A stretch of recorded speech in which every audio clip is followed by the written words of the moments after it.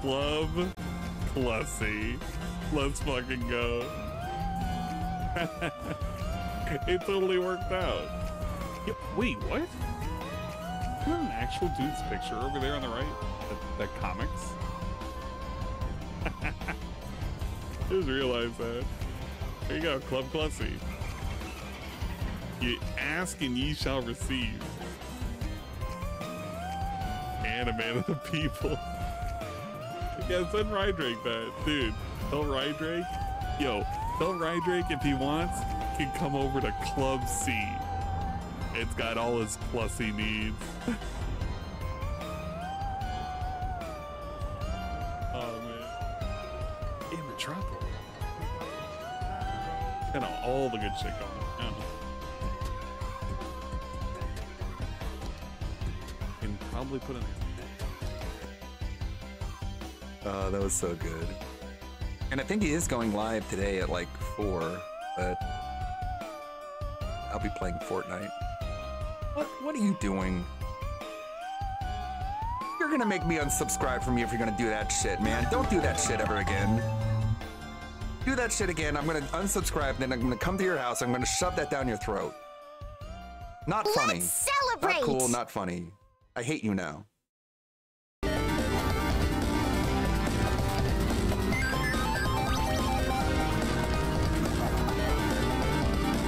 Wow, thank you, Peaches and Team.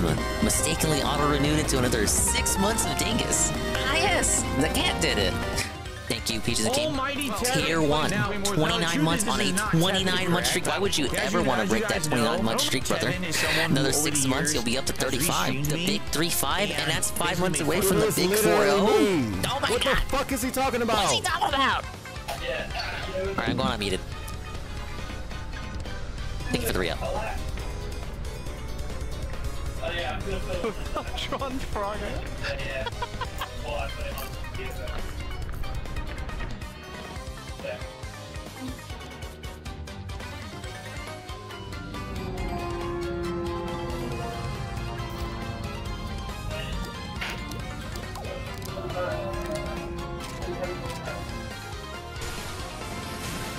Oh, you double tapped her once.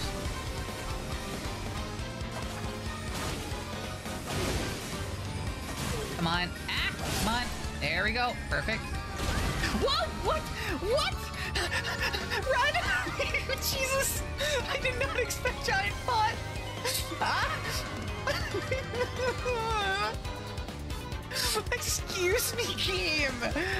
What the fuck?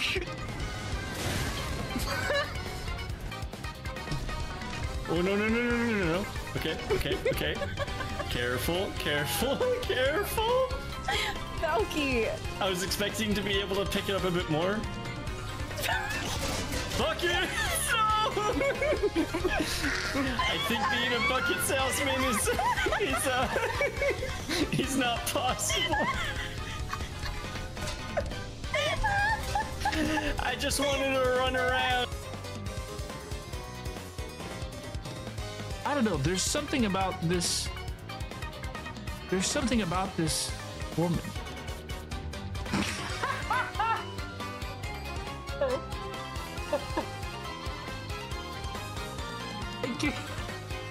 They came out so.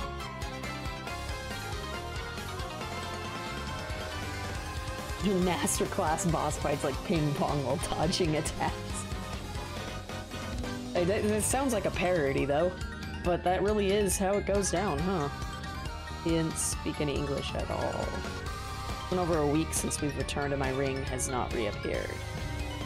Quite likely the ring did leave your body and you simply didn't see it. I'm quite sure it has not come out. My husband Harold has much better eyes.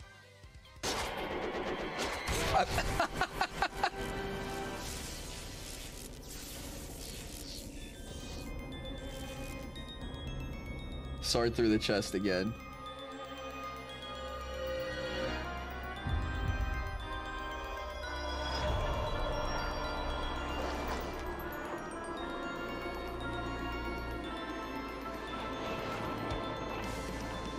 Wait, did I just die? Or is he actually— oh!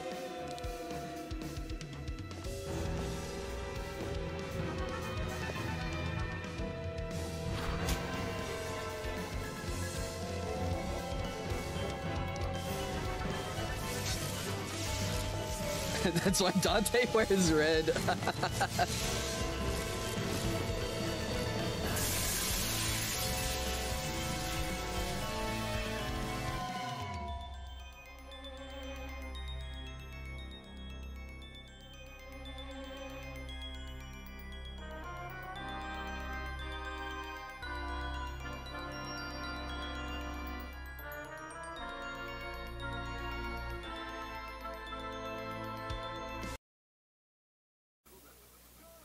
Ladies and gentlemen, Garfield and friends. We're ready to party. We're ready. I hope you bring lots of spaghetti. Come on in, come to the place where fun never ends. Come on in, it's time to party with Garfield and friends. Dancing, fiesta, romancing, siesta, samba, la bamba, ay caramba, disguises, surprises, and pies of all sizes. Come on in, come to the place where fun never ends. Come on in, it's time to party with Garfield and friends. Come on in, it's time to party with Garfield and friends. Garfield and friends. And pay attention. There'll be a test at the end.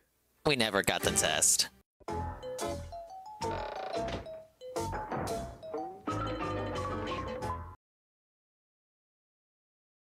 Well.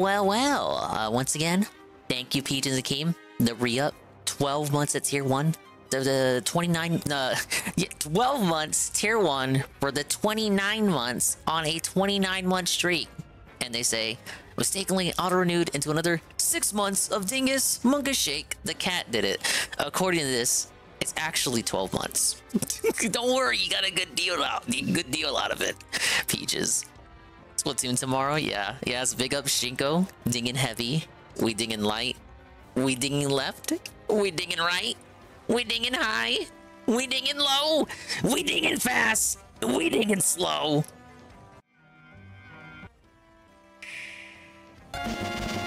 Whoa, this was uploaded like 20 minutes ago. I wonder what this is.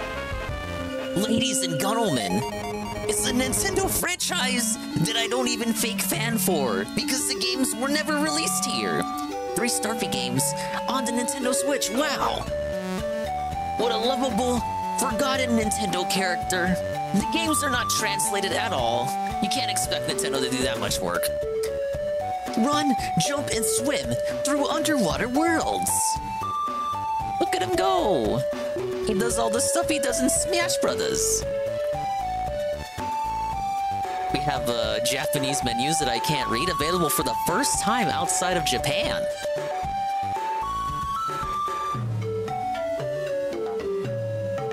Oh, you can play, I guess, the innovation for this one is you can play as the pink one. I am reminded of Kirby just looking at this. Possibly with even better sprite work. At least compared maybe to Game Boy Advance era Kirby. There's a lot going on here.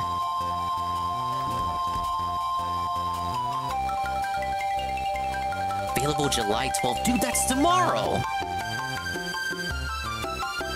Well.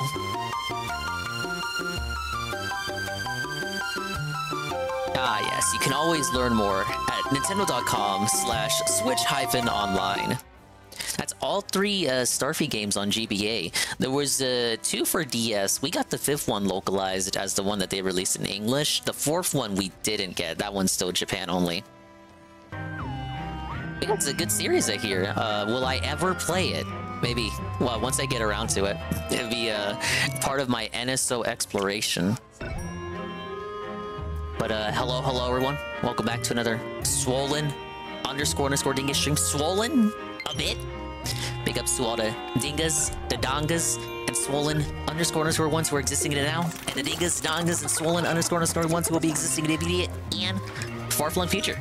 Like, of course, the legendary Shinkor Fleur, who will be participating in the Splatfest tomorrow. We got a big old Splatoon 3 Splatfest situation tomorrow. The Shiver Squad will rise up yet again, this time to defend the honor of Palace. We're on the Palace Patrol platoon.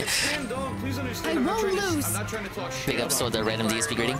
And Algernon, the 23 months at tier 1 for 24 months. That is 2 years. That's 2 years of Algernon chill. Imagine existing and subsisting in the Dingus sector for that long. You gotta have something wrong with you. But big ups to that. Big ups to Iggle Wiggle. Algernon, the first person here. Peaches and Keem, they're re-up. We got Knack, Shinko. We got Ivan Cypher and Joe Blah.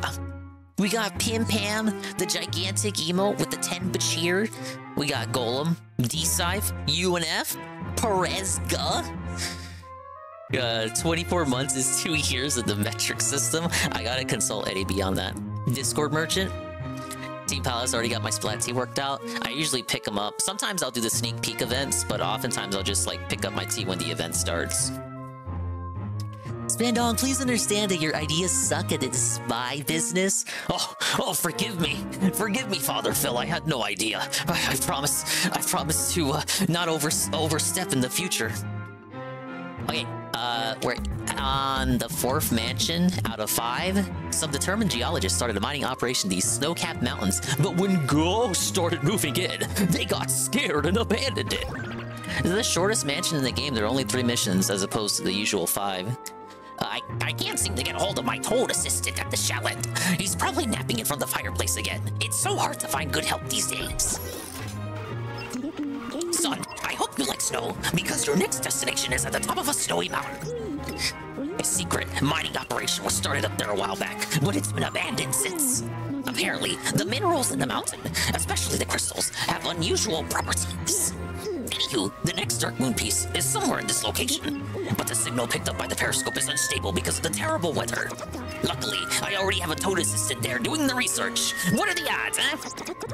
I mean, they're pretty high given we found a toad in every mansion so far. Actually, they're 1 in 734,958, but that's not important right now. The toad may have seen where the Dark Moon piece landed, but he's not responding to my calls. He's probably in the chalet, napping in front of the fireplace. I'll pixelate you nearby. Find him and bring him back here so we can talk to him. In the meantime, I'll keep scanning the area with the periscope, looking for our Dark Moon piece. Though the harsh weather will make it tough to find anything. You ready, son? Here we go. Phil wishes he had a mansion like a Luigi. Man, if Phil was like Luigi, if Phil was doing like Filio's Luigi's mansion, Phil would get like the rank E mansion. It's like the fucking tool shed. Yeah, I like the idea of it being a snowy ice mansion, but you actually don't spend too much time in the snowy part of it. Like after a certain part, you just like exclusively explore the mine shaft part. At least that's what I remember. It's less like a mansion. Like, what kind of mansion is that? It's like a cabin. Meet with the toad and the chalet. Man, that's not no mansion. That's a cabin. It wouldn't even be classified as a mansion under Dick Masterson standards. Whoa, easy, Monty. What's a mirror doing here, though? It's kind of freaky. Yeah, I remember the boss fight. Most annoying fight in the game, and more annoying than the final boss fight. Any ice physics? I believe so. It's an ice level in a Nintendo game. What do you think? Wait. No? Wait a minute. Oh, I can't build a snowman? I'm not gonna make a Frozen reference. I didn't watch that movie. That's like after my time. Shoot, what do I do with it? Hell, I'm already felted. Oh, okay. Well, for some reason, it wasn't letting me blow it out. It wasn't letting me blow? Hey, I got another one.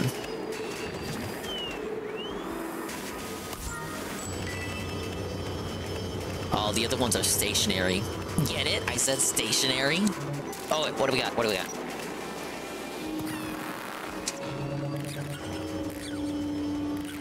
It's a ghost portrait. I have a bunch of coins. First mansion feels complete, but every other mansion feels rushed for some part. I would say the second one feels complete.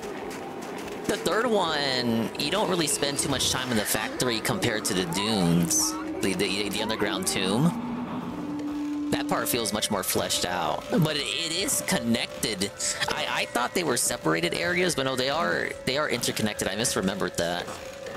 It does connect back to the factory, but the factory itself is pretty small in comparison. And I know, like, this one is small for sure. Like, there's really not much to it besides the cabin.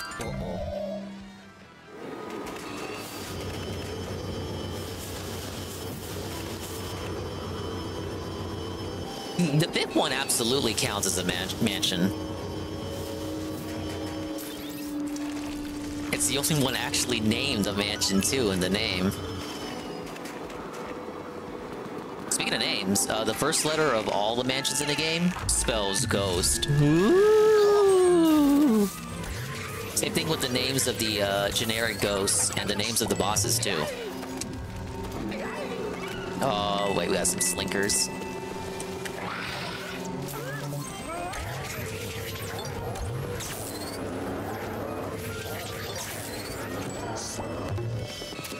The polar bear scared the shit out of me. How? That's like the most classic horror movie trope. Yeah, look, there it is. Did I find any of these guys in the last mansion? Can't recall if I did.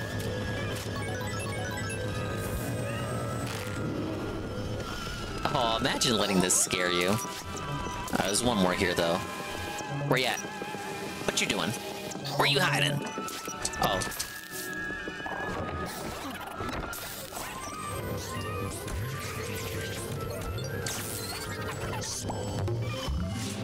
Oh yeah. I'm the guy. Then they hit you with that Jingle Bells remix of the theme. Oh, those little hairball dudes. Totally forgot about those guys. They remind me of the proto-pets from Ratchet & Clank going commando. We gotta go long.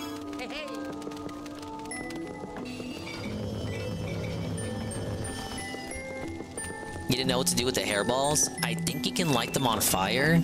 It's been a while since I last played.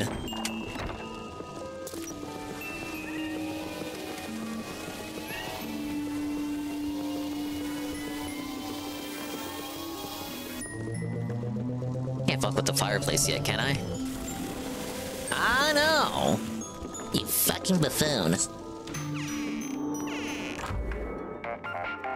Dude, he's already hitting me up! Hello? No sign of the toad, huh? He better not be fishing in that fishing hut out back. I'm not paying him to catch fish. Well, unless there's some kind of freaky ghost fish. Boy, wouldn't that be something? You think that would have been like a hint, some kind of foreshadowing towards the boss, but no, it's not. It's just a red herring. No, if you want like freaky ghost fish, go play Pokemon. I'm semi-confident, without putting too much thought into it, that there are ghost fish in Pokemon. Yeah, Jellicent. What am I saying?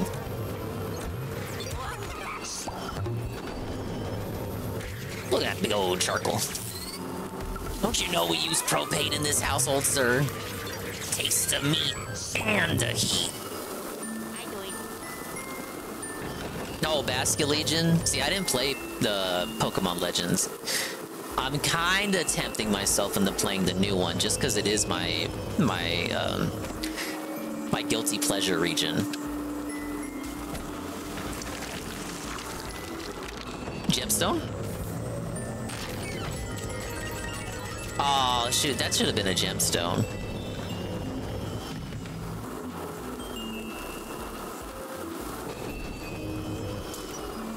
Oh, something here.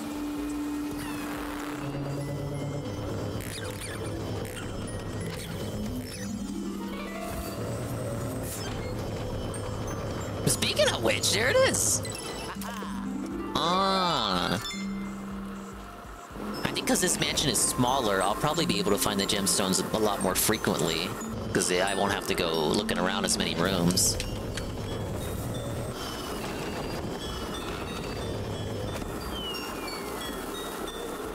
waiting for the reviews. It feels like it's gonna run like ass. Didn't they say it's gonna take place all in one city? I don't know how I feel about that. I kind of would want to see the rest of Kalos in HD. Even if it's like a past or future version, whatever the hell they're gonna do about it. I'm just assuming it's gonna have like a time thing going on. Big ups OIOI. Hey, wait, look at that! Look at that! What was that? Did you see that? What was that? That was King Boo Man! That was King Boo! Hello. You just saw me get scared by the presence of a big white ball in my face. Singular, not plural. But yeah, that was King Boo. What was he doing there? There's no context behind that, I don't think. He's just existing there. Just like 1,000 years. Die Trash Man is existing with the 12 months at tier 1 for 27 months. Wow. And the guy himself says, wow, I go and demand Dingus on the Ant stream, and here Dingus is really sus. And you know who else is here? This little Boo. Wait, look at that! Look at that! Trashman! Trashman, he kidnapped the little toad! The little toad guy! Your favorite character in Mario Party, he's right there, he's dead! They killed Toad! Who's gonna strain your ears now? Well, I guess I could take over. Thank you again, Trashman. The re-upping. 12 months at tier 1 for 27 months total. I hope you're having a lovely evening, man. I'm doing alright myself. Oh, secret over here? Oh, I thought that was, I thought you could go behind the cabin. Like, this place feels like there should be something here. But I might be being schizo. Always schizo, dude. Hey, look, speaking of things that should so obviously be here.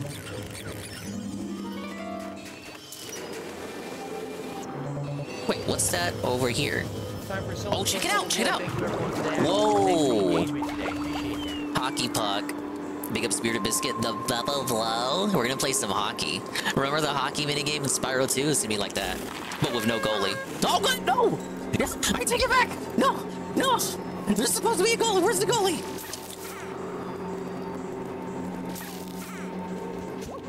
Miss, miss, miss, miss. Imagine missing.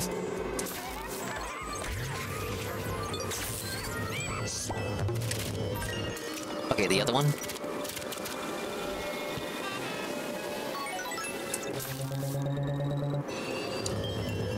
Do I need to take his helmet away or use... Oh, okay, I just have to wait for him to remove the helmet.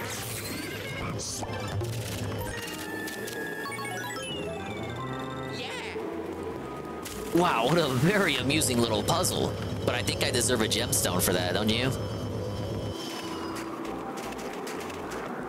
Did I ask Sav for advice on this? I did not. I think Sav would like those Starfy games. Well, I don't know if you saw the link or not. You probably didn't. Okay, but the Boo is gone? Well, no, they put the legendary Starfy games on Switch, Trashman. It's coming out tomorrow, the first 3 games in the series, and I was like, wow, that's underwater, maritime, nautical Kirby. If you want your maritime, nautical Kirby fun in moon rooms that you can't read, well, the legendary Starfy is the series for you, man. I'm interested in that series. But I'm interested in a lot of things that I probably will never get to. There's a gemstone right there. Funny how I'm interested in Starfy. I haven't even played most fucking classic Kirby games. Can I not suck up the fish? The Sav versus Dingus speedrun? But I don't know anything about the game. Though I guess, to her credit, I don't think Sav does either. Alright, let's save the little toad. Sav's a hockey fan? And that comes part and parcel with being a Canadian, sadly. Thanks, Bart! Luigi, is that you? Don't you do it? Boy, am I happy to see you! No, no, no, no, no. No, no, no, no, no, no, no. Literally Toad's fault, by the way. It was just a nice, leisurely little stroll back to the first room. We could teleport him back. But now we gotta do this shit. I like the little animations between him and the Toad, though. They got like a nice little camaraderie going on. Little thumbs up. Hello? Luigi, are you alright? You're losing reception. Are you underground? Criminy, you probably fell into the old mine. The place is extremely dangerous. Be careful. There's an old elevator that should take you back to the chalet. That's on the way out. Good luck. Alright, another Toad mission. You see how what I was talking about when it came to the variety of the missions that they give you? Like, there's not very many missions total in the game, but you're doing kind of a lot of the same stuff from mansion to mansion. There's always a Toad you gotta find, except for the first one. You're always looking for a Toad, you're always chasing down the stupid dog. You made me look bad. What? No way! What? Trashman, what are you doing? Trashman, why? Big ups. Die, Trashman, the 500 bits. And he says, can we get a cool, classic, swollen _ dingus stream rant like we're back in the Newgrounds dating sim era? What would you want to hear? I don't really have anything to rant about. Usually if I want to rant about something, I do it unprovoked, apropos of nothing. I mean, I talked about the Boogie stuff yesterday. I felt like I had a good take on that.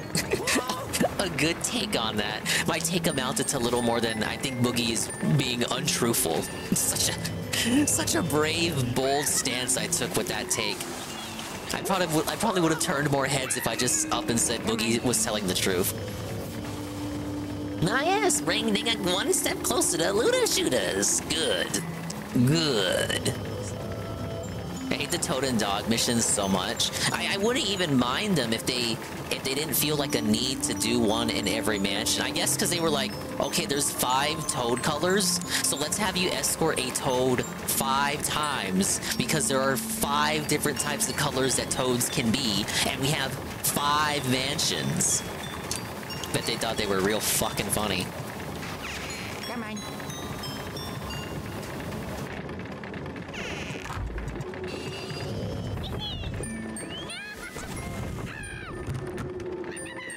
Oh yeah, dude, I completely forgot. I got distracted by the Starfy trailer. But thank you very much to Ice_Coffee5, who overnight, it wasn't overnight, it was in the morning, but in the morning, out of the blue, impromptu, and for no reason at all, the 10 gifted sub ban. Yes. Big ups on the 10 gifted. I don't think they're here yet, but I'll thank them again when they show up. But I wanted that to be the first thing I said when I turned on the stream, and then the Starfy trailer got posted. But thank you very much, 10 gifted subs. They went to Flippy4Man, Cellwing666, Nikki's_clone, G_Starwin, J-Manig, Chris Phoenix, the Chris Phoenix, Dice_555, Tavcap1987, Pineapple Ear, and Go Cubbies. Thank you, sir. I really appreciate it, man. It's gonna help me a lot in the long term. Well, we got a puzzle. Boosh! Dude, Luigi could have died. Oh, did I miss him? Dude, Luigi could have died. It's very dangerous. Luigi should not be playing around with vacuums like that. I just wanted to dig back to the anime booba with Love Hina dating sim on Newgrounds. I think I remember which one you're talking about. I didn't play it, but I know of it, because it was like, it's kind of like a meme. A meme. It's like, oh yes, don't you remember this classic game? And I'm like, well, no. I was watching Mario vs. Sonic Sprite videos on Newgrounds. I wasn't looking at the Gooner hentai.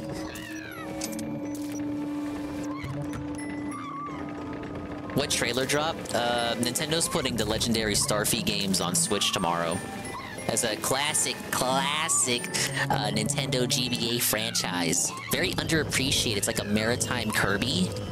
Like Kirby platformer with underwater physics. Hey, Carl. Hello, Carl. Oh, we're locked out of this one. Dingus, we're like the same age? I have no idea what you're talking about. I've told you nothing in confidence. For all you know, I'm like 20. or 14, or 12, or 30, or actually 42.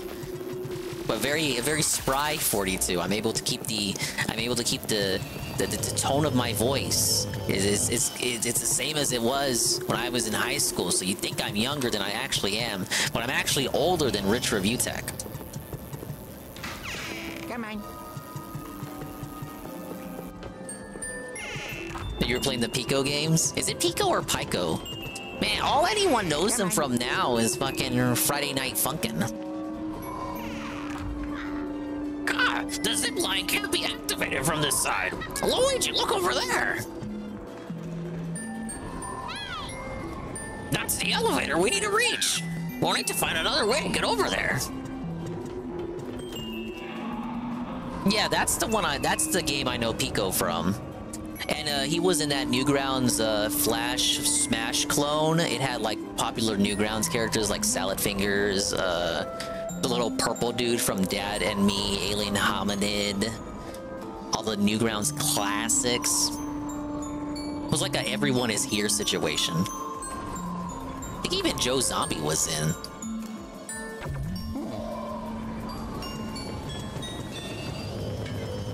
I'm gonna have to find some way to weigh that down. But yeah, those older Pico games I played.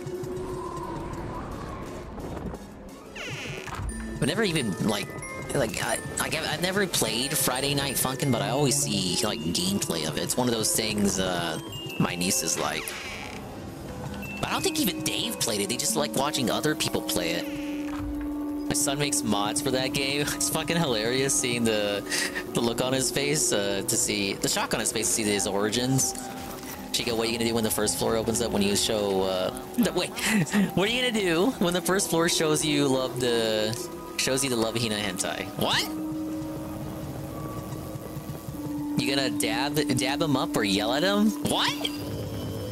Do not show. No, I disavow.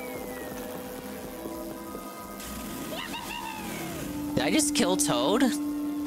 Okay, no, he's fine. Dingus is like 16, I guess. I'm old enough for Twitch, but not old enough to drink. I think. I think that's the case.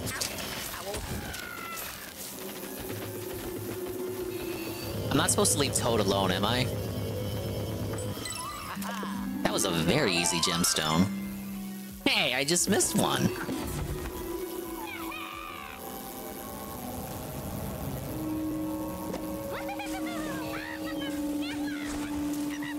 Man, Toad making all these squeaky noises just makes me want to shoot him all over the place. Okay, so what am I missing? Come on. Gotta find a way to melt those ropes. Yeah, this door was locked. Dingus was watching Internet Blood Sports in the crib. That's the only explanation for how I know all the Internet Blood Sports lore. Oh yeah, I never went this way. Oh, it's just money! Just give me money! Damn it! I thought I had something there. Come on. Hey. Come on.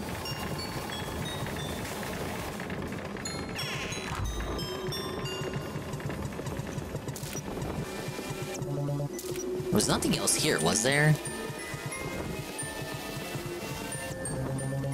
I was hoping Dingus was closer to my age to make up for why he knows about blood sports like I do. Maybe I am! Maybe I'm not! Oh wait.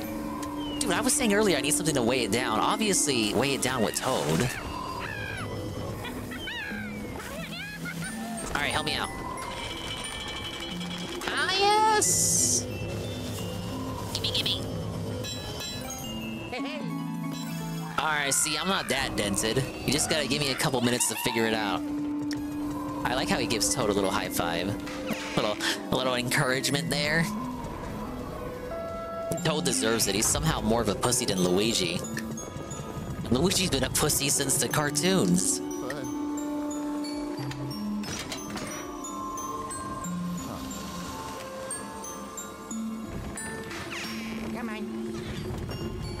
I hear a boo. The Prospector's crossing. Oh, wait, hold up. I can't bring him across, can I? He's gonna get scared if I try to bring him across. Let's see. Why is he scared of water? He'll be fine. Dude, he's literally scared of the thing that keeps him alive.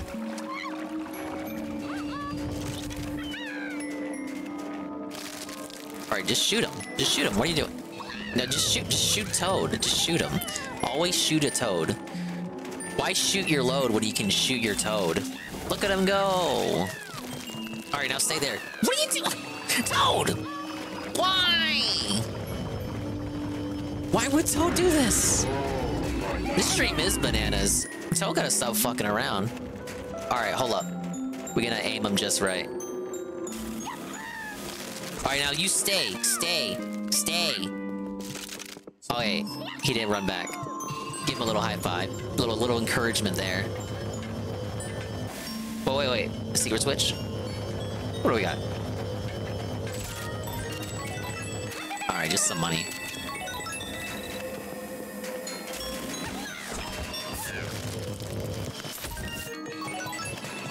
Wait, no! What is he doing? Hold up! No! You stay! Stay over there. Alright, this way. You little bugger.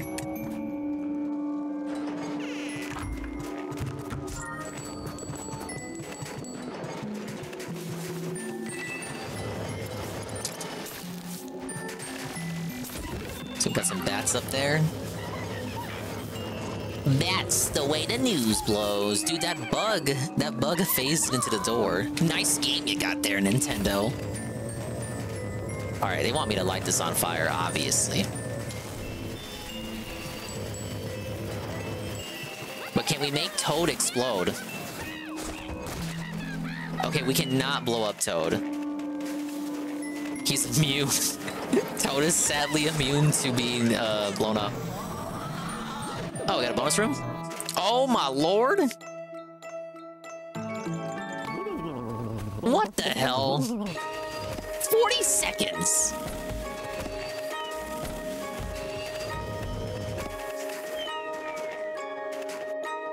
Dude, I hate the aiming in this.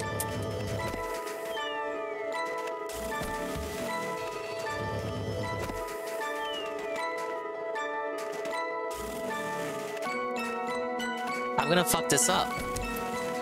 I'm too, like, autistic to aim correctly.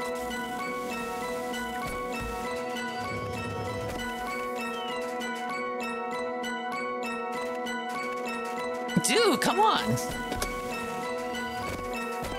Nah, I can't do it. Big ups, Chrono. Come on. And you don't get a second shot at that either. Nah, you're felted. What a nuisance. The Bearded Biscuit gifted something, Shinko! Big ups. Bearded Biscuit, the gifted tier 1, the Shinko Fleur. We're really dinging heavy now. Damn, you know there's a gemstone in that bonus area too. Fuck. I'm gonna have to run it back. But yeah, thank you for the gifted. Shinko can now appreciate even more amazing Dingus emotes. And now no longer has to watch commercials for Domino's. Or whatever the hell commercials are playing. Probably should not go this way. Or wait! Okay, it's good. We're good. We were good the whole time. It was an optical illusion, as they say. Alright, Toad, protect me from the bats. A lot of good you're good for.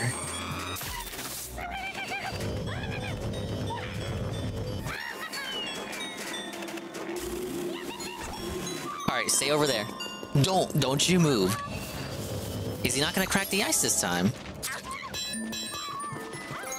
Hey. Alright, big ups, it worked out. Alright, you stop getting in the trouble. I'm trying to get you back home. Or at least back to the lab. Yeah, the keys somehow shrink whenever he needs to use them on a door. Oh god, we're in trouble. Where we at? What you doing? You trying to scare Toad? Oh, I like how he cheers you. Look, he's like shaking his little fist. Okay, now he's scared again. He's spurging out. He's not cheering for me anymore. Hey, he can collect money for me. He actually is good for something. Alright, he's still spurging out. I gotta. Hey, look, chill. Namaste. There you go.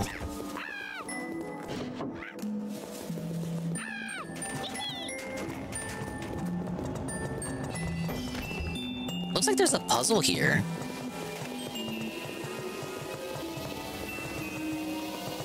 There's something there. Is it the... Oh, it's the bomb.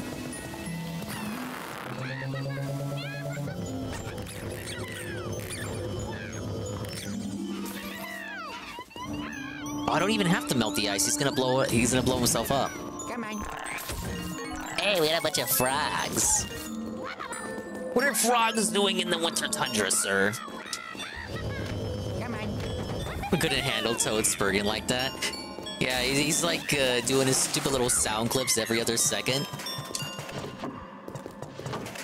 He's more of a loudmouth here than any other Mario game.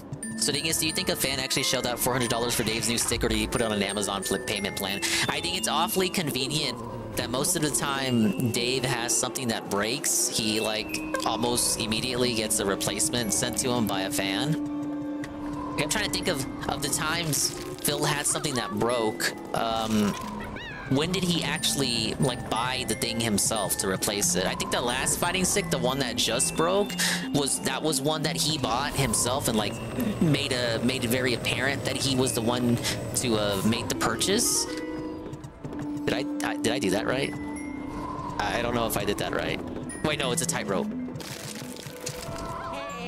But yeah, oftentimes when Phil does that, it's like something breaks, and then it's like a day or two, and a fan sends a new one.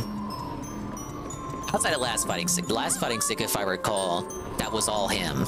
But he also used that to beg. He was like, I just spent so much money on the fight stick, man. Oh, I heard the boo again.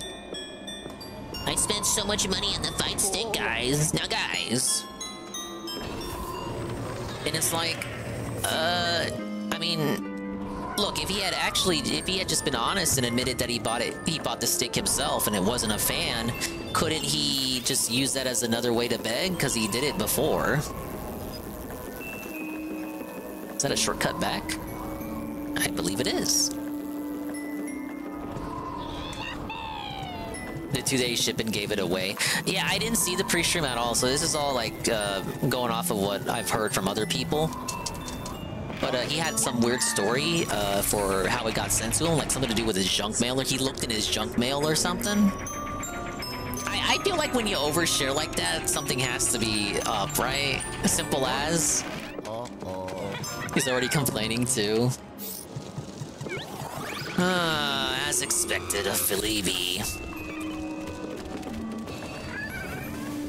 Now, I know the TV was him, you know, because he had a whole stream in which he bought it in front of us. I just think it's like, you gotta think of like, if it was something that he bought himself, he could just use it as a way to beg more. Like, oh, I just spent all this money on this thing, so now you guys gotta help me out. I'm nervous. I'm nervous. I don't know if I'll be able to, like, I don't know if I'll be able to pay the bills because I just spent all this money on this thing I had to replace.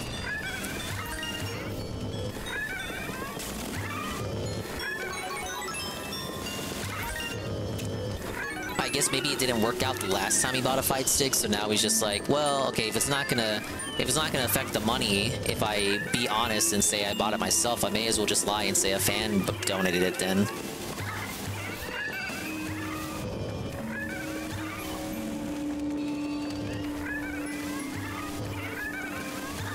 Bought it himself, in my opinion, as well, but he has no money, dude. Dave would have you believe that he's a broke bum. Casino was right. He truly was a king. The king gets whatever he requests. The jesters provide it for him. Here you go.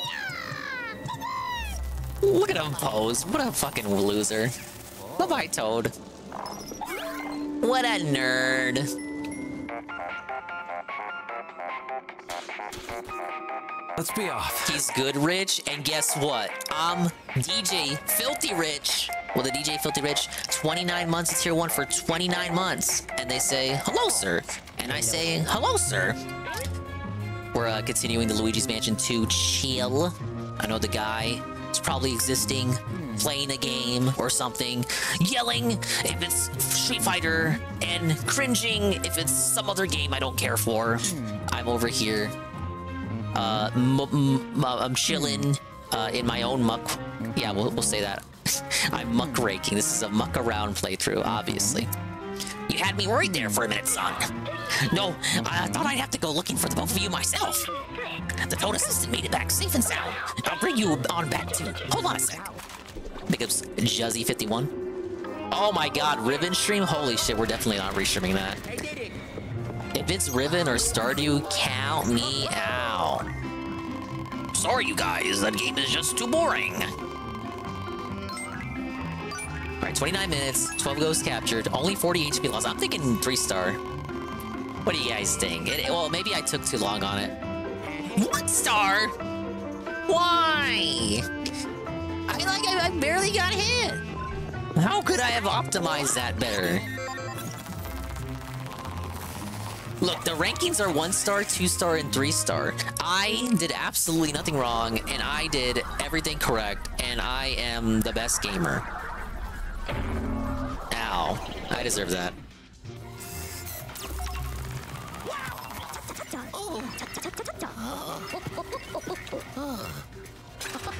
Welcome back, Luigi. You did good.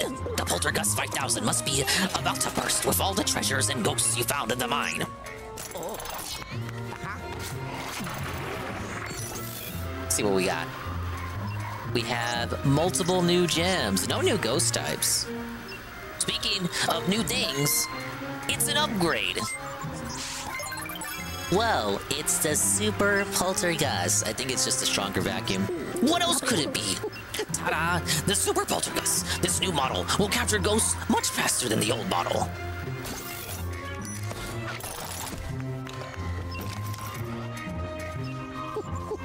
The Toad's a bit shaken up, but he'll be okay, I think. He hasn't seen the Dark Moon piece, but he told me the ghosts, boos especially, have been very active. He mentioned that you both heard some crazed laughter coming from the bottom of the mine. That doesn't sound good. And like the other Toads, he brought back a snapshot from a tri-dimensional security camera. I'll process it post-haste. Seems like whenever Dave truly wants something, he always finds a way to buy it, so I just don't buy the fan story. Yeah, I don't know why he wouldn't be honest about him just buying it, because the last time he bought a fight stick, he told us he bought it, and then used it as an avenue to beg, so why is he hiding it? Why hide it now? I'm not saying you're wrong, Carl. I believe it's more likely that he would have just bought it himself. I just think it's weird. It's a weird pivot when he was more honest about it when he bought the last fight stick. Maybe because of the circumstances behind it. Like, he himself felt it the last fight stick. Like, he was the one who broke it. So it's his responsibility. So he wants it to make it seem like he didn't spend money. He wants it to make it seem to the audience like it's not a situation of he himself broke something, he's responsible for it, and then had to shell out money that he would not have otherwise had to have shelled out if he did not break it. So let's think about this psychologically. Pick up Discord merchant. Let's think about this psychologically, right? Let's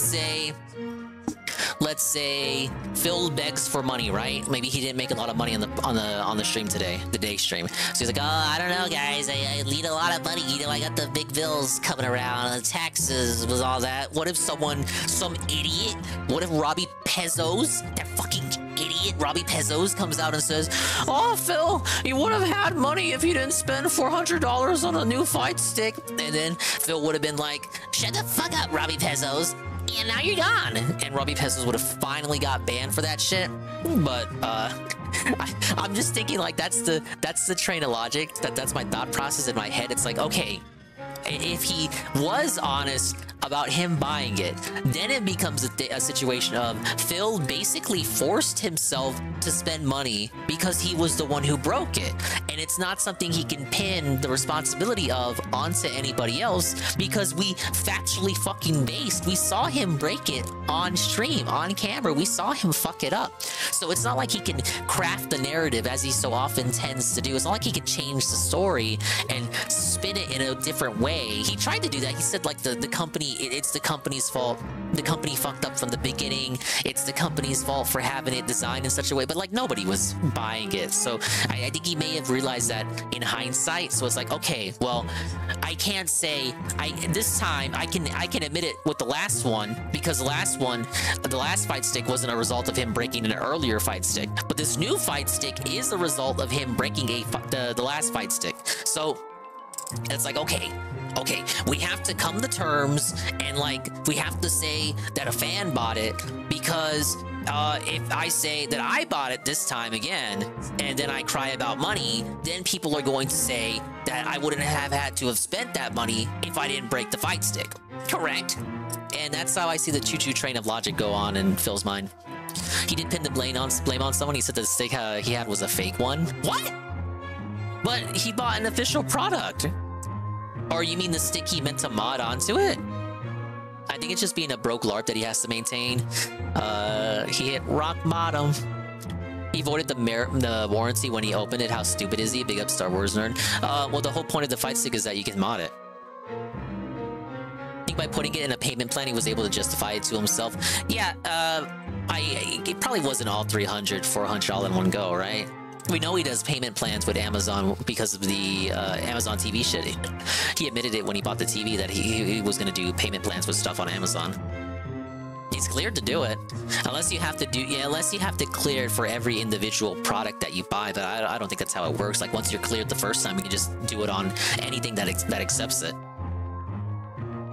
He got just a stick piece sent to him, and then also bought an entire new fight stick. Oh, okay. So what happened? Did he get two new sticks or just one? He got one new stick. One new fight stick was donated. To my understanding, because even I didn't watch the pre-stream, Jesse. Biden's big boy presser was a joke. I'm impressed he didn't fall asleep, though. I haven't been paying attention to politics either. Okay, we have case D2. Hit rock bottom, man. According to the Toad Assistant, ghosts, Boos especially, have been very active in the mine. Perhaps the security camera photo will tell us what they're up to. Hey, youngster, I finished processing the security camera image. Shall we take a look? Whoa, what's going on here? Yosa, what's all this? Look at all the ghosts stuck in those crystals. How are they? They're ghosts. They can't be stuck anywhere. Did the Boos put them there? Why? It's always the Boos, huh?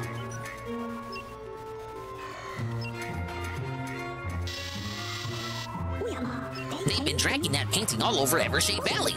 Whoever's behind all this really cares about that painting.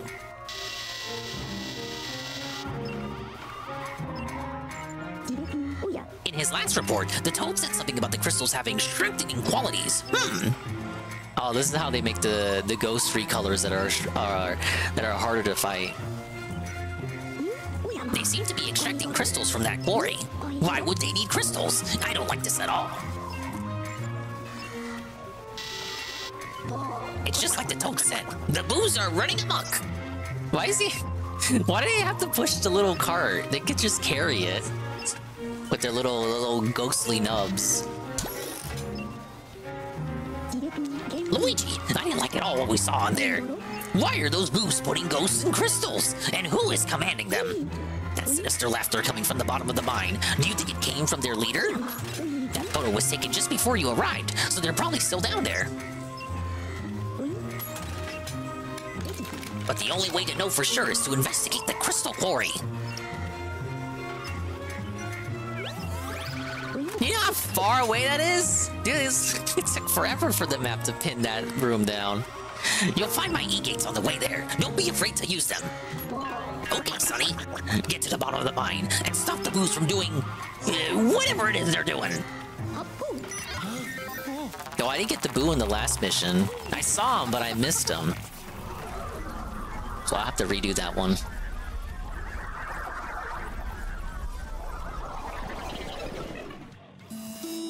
The fact that it's the same one that Evo gave the last year's winners is hilarious. He really needs to let go of the FGC. No, come on! It's a coincidence! Maybe he just looked up Fight Stick and that one was popular because of last year's Evo, and therefore it was at the top of the search results. I mean, DSP strikes me as a guy who doesn't do research on that shit, right? He just types in Fight Stick and then filters it by money, and it looks for the most expensive one, and just assumes that that's the best option for him. Or maybe he is just that petty. I'm giving him too much benefit of the doubt. Nah, not buying it. He wanted that Evo trophy. Hey, look, okay. Now there's a gemstone here. There wasn't one in the last mission. In that area. Now, I could buy it. I could buy it. I could see that being the case. He hears all the top FGC guys are using it, like that's the one that's given out at EVO last year. It's like, oh, okay, that's the one for me.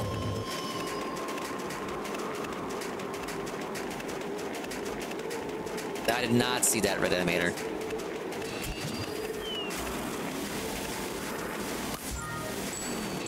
How would I melt the ice here? Yeah, I can't use the dark light until I melt it. Oh, wait. What am I saying? Wasn't there a grill over here? I just want a grill, man. Yeah. I gotta use the turkey.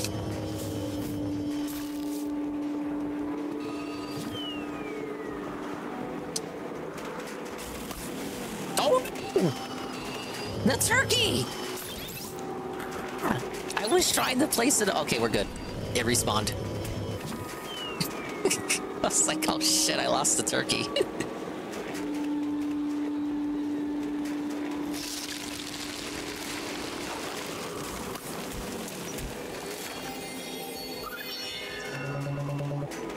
Now, who would think to backtrack to this room that you already went through in the first mission? Who? Who, I tell you? That's content you only get on the Dingus stream. It's funny that he does this thing, he wants all the best stuff, but claims he's not a competitive player anymore. Yeah, it's almost like he's a hypocrite or something, I don't know. Can I not melt this? It's fucking snow, you're telling me I can't melt it? Where's your supervisor? Why can't I melt the snow?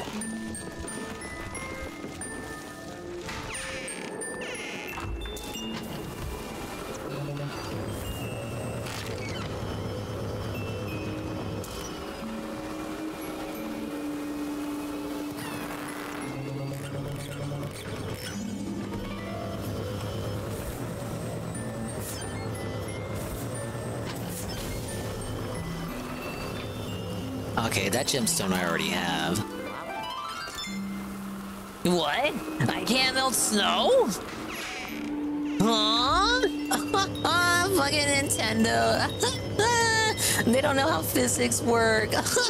Now guys, I really need some tips. Right now? No steaks, dude? Yeah, we don't have steaks, only turkey.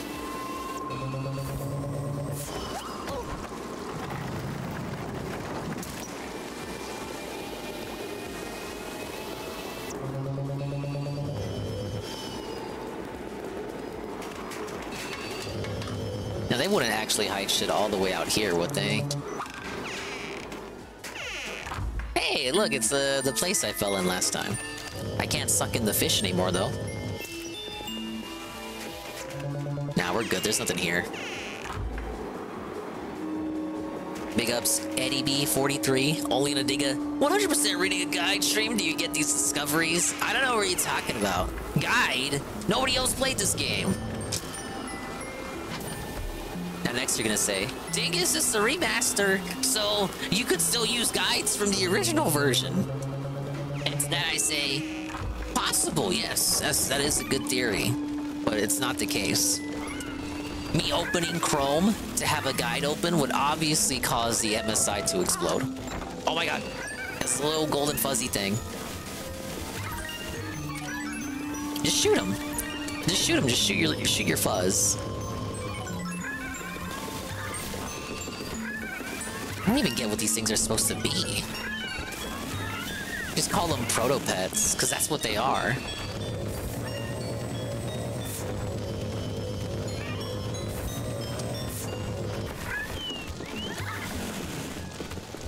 Alright, I don't think there's anything else for me. Just head on down.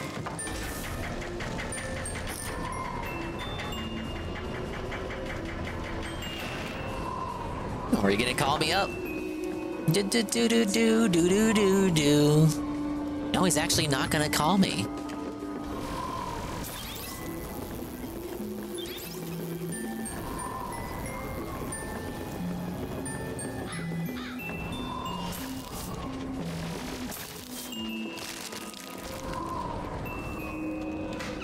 Did I go through this door? I didn't. Are those the E-gates he was talking about? Interesting.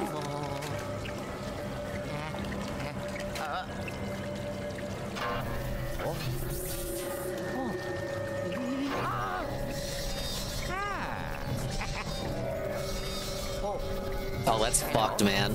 Hello. Hello. Hello. Hello. I'm on the guy. Yeah. Kind of feels like these are like this. It's a very convenient location to put this. Kind of like they don't want me to proceed further, so they just stuck this here. Very convenient area for that to be in. All right, can I travel with this? Can I jump in? Whoa!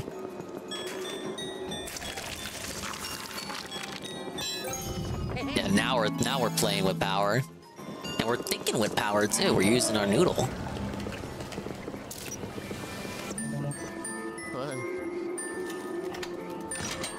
We call that a subtle gameplay tutorial.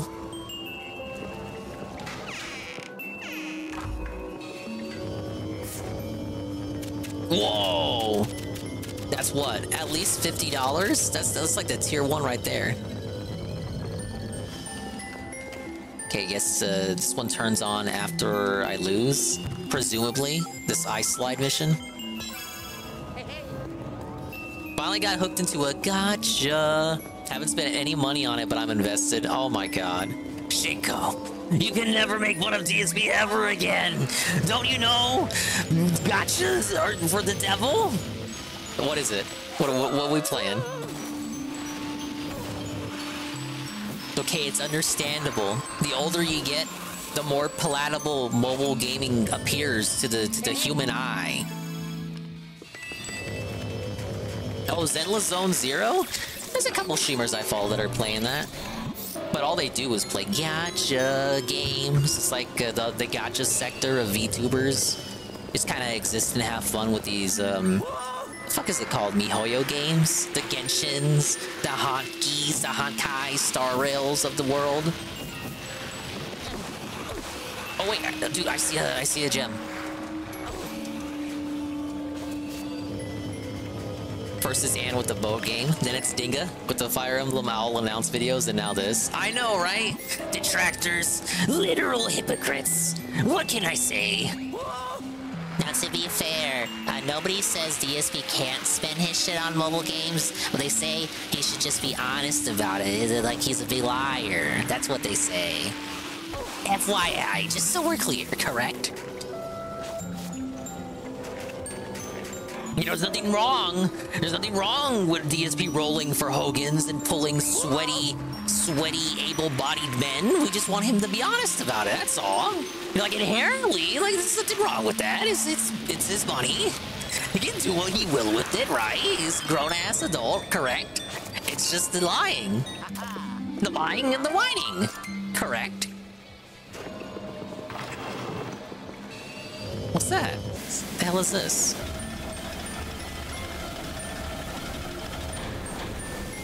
Okay, so I had to... was a required little secret there.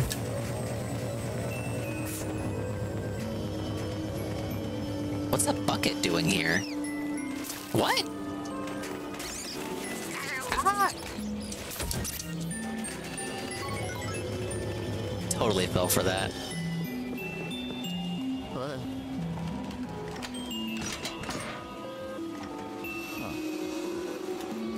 Luigi was doing Mario 64 sounds. It was definitely a Mario 64 slide moment there.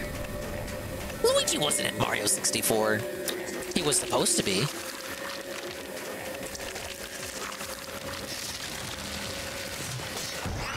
Ah! Why is there a window there? Oh, I just cannot aim the flashlight. I'm terrible with it. I blame the fucking gyro. Honestly, should be using the buttons for gyro. Well, buttons for gyro. You know, the buttons as a substitute to gyro.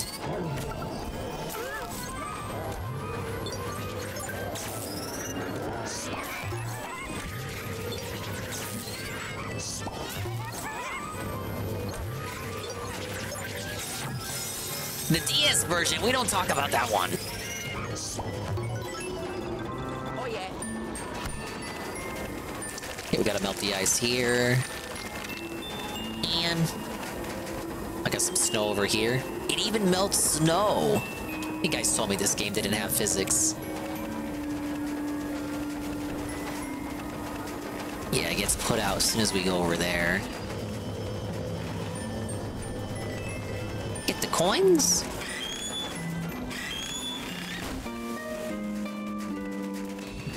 Give me the puzzle solved sound. I really had to use my brain for that one. Yes, that one required all of my mental faculties, correct? Like, there was no way I could have figured that out on my own, right? Like, I needed a guide for that. What's going on here? There he goes. Like, what the fuck? Like, that's obviously a portrait.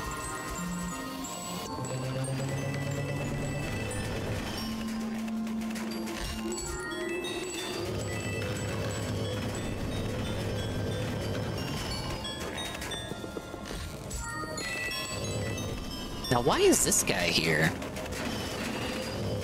He just existing? Now, I would assume I'd have to put the helmet back on the suit.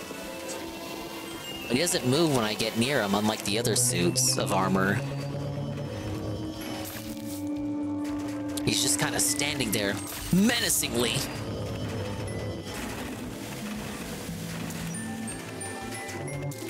Alright, I guess not. Nothing to do there.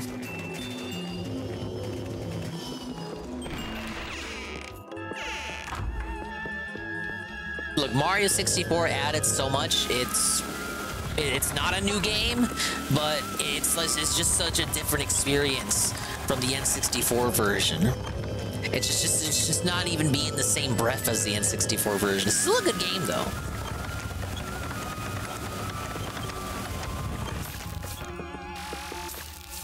Well, they got some gems.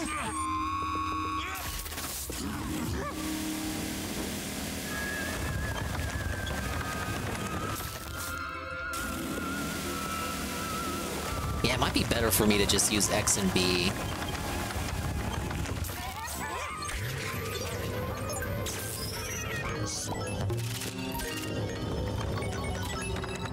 Yeah. All right, we're good.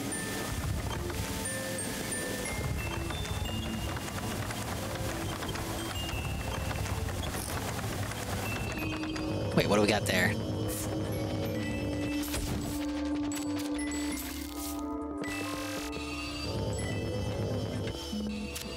Thing is, can I get a karaoke request of X gonna give it to you for those 7 words? Okay. How bombastic do you want it to be? I guess I'll do multiple variations. X gonna give it to you. X gonna give it to you. X going to give it to you. X gonna give it to you. X gonna give it to you. X gonna give it to you. I've never listened to the full song, only that iconic excerpt. First and last for the closest. Okay, so you want it louder and kooglier.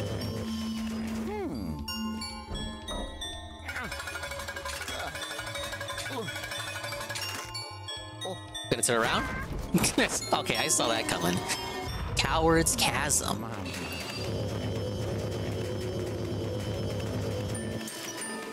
Oh shit, what do they want me to do here? Now wait a minute, you guys.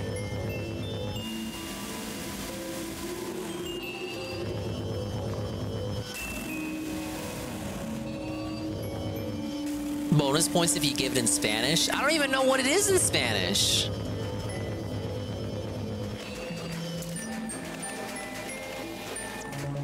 Now, wait a minute. Hold up. Something ain't right.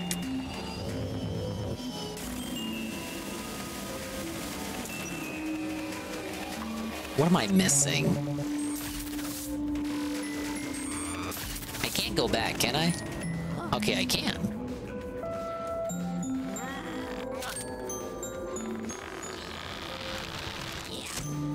How'd they even install all this shit in the mine anyway? It just makes no sense, man. But I didn't have any other rooms to go either after this part, did I? Yeah, I got the chasm. That's the hall I need to be at.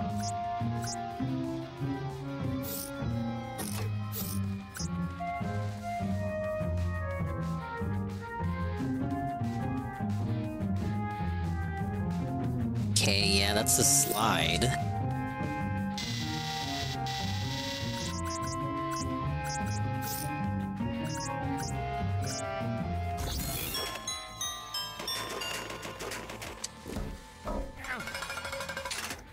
Think of Shakira when you say it? How am I gonna get a Latina mamacita if you can't say it in Spanish? I guess I'm just fucked then. I don't know what it is in Spanish.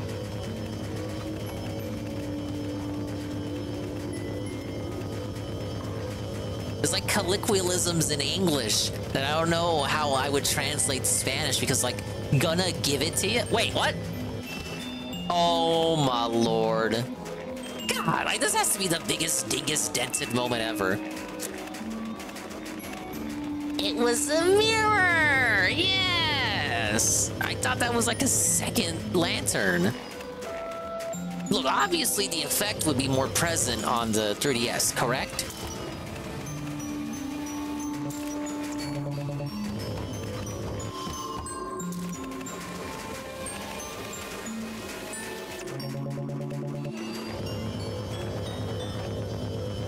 What did that do? It rose the lantern just a little bit. Oh, now I can swing across, I bet. Oh, wait, no, hold up.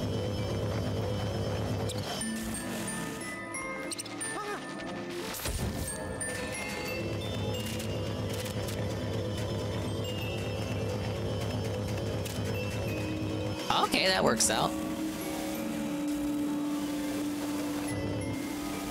Can I go any lower than that?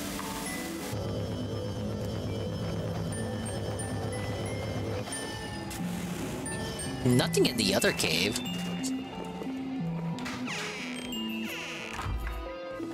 Thing is, it's true, Dented Moment was failing the 100% the Grinch. Now that one I will accept. That was all on me. The true mea culpa. Redemption run, eventually. Dog has fallen for the old mirror in the mine shaft trick. God damn it. It's like some shit that would get Shaggy and Scooby-Doo on an old Scooby-Doo episode. Hello? I'm glad he's in there and we're out here and I'm the caveman. Luigi, are you there? I can barely hear you. You probably made it to the very bottom of the mine. So far, so good.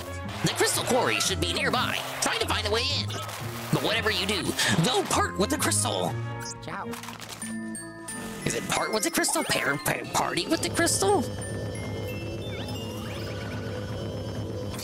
Was breaking up too much with that last line. That's the first lock.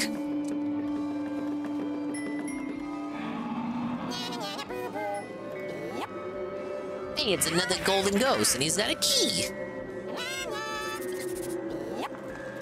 We got some rats, too. This is the lair of the rats who put Bossman Jack away. Oh no, they fucking... Oh my god! You think you're very funny, don't you? Just a couple of jokesters. What a good that did you. Get felted, idiot.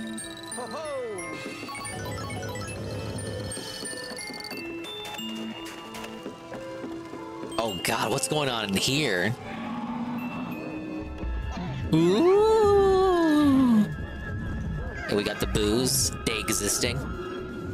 They're trapping the ghost, and the ghost looks scared. They want to get out. This is the evil booze operation. I just like why can't the ghost just phase out? And what's the lore even behind? Like, what is going on with these crystals? There's no lore. They don't even have like an official name. Like, what are they? Here, that's my fire source. And not light that mask on fire.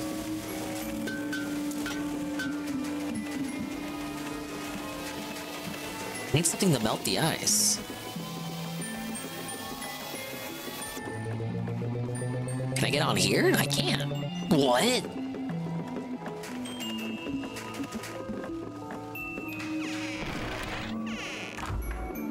A pit mine.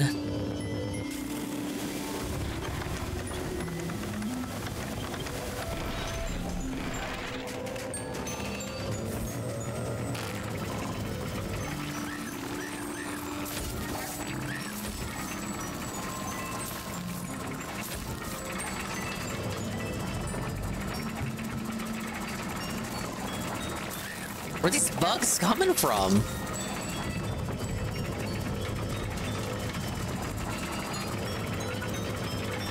Oh, we got a puzzle mode. Puzzle boss. I feel like I'm really working on the quarry, guys. Oh, okay. Okay, I see what we're working with here.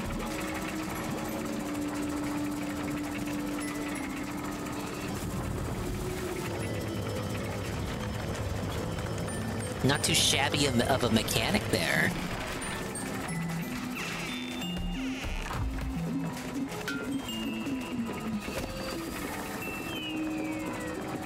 Okay, now we can light the coal on fire. And melt the ice. Or, well, I guess shoot it. Wait.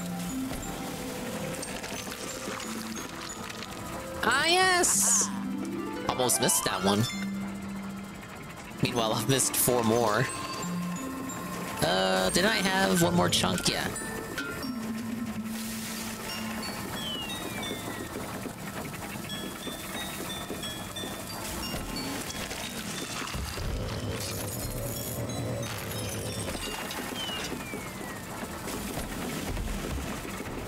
Okay, that door is locked.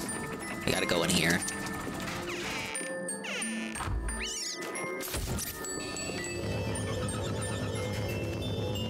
We got the key in there. And some more ice blocks over here.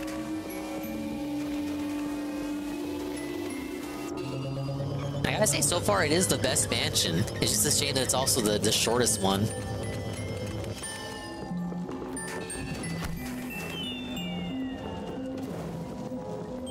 Okay, do I want to melt the key first or the...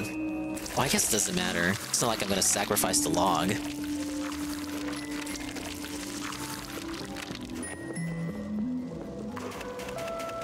The Glock Mansion's better in your opinion. I feel like we needed more of the factory.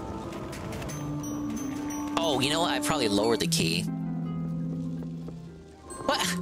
What? It acts like there's nothing here. It's acting like there's a secret here. There's nothing here, sir. Or is there? Oh, okay, just more coal. Coal which I can shoot. But what's going on in here? Like this little, it looks like there's a little cubby compartment.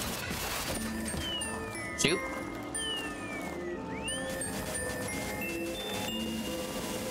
It will not let me shoot.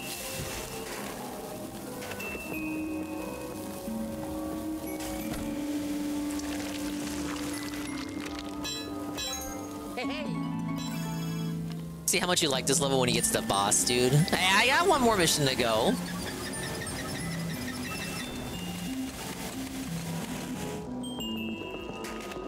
Or, well, I don't really need to turn that off, do I?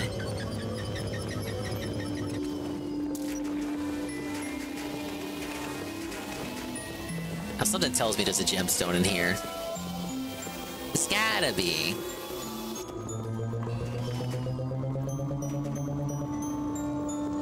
Okay, I guess not. Wrong again. Becomes easy money. What if instead of a clock mansion, we had a clock tower? Instead of ghosts, we had a guy with a pair of scissors? No, that'd make a great idea for a game. In fact, I think they're making a game like that. It's called, what is it here? I gotta check the release schedule for new releases. It's called Clock Tower. It's a pretty interesting game, right? It's like Silent Hill and like Resident Evil and all this. So it's coming out later next year, I think. For all platforms, correct? Even the fucking Nintendo Switch. DSP? Okay, there was one segment I heard today on the pre-stream. I know I just said earlier, I'm such a liar. I said I didn't watch any of it. That's a lie. I watched one segment. It was DSP very briefly. I think this was during lunch. It was very briefly talking about how Nintendo, for the first time ever, Nintendo has never released an M-rated game. But according to DSP, they are finally releasing an M-rated game. It's just a Mio game. They got tweeted out by them like it's part of a teaser trailer yesterday, and DSP was pogging out. I was like, oh my god, you don't usually see family-friendly Nintendo doing that. And everyone was like, no, you fucking idiot. What about Bayonetta? And he's like, it doesn't count because like it's not made by Nintendo, it's just published by them. And it's like, well, we don't necessarily know if this new game is made by Nintendo internally or if it's like another outsourced thing or if it's by a second-party studio. We just know, just this confirmation kind of just tells us that they're publishing it. It doesn't tell us anything about who the developer is. Like that's kind of stupid for you to assume. Like, oh yeah, the first ever M-rated Nintendo. Like what? It's like how Disney like puts in an LGBT character, and the news outlets go, "Oh, it's the first ever openly gay trans Disney character." It's like, no, I've seen this article 10 times already. Yeah, Eternal Darkness, guys. They didn't publish Conquer though.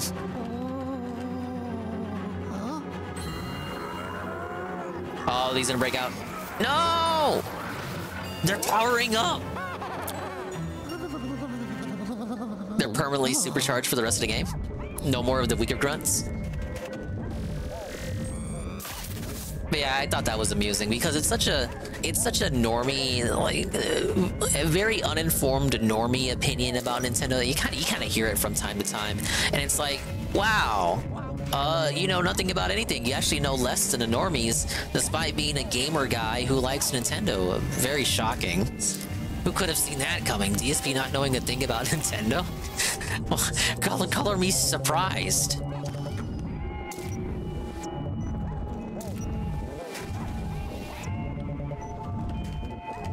I wasn't too annoyed by it, honestly, but it was kind of silly. It's like, DSP, what are you doing? DSP, why are you laughing?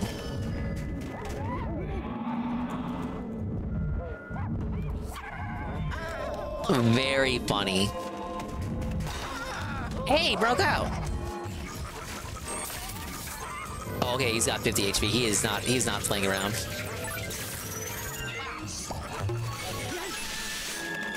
Oh, he's breaking out. Why couldn't they do this before though? Think about it.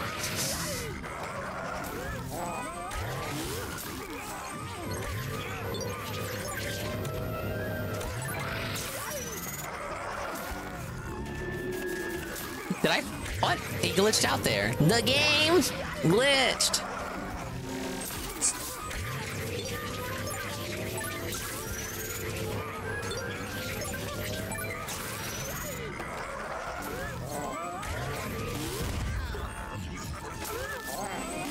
Damn, I'm trying to... I should have just focused on the red one.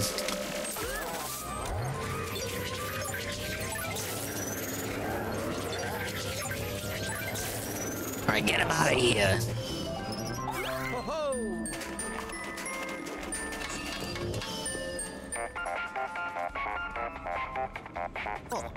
Yellow. Criminy! What was going on there? Those boos fled the scene of crime, eh? And you say they are ordering ghosts to take the crystals away? Well, on the bright side, you managed to capture those powerful ghosts. I need to study them. I'm bringing you back. Well, that was shorter than the last mission, I think. I did it. I'm interested by what the M-rated Nintendo game is. I don't think it's gonna be an EPD title. They probably outsourced it to someone. maybe a studio they own or one of their partner studios that they don't own, but they commissioned to make games under the Nintendo brand name.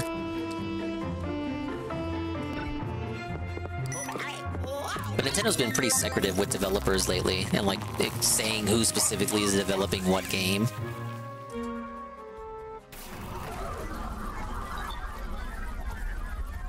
Part of me thinks it's just because they want to keep up that veil of like the idea that Nintendo makes all of their games in addition to just publishing them, which isn't true at all. In the modern day, very few Nintendo games completely made by Nintendo with no outsourcing to any other companies.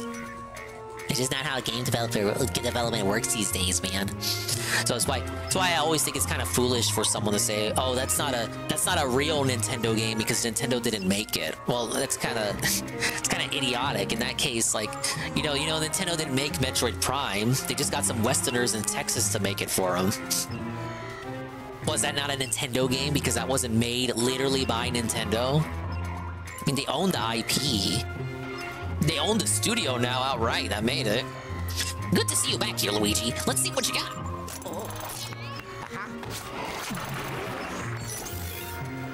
You don't want to hear Micronix is developing the Paper Mario 1 remake? Don't they usually make crappy shovelware? They're the guys with the green M logo, correct?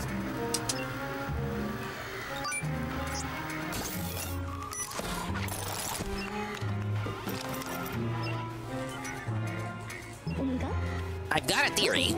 That strong ghost you captured back in the old Clockworks, I think I know what happened to him. Someone seems to be controlling all the ghosts in the valley, but it doesn't stop there.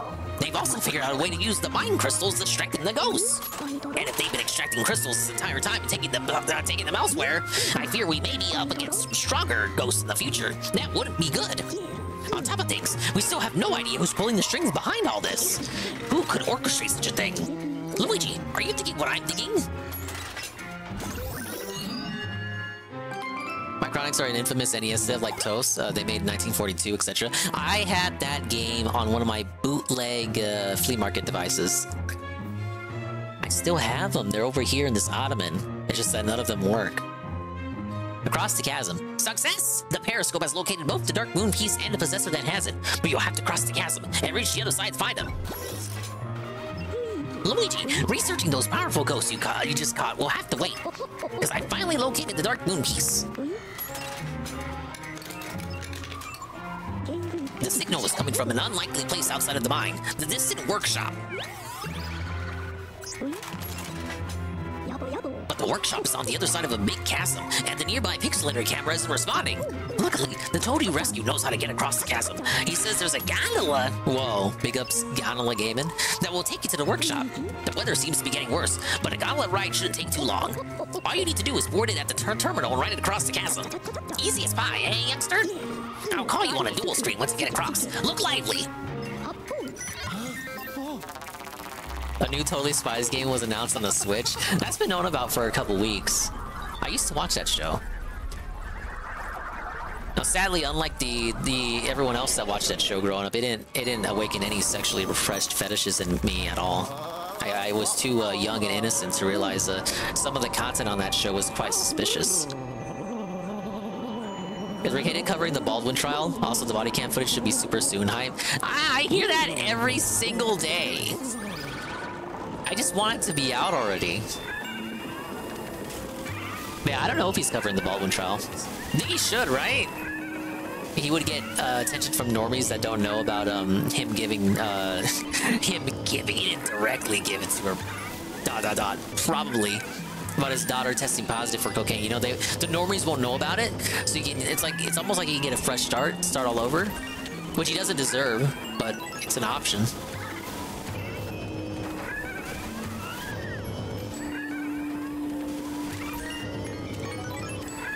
You like the redhead? It had like I got like Powerpuff Girls vibes from it, but if Powerpuff Girls were made by the French.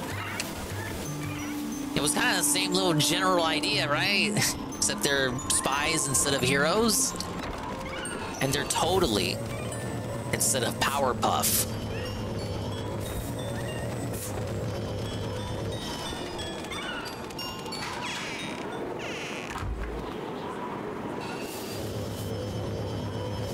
Alright, big ups, we still got my turkey.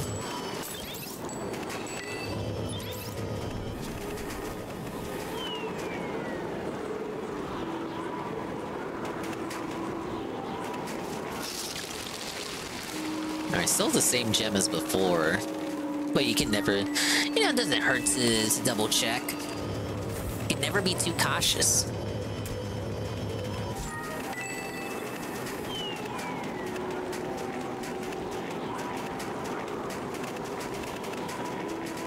Oh, can I shoot it in the tree?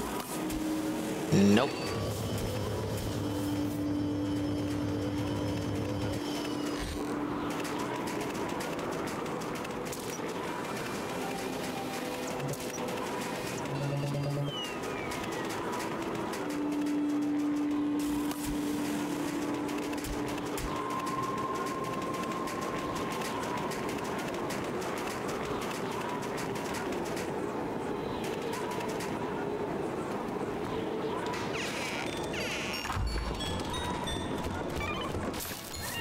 So we got a giraffe, so I can't melt the ice.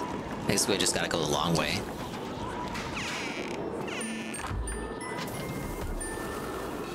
Game Mushi Shama? Mushi Misama will be delisted from the eShop. Sadka? Never heard of that game. Now, is that one of those suspicious porn puzzle games? If it is, then, like honestly, nothing of value was lost, correct? Oh, Mushi Hime Saga. I still never heard of it.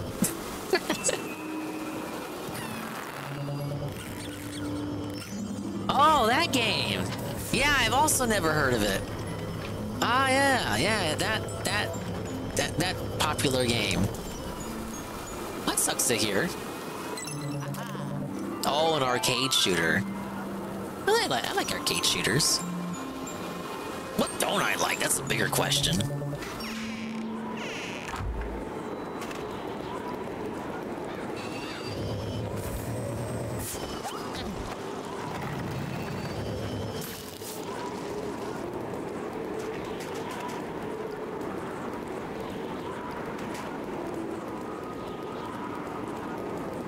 Wait, can I spin on the ice? I cannot spit on the ice. Wait, no, I thought he was doing something. That was a trick of the eye. Hello? Hello? Yo-ho? Hello? Hello? Hello? Hello? Hello? Goodbye. I don't know why you say hello, I say goodbye.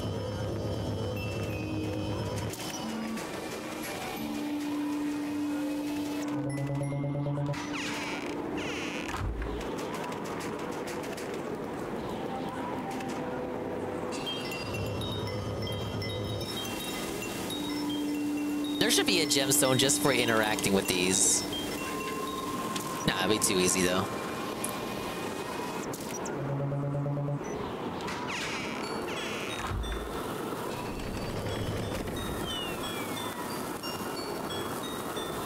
Okay, see, I got the charcoal, but I can't go to the previous room.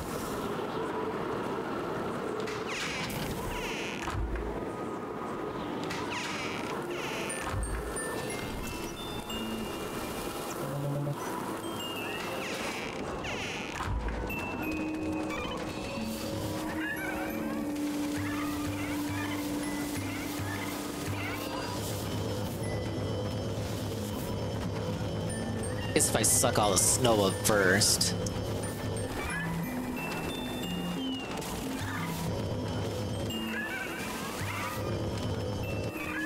Why do they keep following me? Why? Don't they know I did everything correct and nothing wrong?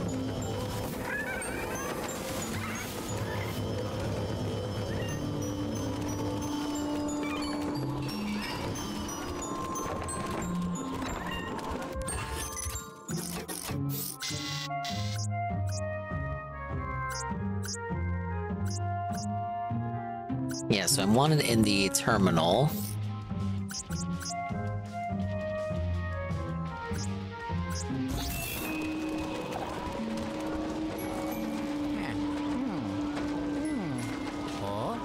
No, be careful! Luigi, no! Okay, Luigi's alive.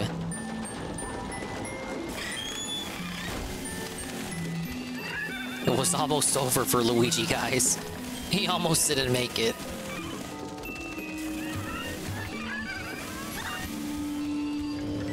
I want to drop this guy to the first floor. There he goes. See you later, idiot.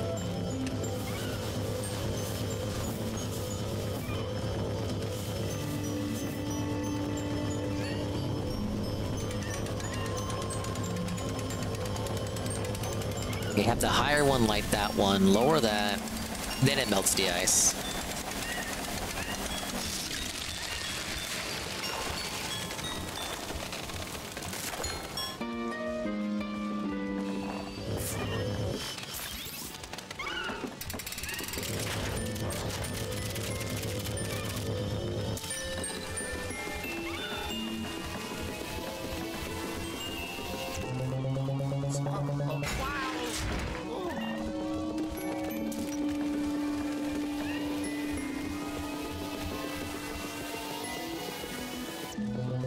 Let's go down.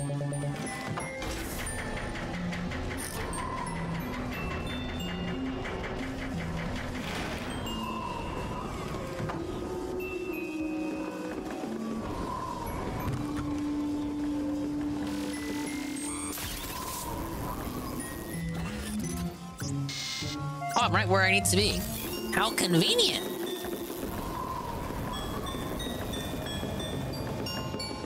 But what if I completely ignore that and go to a different room entirely? Be very smart of me to do that, huh? Or not, because there's nothing here.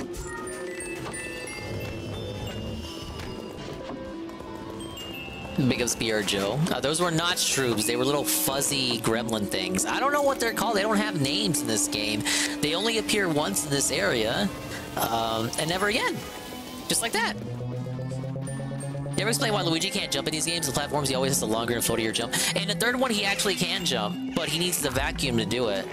It's called the burst move. You use it with ZL and ZR together. But only in the third one. Actually, no, he can jump. When you're catching the ghost, if you hit B, he'll do a jump. But it's more like an evasive maneuver. I'll show it off when I catch a ghost. I can fucking find one.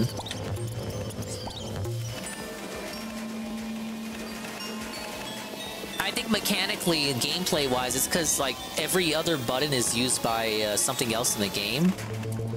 You just don't really have a button to accommodate the jumping. Except while you're doing another action.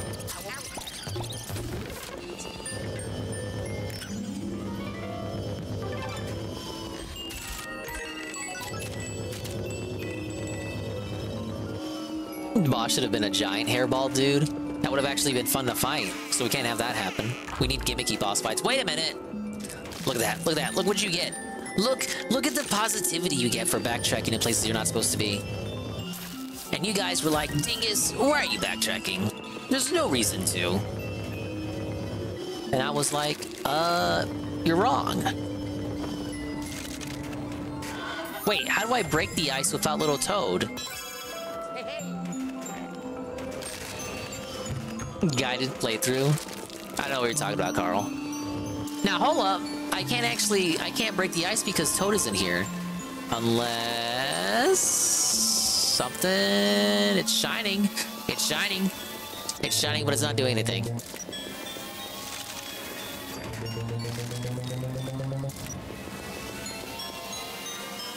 Is it just shining on the gem? Just shining to indicate the gem is there, but it's not telling me how to break it? Where's my reward? Okay, make the axe show up, and then the axe does something. Surely. Break the ice. Imagine another Toad pops out. Okay, no, that works. That'll give me more weight. Ah, yes!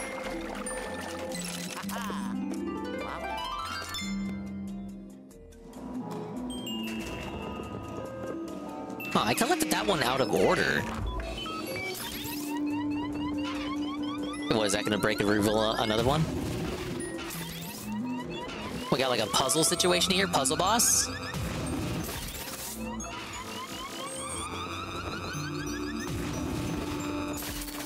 Oh wait, suck up the snow.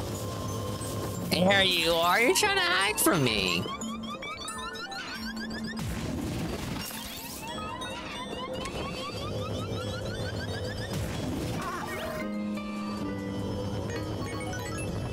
A very innovative puzzle.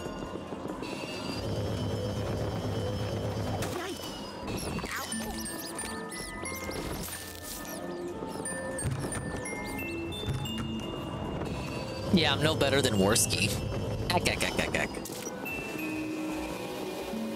I've been exposed. What I like to do is spin around while I'm using the dark light, so I can kind of capture everything in the room. But it's difficult to do that while also maneuvering the right stick to have Luigi constantly spinning around, because you have to hold Y to do it. So like I got Y held down by the button, and then like I'm awkwardly kind of stretching my index finger over, reaching it over to tilt the right stick as I spin around.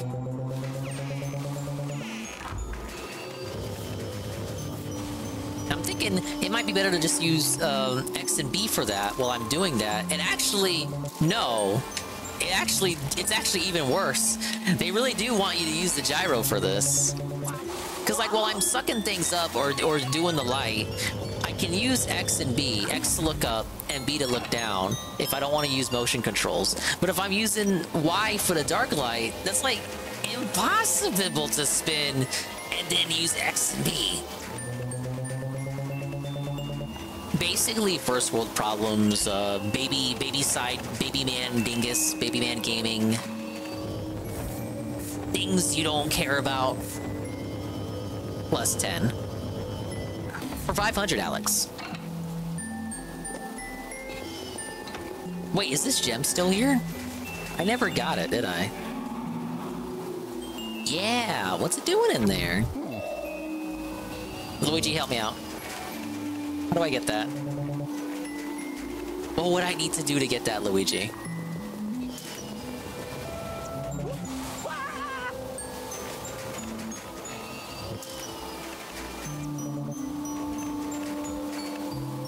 Oh, you know what it... God damn it. I need the toad for that, huh? Wasn't it like... I feel like you shoot the toad in there and then he like slides down and pops out and gives it to me.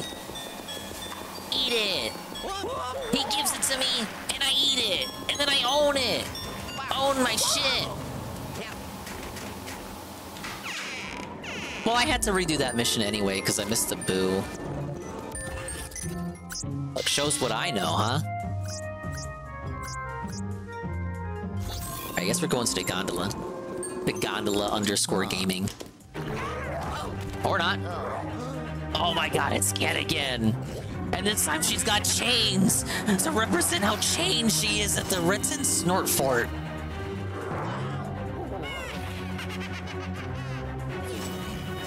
It even makes drum noises whenever it walks, just like Ket.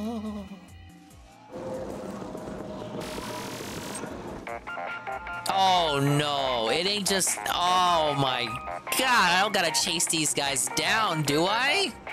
It wasn't just a simple battle. I just don't get to ride the gondola. I don't get to ride, No, instead you gotta these are basically keys, like in the second mansion, where you gotta hunt down the pinwheels, or the third mansion, you gotta hunt down the clock hands, except now it's just like the keys are enemies, so you gotta fight. Criminy, Luigi! These chains, they're paranormal chains! They won't go away until the ghosts that made them are defeated. Well, where are they?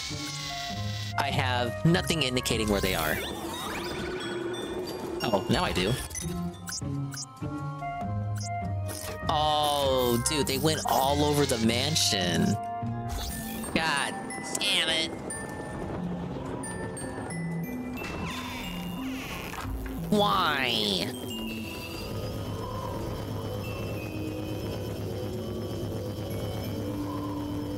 Big ups, Cockers.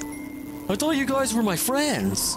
I ain't nobody's friend, man. I'm miserable. I'm fucking miserable. Right?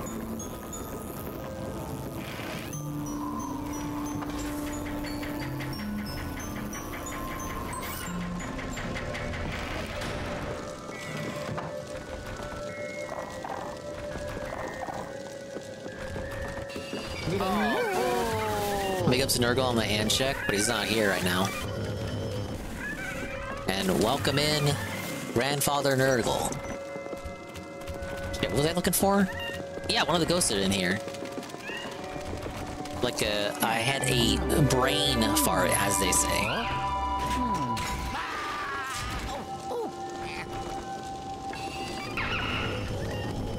Thank you for the puppy dingus.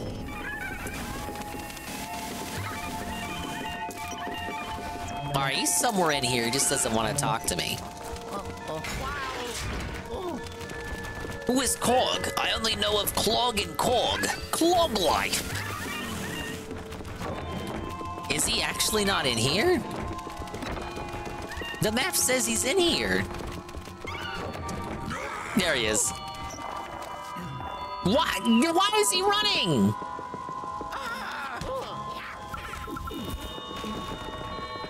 Things gotta make things difficult. It's because all of these ghosts want to be the MC. These ghosts, are they kind of people that think they're the MC of their own story? Where it's like, bro, you're just like one of many ghosts I have to suck up in order to win. You're getting in my way, sir.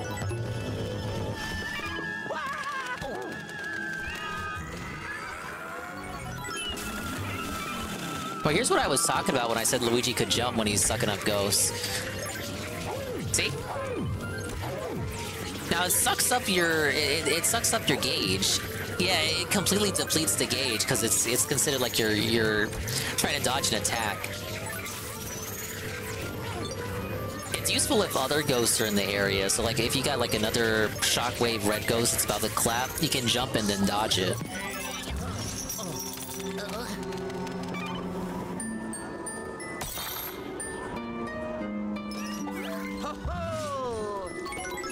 Does Tiny actually put Press Boogie the hardest, TBH? I still haven't seen his segment in its entirety. I heard a little bit of it this morning. I would say that's Tiny, then Keem, then Medicare in terms of pushing, and I guess Mudahar awkwardly somewhere in the middle of all that.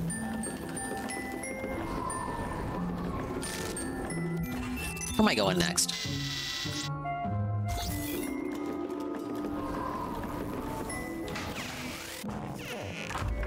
Die, Boogie, die! Why won't you die, Boogie?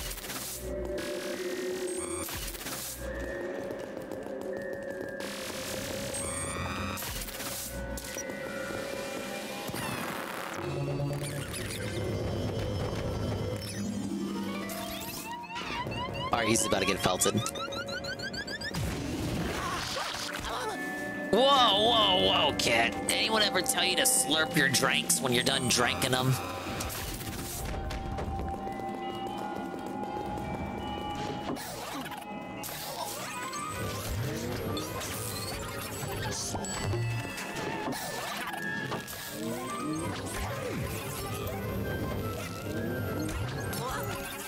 They actually sniped me with that one.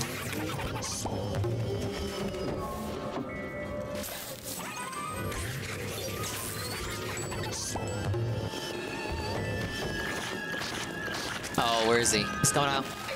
Is the guy? Phil!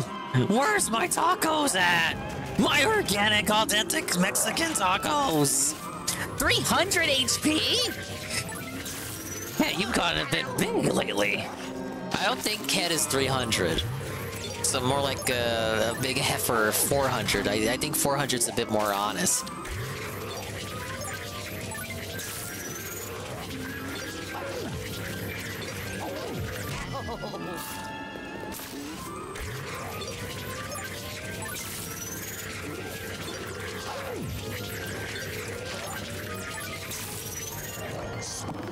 I lost way too much HP to that guy. Alright, one more. Dim stream on Saturday? I heard. I will try to boot up to restream it. I'll do some more Splatooning, because we got the Splatfest tomorrow, and it will continue over the weekend. What a golden opportunity for two things like that to overlap.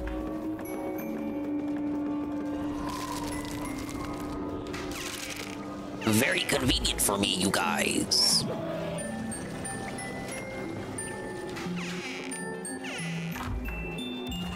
Okay, I'm going down to B2. Alright, Luigi, try not to die.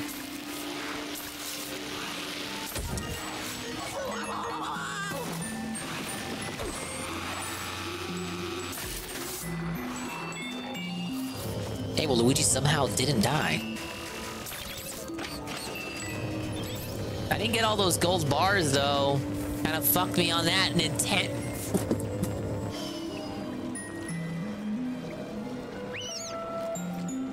That did not go down the wrong pipe.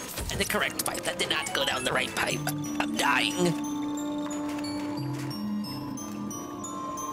As I was saying... What was I saying? The gold bars? Fuck you, Nintendo, is my point. I quite actually almost died there. And pray for me. Big up Snurgle, the 3-stream streak. That boogie! That boogie! That boogie! Just do us all a favor and die already, boogie! First thing Destiny said when joining the call was, Boogie, 2988, I'm accusing you of faking cancer. Getting Boogie's name wrong was just hilarious. Oh, Boogie 248. I thought you were getting the name wrong right there as part of a bit. Or he had typed it wrong on accident. He actually entered and said that. Boogie 2488, I'm accusing you of faking cancer. Look, I'll reiterate what I said yesterday. I think Boogie's behavior certainly indicates that he is hiding something. But this would have been a long op to keep up all this time without him fucking it up and giving it away that he was lying the whole time. So I don't think it's 100% a lie.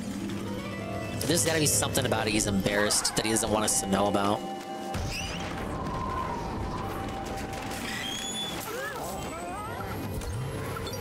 What could it be, you may ask? What could Boogie be so embarrassed by that he doesn't want us to know? Or it could be what I was saying yesterday, where it's like he feels it's a case of him jumping the gun on it.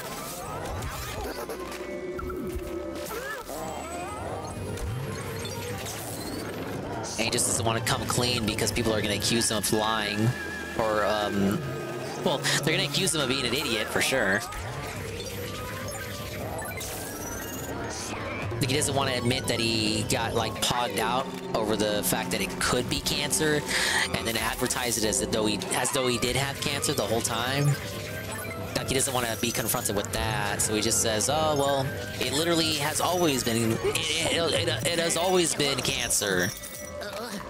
But then we kind of walk that down to, oh, it was just the Animal Crossings of cancer. Oh, yeah. Hey, we did it!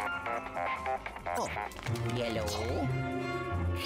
Good job, young feller. That was the last chain. Time to ride that gondola and cross that chasm. Post haste. Not yet, sir.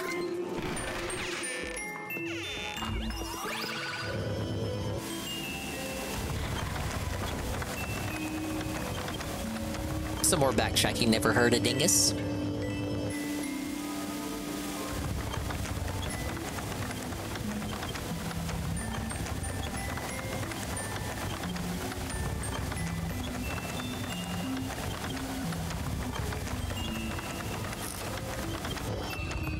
We got some coins.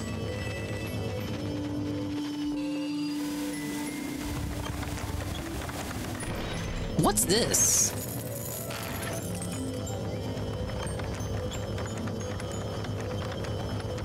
Did I not get this before? Or was it not available on the last mission? Yes! I swear I don't remember that chain being there.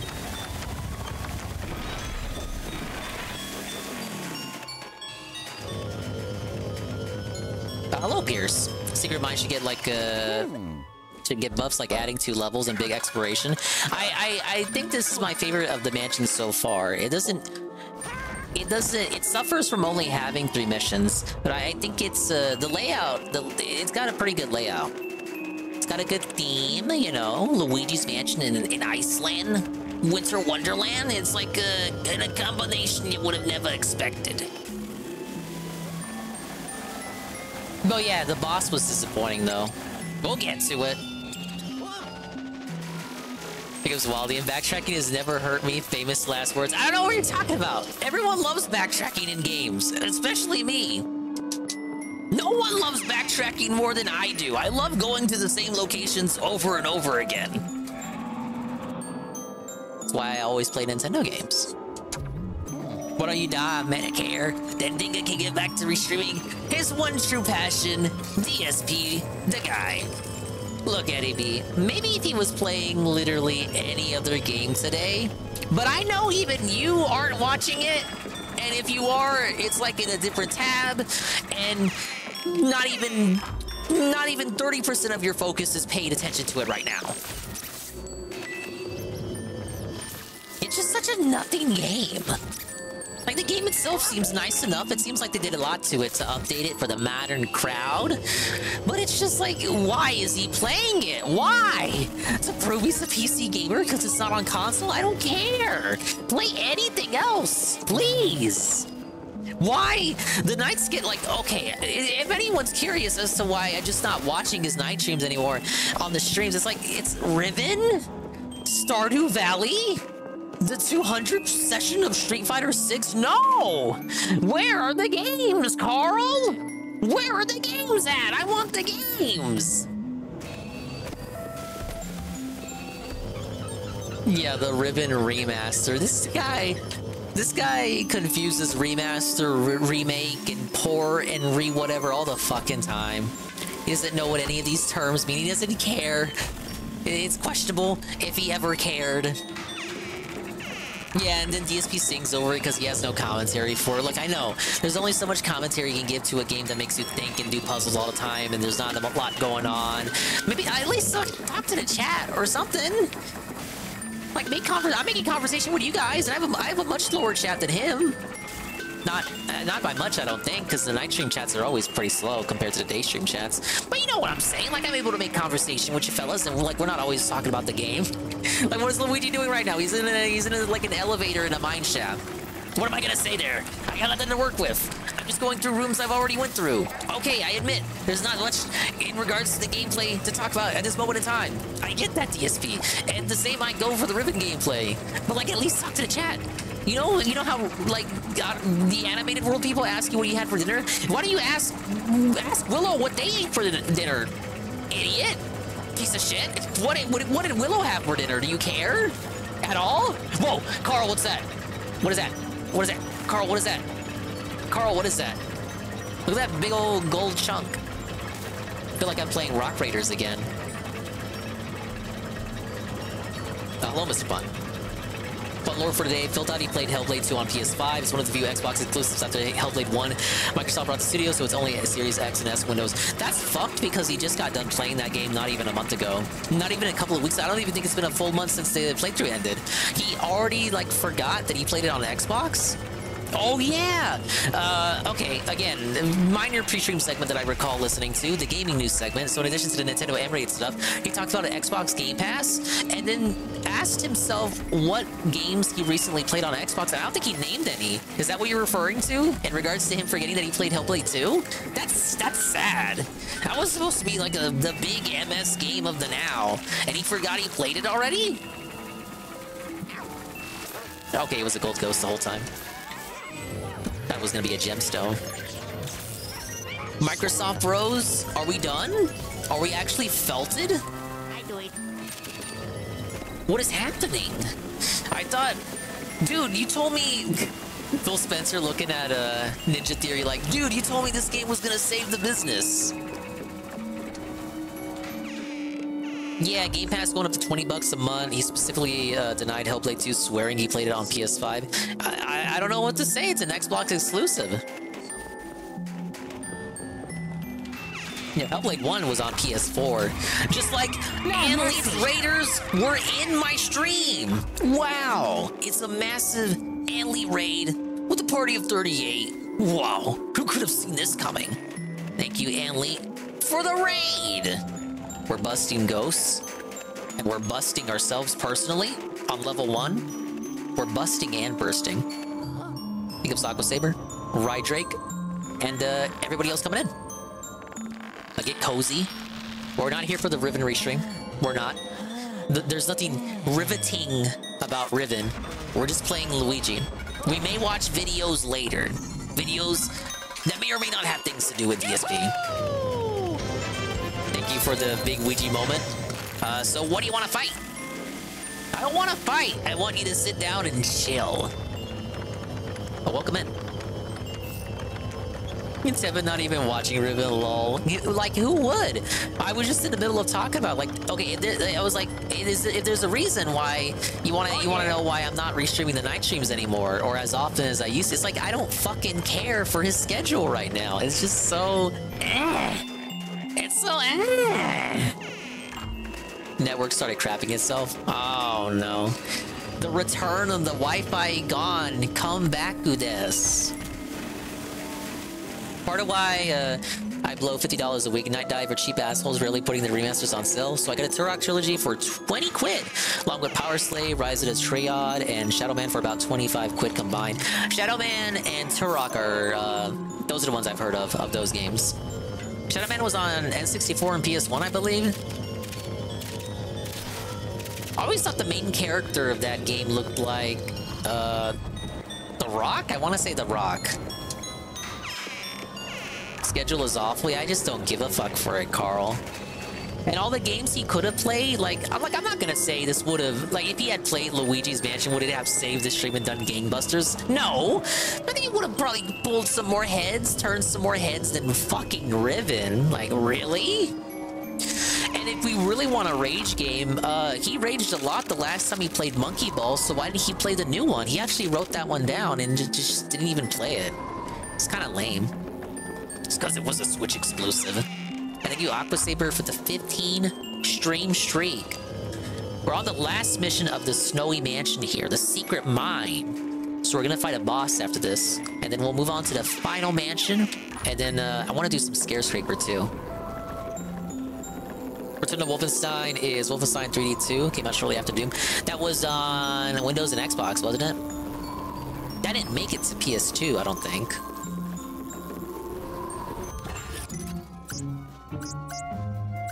Nah, I'm good to just go into the gondola now.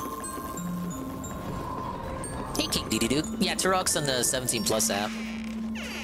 With improved graphics and online multiplayer. Asterisk if you have friends. And you better have friends. What, you don't have any friends? What, are you some kind of woman? Big ups are you? Turok 64 is goated. Is it just one Turok on N64? I thought there was at least 2 Turoks on N64. Not Return to Castle Wolfenstein. Actual Wolf 3D in the early 90s before Doom. Oh, okay. I had Wolfenstein on I say my, but it was like the family computer. The first ever Dingus Brood Familia computer. We had a Wolfenstein, and Solitaire. A very, very, very early version of Solitaire.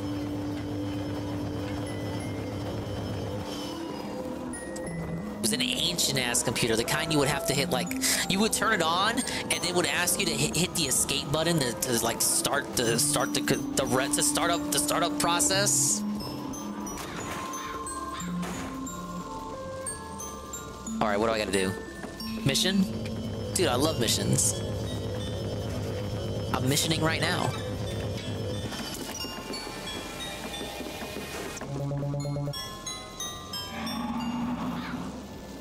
Oh no. Oh, okay, this is the shit I was looking at from mission 1. Okay, we're shooting stuff now? Oh my lord! We'll talk about a first-person shooter, right? This is that M-rated game Nintendo was talking about? Their M-rated, it was an M-rated shooter the whole time? Starring Luigi? I think that's it. You know, you gotta look at all the corners. You never know. Something might be hiding. Would be a gem.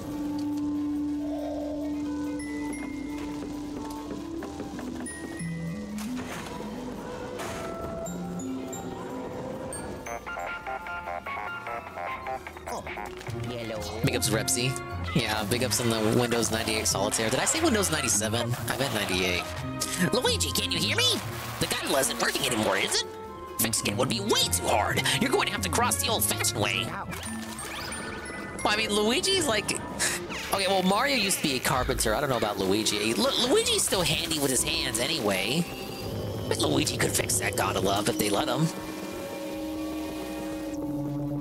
Dingus, you missed a gem? Tell me where and I'll go back for it. Be my guide. And that nest? I just got it.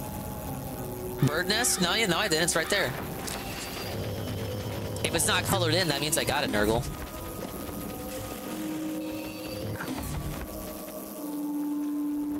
What card design I chose? It was a gazillion years ago. I can't recall. Probably the Joker. Now, see, there should have been a gem in this one because I had to melt it. This one was hidden off in the corner.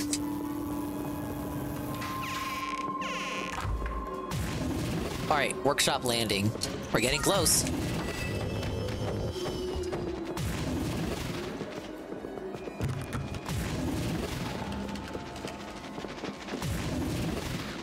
Okay, be careful. Careful. Dude, I love gyro. Love having to balance the controller. Nintendo's never scared me wrong when it's come to shit like this. Okay, now let's move backwards because I'm cool. No! Okay, rule of 3. No!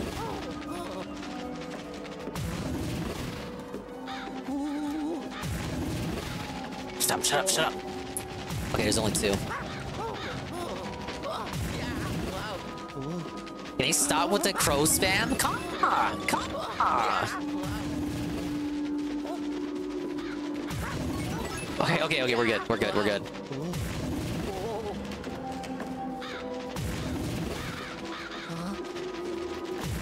I feel like I'm at the power plant on The Simpsons. Ka! Okay, the mission probably ends when I check out the inside of the workshop. What's over here? Whoa, it's the maintenance room. Now what? Hello? Luigi, I hope you're doing okay down there. Looks like you've reached the maintenance room. Good. Get that generator going to power up the workshop's door and the Pixelator's camera. I mean, did I really need to get a call to have that explained to me? I guess so. Alright, well, puzzle time. I love puzzles, dude.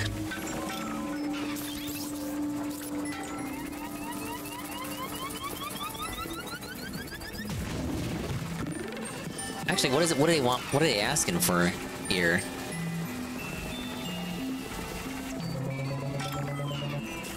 Oh, maybe I shoot the crystals and not the robots?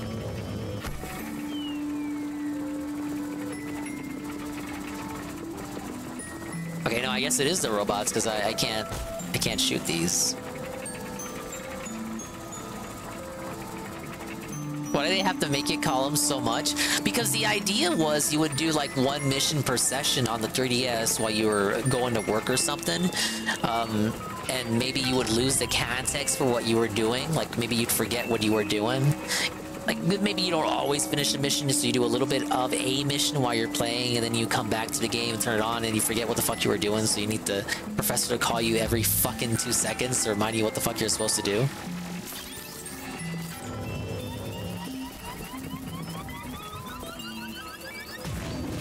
Dude, that is very jank.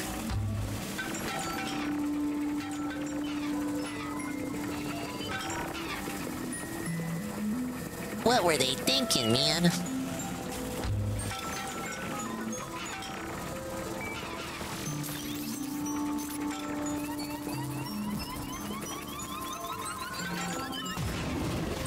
There we go.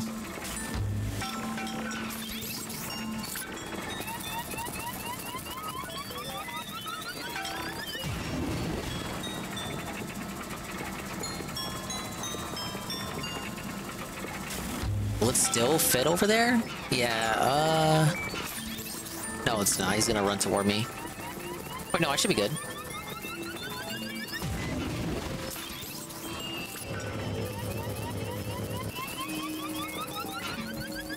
Why did EGAD make these robots anyway? Why are they so harmful to Ree?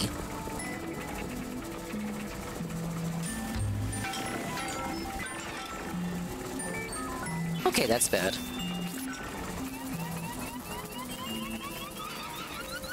No!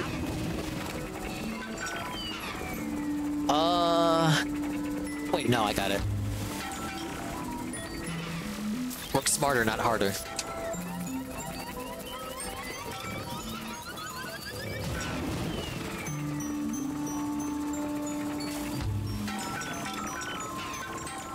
Work smarter, not harder, unless you can't aim correctly.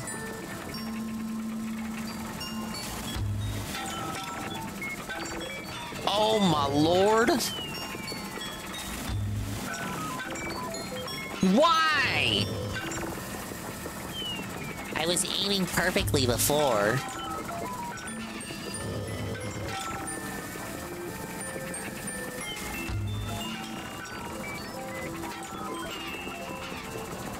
Maybe I gotta shoot the left again? Yeah, because then won't it bounce it over?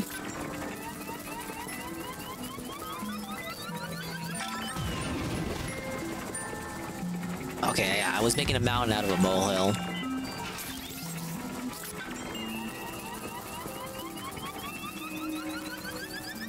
Bingo!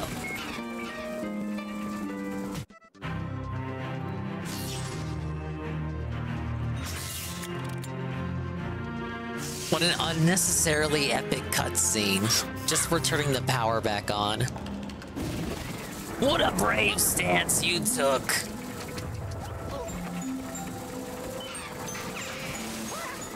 Oh, a bunch of snow. Alright, obligatory mission end. I'm phasing through the door as the professor calls me. Luigi, the interference is terrible. Are you snowed in? Good thing you activated the camera outside. I'll get you out of there and pixelate you back later. You want to warm up before facing the possessor anyways. Hold on to your hat. Oh, yes. I'm thinking 3 stars. I did it.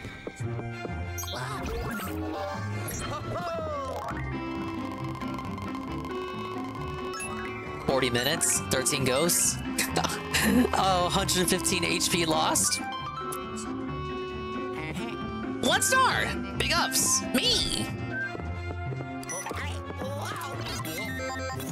This is again a result of me autistically needing to explore everywhere every time I enter every mission. I mean, it's paid off. Sometimes I found gems I would not have found otherwise without backtracking.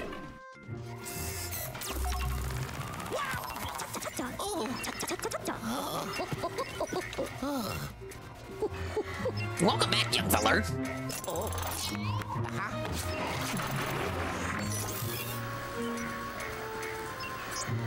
We got 2 gems.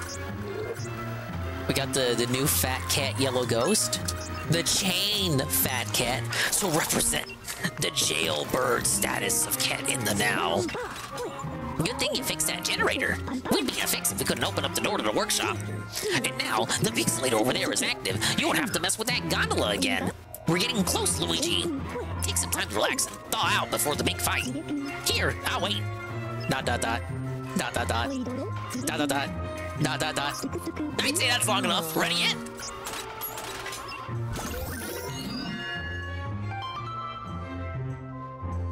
And just like that, boss of the mansion. We're like the other mansions get 5 missions before the boss, and I don't know, I guess they ran out of ideas for this one. So we just get the boss already. Bingo! I found the possessor ghost hiding in the workshop. And if we've learned anything, it's that where there are possessors, there are dark moon pieces. This how you dong play compilation? I don't know about that. We'll see if I can do it on the first go. Big ups to Sosuke. It's my birthday tomorrow. Do I throw a week-long birthday celebration? No, you do a month-long birthday celebration and you hype it up at least 3 months in advance so that everybody knows and no one forgets. Did I hear about LTG's kid? I did. I don't have much comment on it because I don't really peek into LTG too often.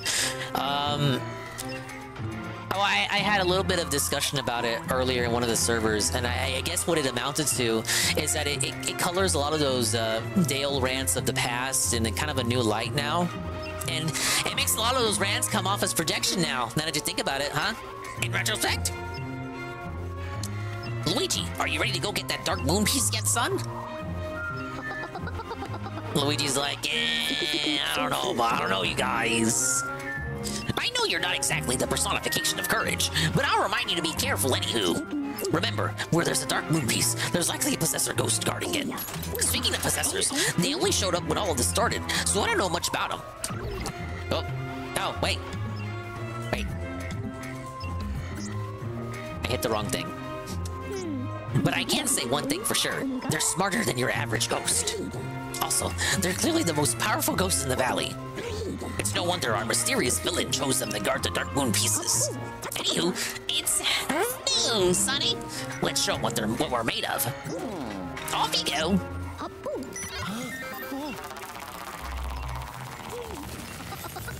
Yeah, I saw you had a domestic abuse thing too. Some people were trying to say that like equated to child abuse, but I was like, well, if it was child abuse, it would have stated child abuse. Domestic would be more towards the partner he had at the time, which could have been the mother. I didn't look too into it. All right, everything else blocked off. Everything else, we're all snowed in. We have nowhere else to go.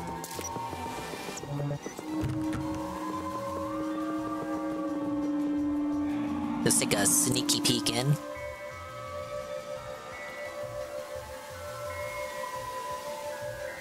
I don't even see the Dark Moon piece.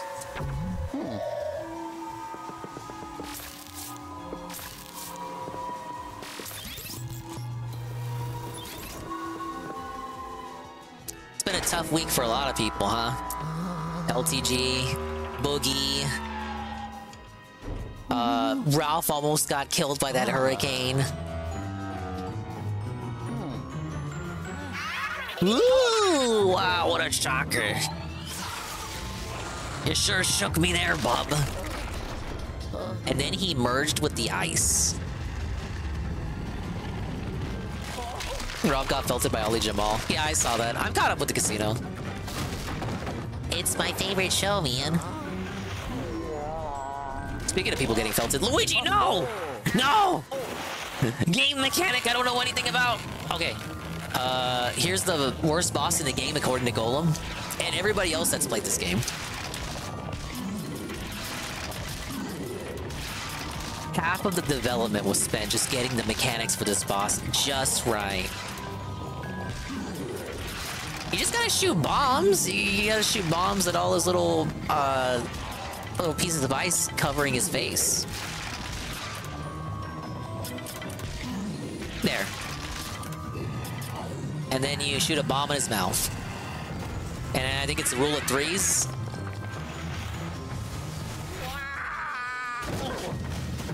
Disconnected the way you shoot the bomb in him, and then the ice monster spits him out, and then you gotta suck him up and do like a regular fight. Oh god, he's teleporting. Like, this part is kind of disconnected from the rest of the fight. And like, it's here because every other Possessor fight has you trying to suck him up. But watch this. This is very kind of hackneyed how this works out. So he possesses the ice again. And it's like, okay, well, make the thing hit Luigi again. At least it doesn't take him by surprise. He just knows to jump on it again. But it's kind of lazy. Okay, we got more chunks of ice. First time I did this on 3DS, I ran out of time. Yeah, because you only got until, like, if you let him go all the way to the bottom, I think you get felted.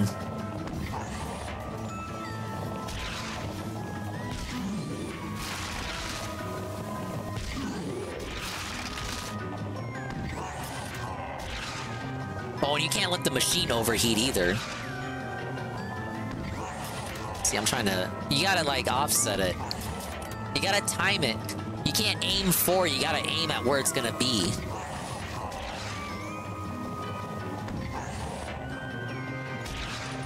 Why did I do that?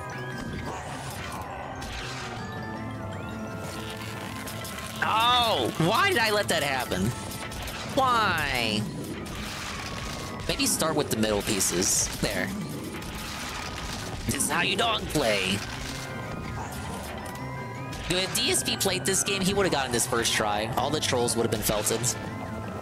Obviously. Mandatory DSP dub of the week. Actually, while Boogie and LTG were getting felted, I don't know, DSP was kind of taking tangential W's. Because if he was on Lolcat Live, he probably would have eaten shit along with Boogie this week. But now he doesn't even have to have anything to do with that. Oh no, I guess he took an L by breaking his fight stick and then having people accuse him of buying one and then saying a fan bought it for him.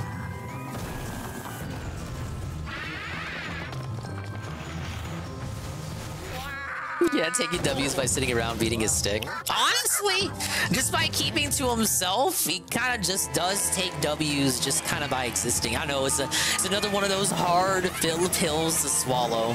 It's okay. It's like Ralph. You just gotta let Phil be himself, and the next L will just come to him naturally. Just let it be. Okay, third segment. I feel like DSP actually tries in the stuff he does. He will be prepared for every podcast like Boogie or Wings. In a weird, cosmic sort of way, you're not wrong, Sosuke. Like, Mike, okay, I joked about this yesterday, but Mike Kloom said to Jersh of Kiwi Farms that he would not allow Jersh to call Phil lazy because Mike Kloom genuinely thinks Phil is not lazy. And we were talking about it yesterday, and I was like, I'm of the sentiment that Phil, there is exertion from Phil, but in the wrong direction. It's like he does stuff, but he applies it incorrectly. So like Phil prepares for the level 1 podcast, but his idea of preparing for it is like pulling up his phone and looking up headlines. Phil prepares for his React show, but his idea of preparation is just making a playlist. It's like Phil does do stuff, but it's in this odd order. Oh, come on, that was right on the money. I gotta focus on the middle pieces first.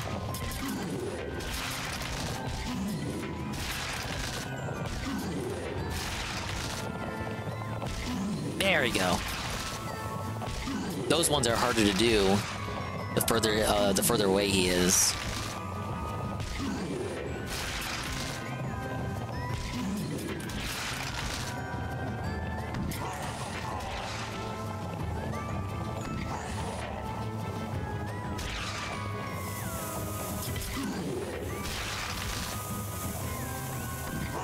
Oh, that one was close.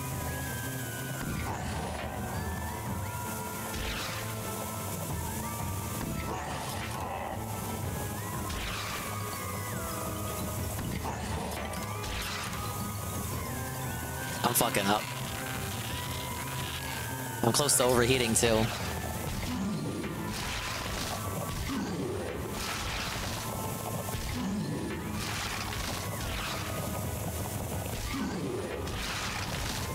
No!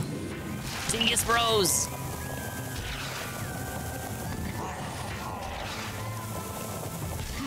Okay, 4 more. Can I risk 4 more bombs?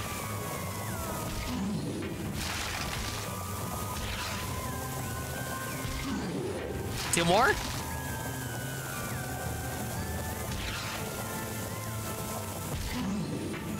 Okay, 1 more. I think it's the same piece I was trying to hit last time. Got him.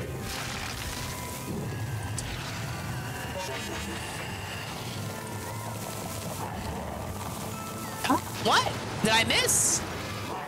Oh, get out of here. Did I miss, or was it just like I needed 1 more? Like I can't finish that segment if I run out?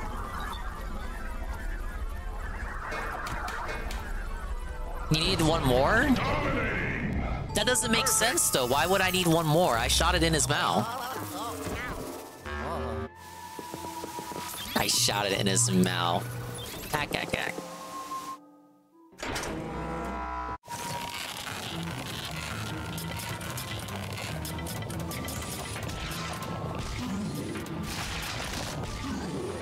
Yeah, I hit him. There's no way, like...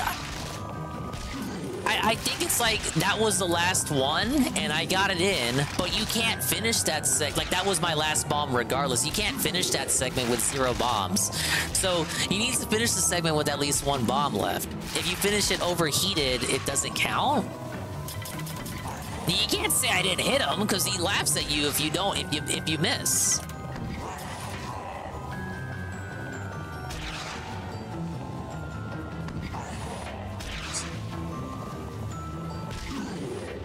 Now chalk that up to knowledge or lack thereof of the boss.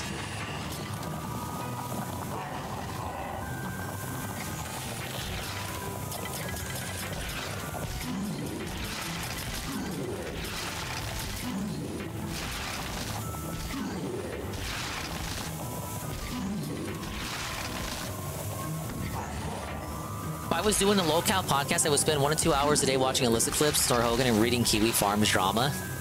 It wouldn't be... It's not too difficult for Keemstar to put up a show together. The Kino Casino's opening segment was all about that, how Keemstar could put a show together if he wanted to, but instead he would rather just put up the show with no itinerary and just be confused for like an hour, if even that, because the shows are too short.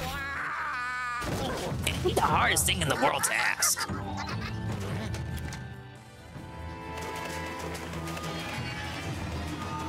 Boogie and Wings just walking in Local Live have no idea about the drama they are talking about. That's why the show is so bad. Yeah, they don't do any prep. It's just like the big issue, and there's no energy behind it. And none of the hosts, including Tommy or Keem, want to be there anyway.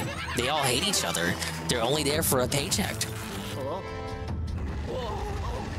Like, if the hosts don't give a fuck, why should the audience give a fuck? Simple as. Snow Carl handed him an L just by asking him to sum up 2 years and him going right into the Boogie drama. I missed the return of Snow Carl. It was the real Snow Carl, not Turbo HE remix, whatever the hell. Interesting. Yeah, this boss is insane, Aqua. It's Golem's fault. Boogie sewer slide baiting just like normal when confronted with face scumminess, apparently. Yeah, it's not the first time he's done that.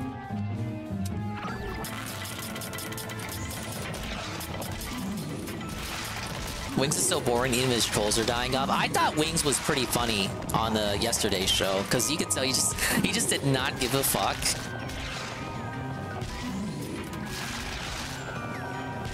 I was watching a bit of Wingo today, and he said Boogie's lies fucked with him also, in a small way, because he said he got off testosterone because Boogie had told him that testosterone is what caused the cancer. It's like that scared Wings, and he was like, well, Boogie wouldn't lie to me, man. And that caused him to get off his testosterone. And if Boogie is lying, well, that kind of like fucking with Wingo, right? Because Wingo just decided to take Boogie at his word, which, you know, maybe that's foolish of him.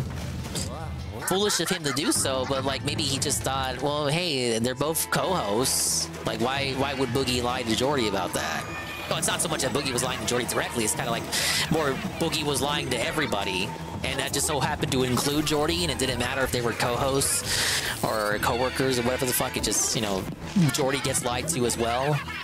And then that affects Jordy's own medical decisions.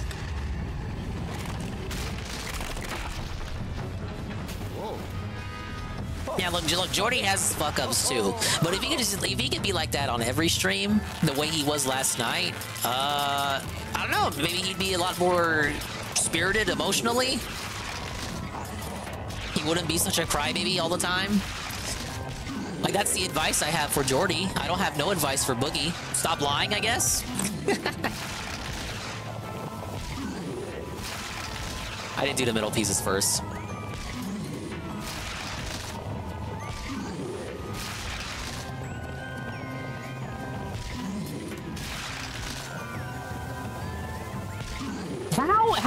How do I have every piece hit but that one? There. I feel like I had an easier time this time than the first try. Alright, we good? Is this it?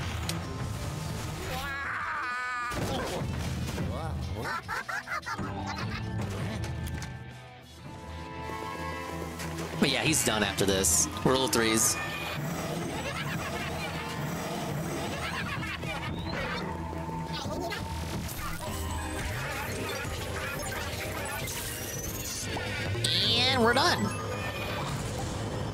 Alright, 2 attempts. But I'll say the first death was bullshit.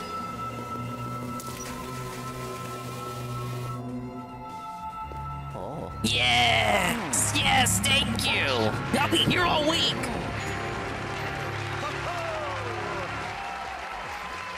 I'm the one on May 1st, Boogie shouldn't toss stones from a glass house. Basically. Hello? I don't like how Boogie was calling Wings a PDF file last stream. Even Boogie's girlfriend isn't right in the head. Something is wrong with that girl. She has... I think she has no internal monologue like Anissa, iDubbbz' lady. Thanks for the engagement today. Appreciate that. Yeah, and Boogie calling Wings a PDF reminds me of Rich saying he was gonna call... It was like Rich said last week he's gonna call... From now on, he's gonna call Jordy and Boogie PDFs, even though he knows it's from his way of looking at it, from his tinted lens. RTU knows it's bullshit, but he's gonna call them PDFs anyway to slander and smear them because they said shit about him on their show. Just a bunch of more petty drama shit. Luigi, can you hear me? What? Hold on. I don't even know what he's saying here. I want to play Hangman. Oh, nice save there, Luigi. See, 4 minutes, chilly ride, 3-star. Yes! Guess what, Golem, you fucking buffoon? I don't ever have to play this fucking level ever again.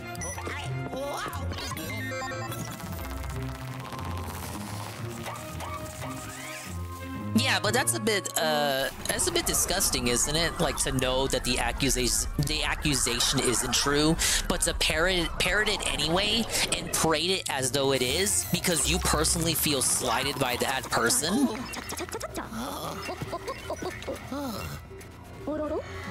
As if anyone would believe or care about what Rich has to say anyway. Yeah, Rich's word means jack shit. And just the idea, the principle of it is disgusting. It's like, oh, I know it's bullshit, but I'm gonna say it anyway. I'm gonna say what your trolls say anyway because you made fun of me. It's like, okay.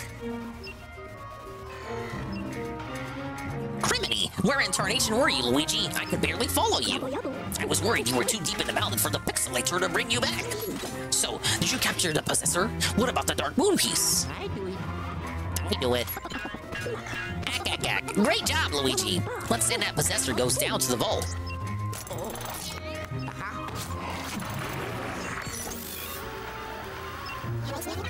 Nothing on the small screen tonight. I'm not even watching the stream. I'm done with the mansion, so I'll probably do some multiplayer now. And I don't know, we got stuff to watch.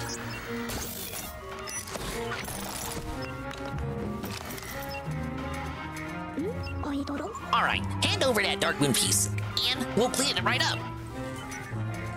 According to Boogie, he's done with the Locale podcast or whatever, so is RTU gonna replace him? RTU should have been the third chair from the start before people started hating him. People were suggesting RTU for third chair when Phil turned it down, because that was back when Phil and RTU were really beefing. That would have been pretty amusing. And again, it was before people really started hating Review Tech like they do now. It was before any of this shit came out about him. So I guess in the end, it's probably for the best that they didn't get Rich on, because that stuff ended up coming out about him, and now like people hate him. But at the time, it would have been a solid business decision to replace Phil with Rich. Will Rich come on now? No, because Rich is sad. Somehow, he's more sad and pathetic than even Boogie and Wings. I don't even see Rich being able to commit to coming on and doing the show every week. I reckon some more fog is lifted. Let's take a look. Whoa, it's the final mansion. That place. I better take a reading with the periscope. All I've seen Tommy do is cackle and point out the obvious, or am I wrong? No, you are wrong. You forgot to mention that he vapes. You forgot the vaping. Uh-oh.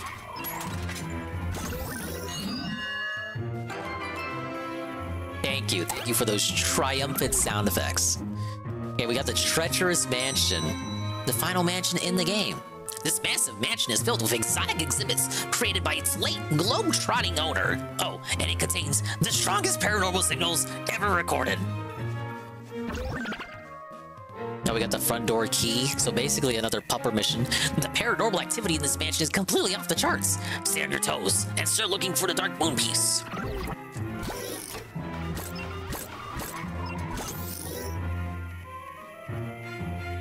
Check out the vault. Tommy is literally chat in person form. I've been familiar with Tommy since the IBS days, familiar with his existence, but not deeply familiar. Seems like he hasn't changed from those days, really. Big up Juzzy, I'm doing great, thank you for asking. I'm missing 1 gem from the Haunted Towers, 2 gems from the Manor, 3 from the Old Clockworks. I missed like all of them from the mine. Why? We got ones from the mansion.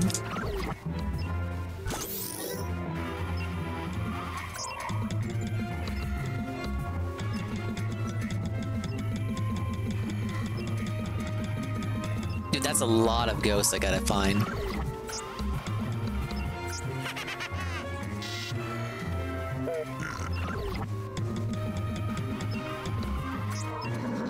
Okay, the strong sneaker and the strong gabber. Which one is this one? The hider? We don't have strong hiders yet.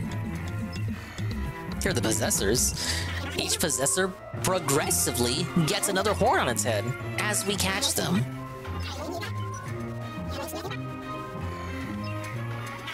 I like how the horns on this one look.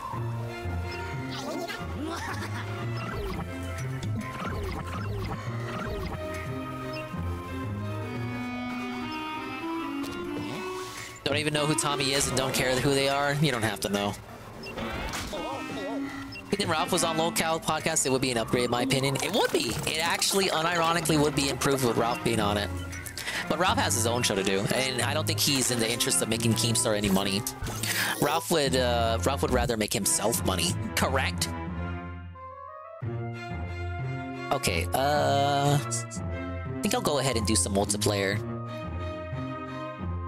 In the meantime, let me go get a refill, and let's see how What's-His-Face is doing. What's-His-Face? You know who I'm talking about. Your favorite streamer. After me, of course. What you mean by that, Corpus? That guy. Look around for the glyph with my lens. In here? Wait a minute. Uh-oh.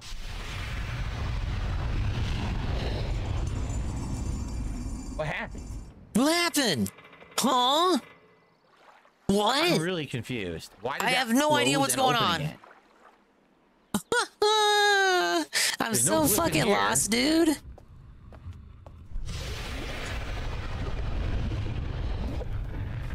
There's always a hidden image near these statues. There is? Oh, these are the glorious night streams you guys want, huh? Or night restreams, rather. A bird! No, it's a plane, idiot! It looks like a bird. I had no idea that there were hidden images near these statues. I definitely didn't get them all then, right? I definitely didn't get them all. Darn. 1 minute man. A lot of those statues. Yeah, it's probably 1 minute man. You idiot. Hey, GPM. I know it says BRB, but I haven't walked away yet. We didn't get a glyph near this one, did we? Big ups, GPM. I hope you're doing well. No, I hope your evening is going lovely. That one's, I know where that is. I got done with the 4th mansion, Luigi's mansion. I'm gonna do some multiplayer right after I get a refill. Inside. There's one inside. Near the water. I'm walking away now. Near that one. Yeah. I found 4 out of 6 of them. Do we need to find them all, or is it just like a bonus Easter egg thing to find them all?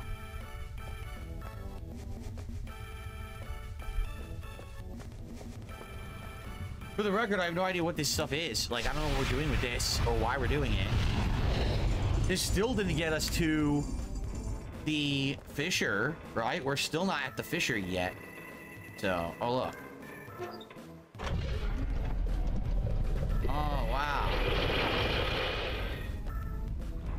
Okay, so we're done with this. We've done it. You need them all 100%.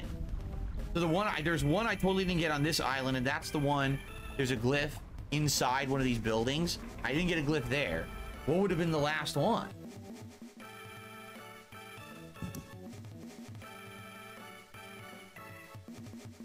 The bird is the other one on this island, correct?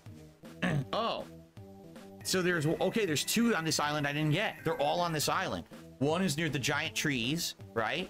And then the other one would be the one that's indoors on this island. So if we backtrack, we should be able to get them all. So we have the tree, the bird, the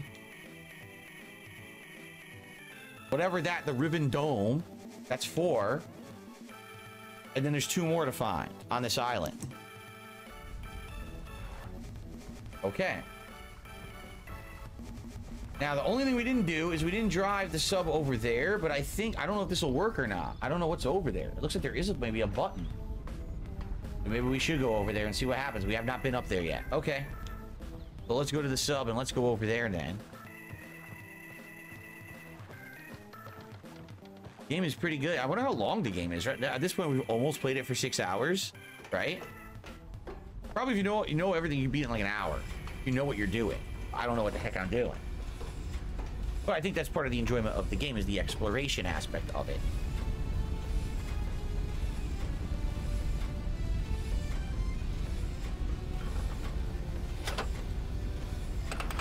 Okay.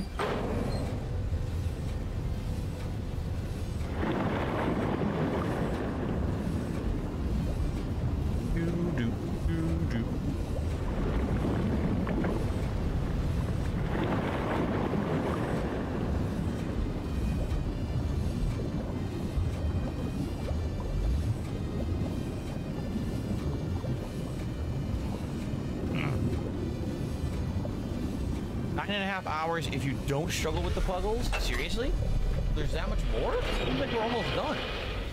It does feel like we're almost done.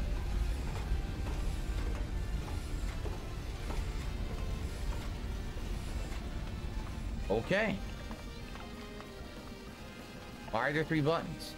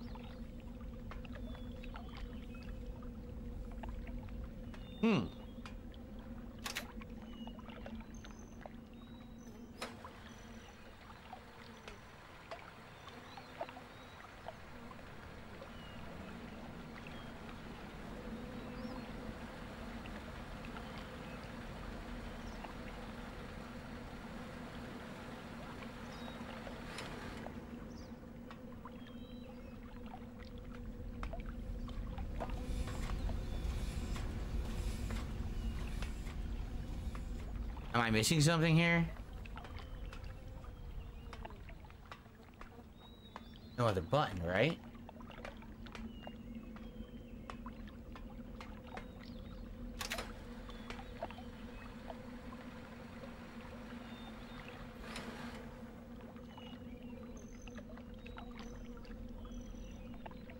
What? What is this? Would I consider playing Myst 3 someday? I don't know. I don't even know what Myst 3 is. Isn't it true that Myst 1 and 2 were made by the official same people? Myst 3 was just bought and like it was made, but it wasn't made by the same team. So it's a different kind of game, right?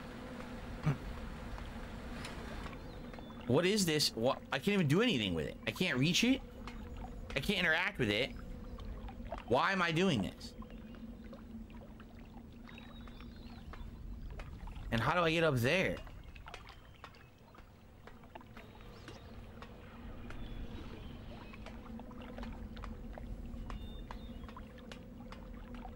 All right, can someone... All right, spoiler. Can you tell me if I'm supposed to do something here right now or if this is wrong and I'm not doing it right? I should just leave and come back because I don't see a way to do anything with this right now. And I don't want to dick around with this if this isn't what I'm supposed to be doing.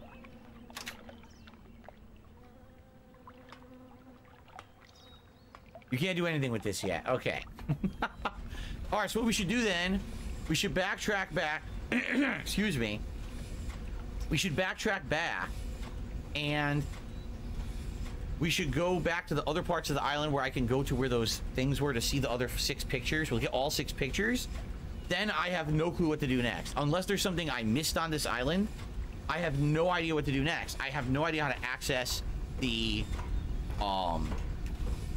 whatchamacallit. I have no idea how to access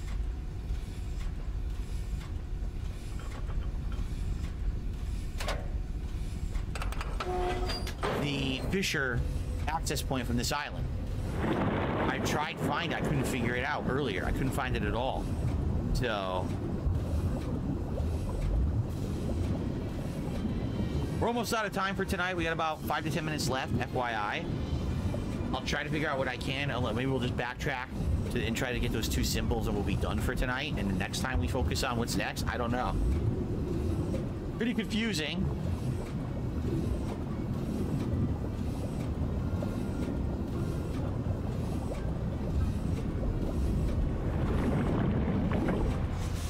There is something I missed on the island. Did I miss it tonight or was it from a previous stream? I swear I scoured this island on the previous streams and found nothing.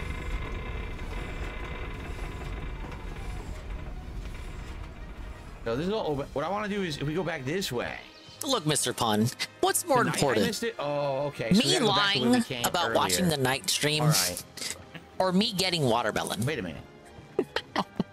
This is I gotta finish the watermelon. It's gonna go bad soon. It's already getting that very dark red coloration indicating that it has been out for a minute. Yes, this way. I must consume the remainder of the watermelon. Big up, Scoon. I go all the way back this way, we can go to Kyun Goon. Yeah, see, we haven't figured yes, I'm a big liar. Everybody knows that.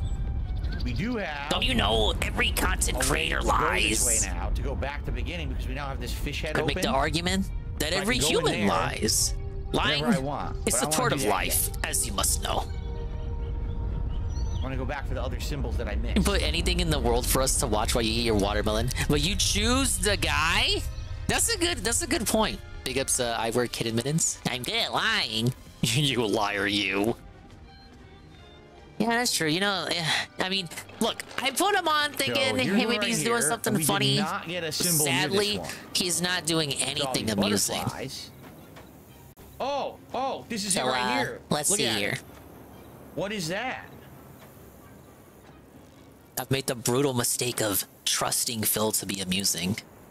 I don't know what the hell that's supposed to be. Wait, let's poll the chat. Do you want internet drama bullshit or true crime? What is it supposed to be? We might just end up doing both categories. Yeah, we haven't done true crime in forever. That's a whale? Oh, is this the this is the fish. This is the big fish we met today. Okay. Here. In what world is Ribbon gonna be funny? I didn't say the game was gonna be funny. I said Phil was gonna be funny. Yeah, exactly, Toastman. Can't spell life without the lie. Get that. This is the big fish we met today. Mr. Pun! Derek, all right, I'll see you tomorrow. Okay, bye, Derek. Okay. Bye, Derek. See, even Derek wants to get out. Okay, sadly, Mr. Pun. One more to take a picture of. And then we can go back, and I think... We'll see you in 500 seconds, Mr. Pun. Notice? You looked above that fish head? Yeah, fuck it, we'll do both. There was a path up, and I think we missed it. I think maybe we could do something with that elevator and actually exit higher up and get higher up, and that's how we solved that other puzzle. We have to go to the one more one of these. I think it's right down here. Okay.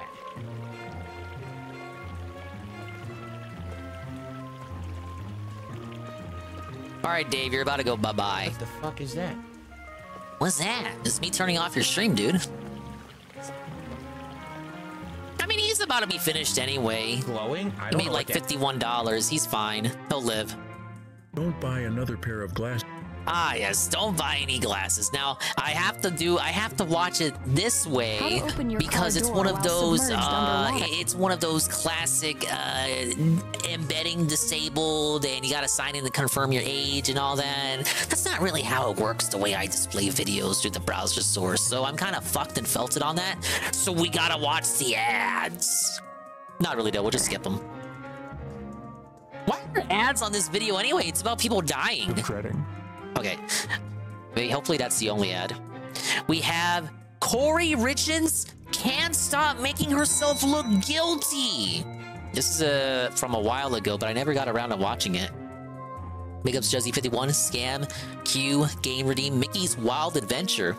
Be sure to eventually get around to that. That's actually a game I've had my eye on because it's by Traveler's Tales, made by the guy who also did SNES and Genesis Toy Story, another good platformer from back in the day. And he also made Sonic 3D Blast. Yeah, 3D Blast. And Lego Star Wars. The good ones. Alright, but yeah, we'll do both true crime and drama bullshit. It's now time for the Anything But DSP Video Hour. Welcome back to another episode of Dreading, or if this is your first time here, welcome. That said, if this is your first time here, this video should not be the first you consume on this channel, as it is the third part of our ongoing coverage into the Corey I need to Richens do case. 25 floors of Polter Pop. Case before, we will briefly summarize all relevant details, but I recommend pausing this video and watching the two previous, which I will leave in the description box down below. The amount of detail within both videos is illuminating and will help you better contextualize this one. More specifically, the second video, in which we read out the witness tampering letters that Corey sent to her family, as well as the transcripts of her phone communications, I'll eat my watermelon. As to the type of person we are talking about. It would seem that Corey genuinely believes that she is the smartest person in every room that she's in, and all she needs to do to get out of prison is to be put in charge of her own defense, despite the fact that everything she says is complete and utter nonsense. She has lied about the smallest, seemingly most innocuous details, and seems entirely unable to understand obviously another why federal people don't conspiracy believe like her with after those Furcada. lies are displayed.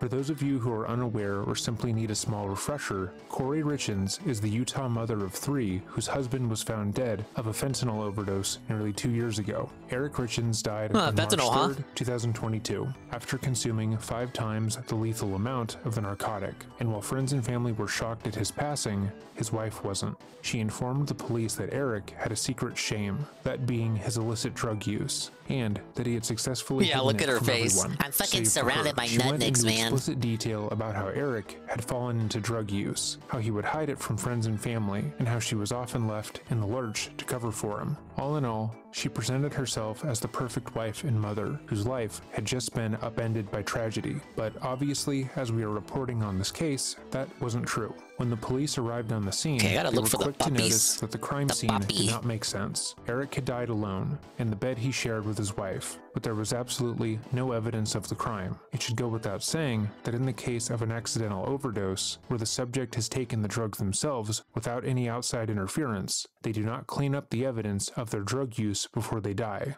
Depending on the type of fentanyl that is taken, it can take upwards Maybe of he 30 came back minutes from to the work. dead after But he given died. the absurdly large dose that Eric had taken, he likely would have been incapacitated immediately, which would make him wholly unable to clean up after himself. The fact that there were no drugs found near him or on his person alerted the police that something more had occurred in the Richens home.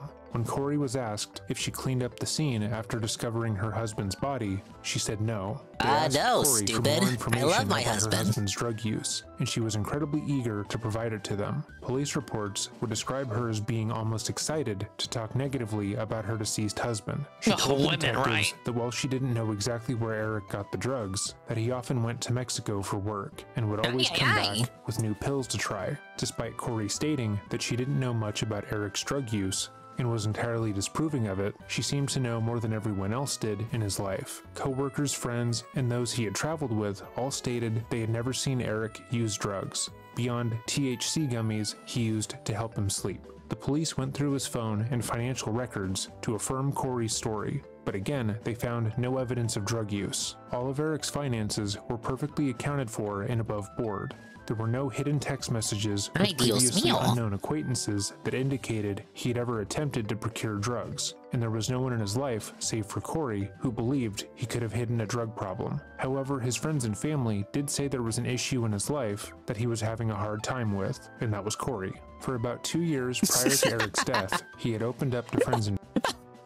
Holy shit, dude. Did you hear that? They were like, yeah.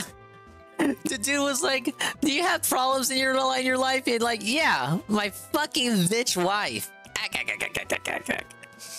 Drugs, and there was no one in his life, save for Corey, who believed he could have hidden a drug problem. However, his friends and family did say there was an issue in his life that he was having a hard time with, and that was Corey.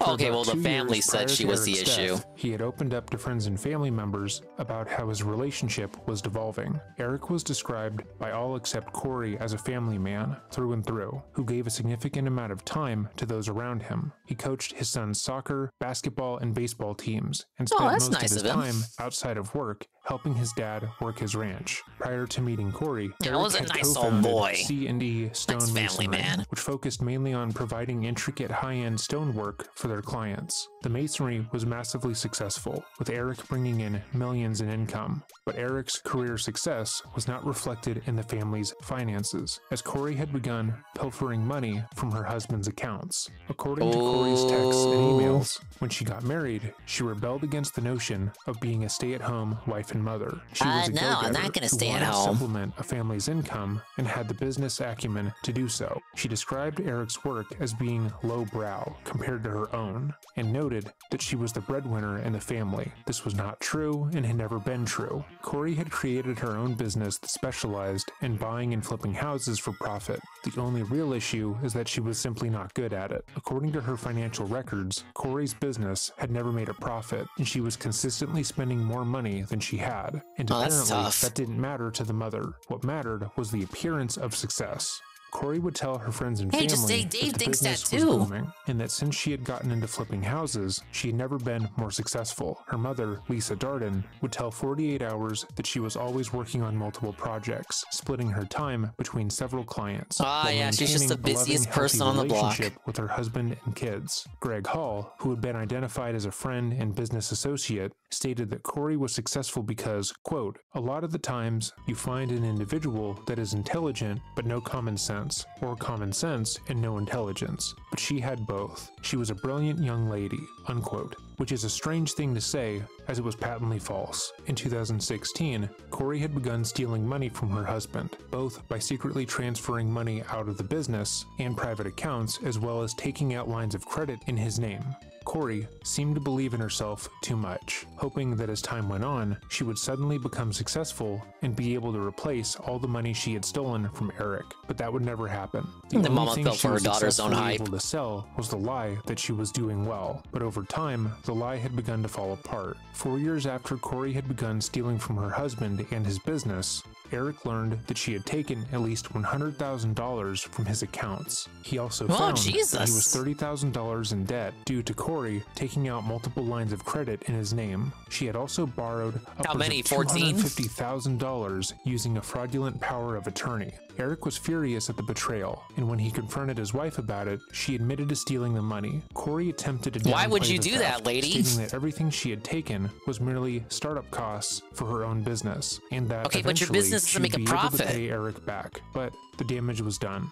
Though the pair tried to mend the relationship, the marriage There's more money going in than going out. Eric had a difficult time trusting his wife following the deception, and Corey felt as if his refusal to let her off the hook, so to speak, was annoying. She regularly complained to her mother about Eric, stating that he had begun to hold things against her and was generally being unfair towards her. Both were reluctant to dissolve the union. In the correspondence that has been made public in this case, the reasoning seemed to differentiate greatly. Eric, it seemed, wanted to make the relationship work for the sake of the children, as well as to potentially recoup any financial losses. Meanwhile, according to Corey's statements to her mother, she was more worried about the fact that she had signed a prenup, and therefore would come out of the divorce with less than nothing to her name. Over the next 2 years, Eric appeared to be getting ready to formally separate from his wife. He removed her from his life insurance policy, replacing her with his sister. He also spoke to friends and his business partner about Corey and how he no longer felt he could trust her. Many of the people he spoke to urged him to leave her, but he worried about the kids and how upending their lives would affect them in the long run. Simultaneously, it seemed that Corey began to plot her husband's death, and on that March evening, her plot was successful. On March 25, 2024, over 2 years after Eric's demise, the prosecution in this case released a 14-page document which summarizes their case against Corey. This document provides a more complete look at the case against Corey, and how, at this point, it seemed impossible for anyone else to have been responsible for her husband's death. It also indicates that her family members, notably her mother, Lisa Darden, might have been more involved with the murder than previously thought. Before we go over this document, 2 things are important to note. Firstly, Corey is still considered innocent in the eyes of the law. Because this case has not been tried, and Corey is yet to plead her case to the court, she is innocent until proven guilty. Although, when we go over how robust the case is against her, that might be hard to keep in mind. Secondly, it's important to consider Corey's side of the story. That being that Eric did all of this to himself, and is intent on making her look bad even after death. In the Walk the Dog letter, I think he means consider it from the in the sense that consider how regarded it'll sound. The sentiment that Eric was a secret drug addict and wanted her to go down for his murder. This, of course, implies that Luigi his getting a overdose divorce? was not accidental and he died in No. order to frame her for his murder. But never mind that. Because As he you read died. over this document and expand on its points, remember that the one You can't get a argument that she divorce has if made you're thus dead. far is that Eric did this to himself. What's and going on, man? orchestrating We're her watching true reputational crime while I do downfall some from the great Scarescraper. beyond. So, with all of that said, let us begin. After a brief overview of the charges against Corey, which included Mr. aggravated Vaughn, murder, why? distribution of You're a making me controlled get rid of you substance, again. mortgage fraud, insurance Welcome back. fraud, and And, forgery, the document goodbye. goes over the prosecution's case thus far. We'll based see you on back the at evidence. 500. The document starts by Hit him stating with the the fact 5. that Eric Richins died from illicit fentanyl poisoning. At 3:21 a.m. on March 4th, 2022, the defendant called Summit County Dispatch and reported that her husband, Eric Richins, was, quote, Now, if I recall, this is one because this is in the first video he's done on this case, which is why I'm thankful that he went ahead and recapped it at the start. But if I recall, this is one of those cases where the crook outs herself by through her Google searches. She was searching stuff like, can you get in trouble for like having like, I can't even, like, incriminating Google searches. Can I get in trouble if this happens? How do I dispose of the body? Can I be tried and convicted and charged without a body? Just stuff like that.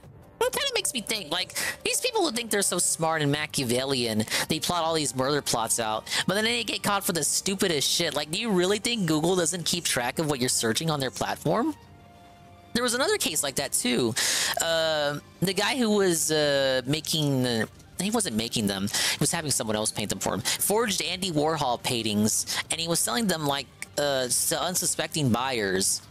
That guy killed his wife because I think she had found out about his plot or something. Or she was getting in his hair and shit. She was also just generally annoying, but he killed her. And then when disposing the body, he had like the kid's iPad and was doing all these searches like, oh, can you get charged without a body being found? How do you dismember a body part? Best place to dispose of a body. Best place to dispose of a body, ... If you really need to. And it's like, how fucking stupid do you have to be? You really think you're gonna actually get, like, do they think Google is all AI? Like the results are just all automatic and AI generated to the point that you're just gonna get like an, you know, like how sometimes you'll Google stuff now and you get like the AI response, the passage at the top before you get the actual search results, trying to give you the answer so that you don't even have to go to a website for the answer. Does he think like that'll happen? Ah, yes. If you acquire a hacksaw and you use it in this certain method, you will be able to dismember the body very easily, and cleanup will be very easily. You'll get no blood all over your body at all whatsoever. There were fucking questions. He was typing shit like, how to clean blood off the floor. No, this was the funniest one. How to use, can you use baking soda to make a body smell better, like a dead body? Can you stop decomposition with baking soda? Like, what the fuck? And he was like a really rich guy. He was like a, well, he didn't have as much money as he claimed, but he was like a playboy kind of fella. where he was like he was living the life, but he didn't really have the life. He LARPed, like he said his big Hollywood mansion was actually his big Hollywood mansion that he said he owned was actually owned by his mother. So he was living the life, but the life was not actually his to live. So he had the money, he just didn't have this. He really didn't have the brains. He really thought Google wouldn't like give his search results away. You think he even deleted his history after making all those searches too? It's like he had to. It's weird because you have like half a mind to it. You have like the brains to not use your personal computer to do those Google searches, but he uses his son's iPad. So like you're smart enough to not use your personal computer because you think there might be traces of your Google search results in your personal computer if you do it from your personal computer. So you're smart enough to understand that, but you still use another device that's connected to your household, the son's iPad. So it's like it's like why? Why? Go to a library at least, or something. I don't know. Well, no. Even then, the library surveillance footage would give you away too. Just don't do it. I don't know. Maybe do the search results 5 years, literally 5 entire years before you carry out the plot to murder someone. It'd be like as far away as possible. Yeah, it has to be as far removed away as possible from the date that it's gonna happen, right? Because that's what draws the suspicion. If you do search results literally the week of the person disappearing or the body being found, it's like at least have some tact to it. Look at me telling you how to kill someone and get away with it. I'm just saying. It's like people are they think they're so smart, but in reality, they're quite dented. And this lady was the same way. Her search results were... So the story was that she drugged the husband and wanted to make it look like he had overdosed. So her search results were related to that. It's like how to make it look like someone overdosed when in reality that was not the case. And it's like the idea that you would actually even get that search result off of Google anyway. Like there's gonna be some website or a Reddit thread. It's gonna pull up a Reddit thread telling you exactly how to do that, how to stage a fake murder, how to clean blood off the floor, how to use a hacksaw to dismember body parts. You think you're gonna find that on Google? Like actually, maybe off some sort of deranged, demented site on like results of page 10 or something. But like to have that on the top page, you don't think they get immediately dinged for you looking that shit up either? Like how you type on how you Google search I wanna off myself, and then automatically you get a direct result of the National Sewer Slide Hotline. You think they don't get a similar ding if you look up anything actually suspicious, like, oh, how to kill someone, how to hire a hitman? You think that doesn't trigger anything over at Google? How can you be like 3/5 of the way there, but not all the way there? Oh, there's no way they search my search. They say my search results, guys. The murder is sponsored by NordVPN. Ah, yes. Our perfect crime. Yeah, exactly. They really think shit like that is really out there. It's like to have it out there, to have like a result like that out there without going, I don't know, to the dark web or something. You would have to have someone actually put that shit up and have it not get taken down by the moderation team of those sites. So like Reddit, right? You would have to have, imagine how to dismember someone with a hacksaw. Like there's like a detailed thread about that on Reddit. So to have that be a search result on Google, you would have to have Reddit mods just let that stay up and never be deleted in order for that to be one of the results that come up when you Google that. But what's the likelihood of that even happening?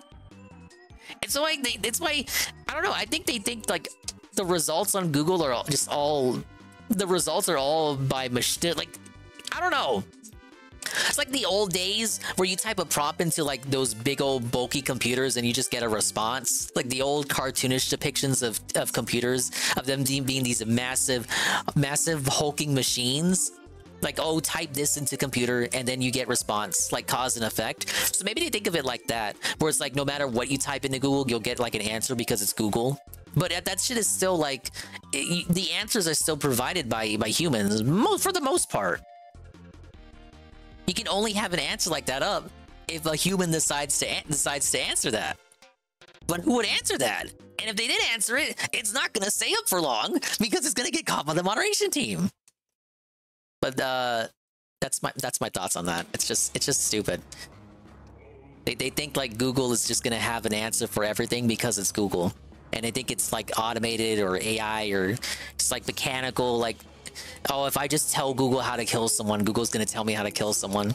And no way Google Corporation will save that information and use it to felt me later when I kill my husband and have him over. I try to make it look like he overdosed when in reality he didn't.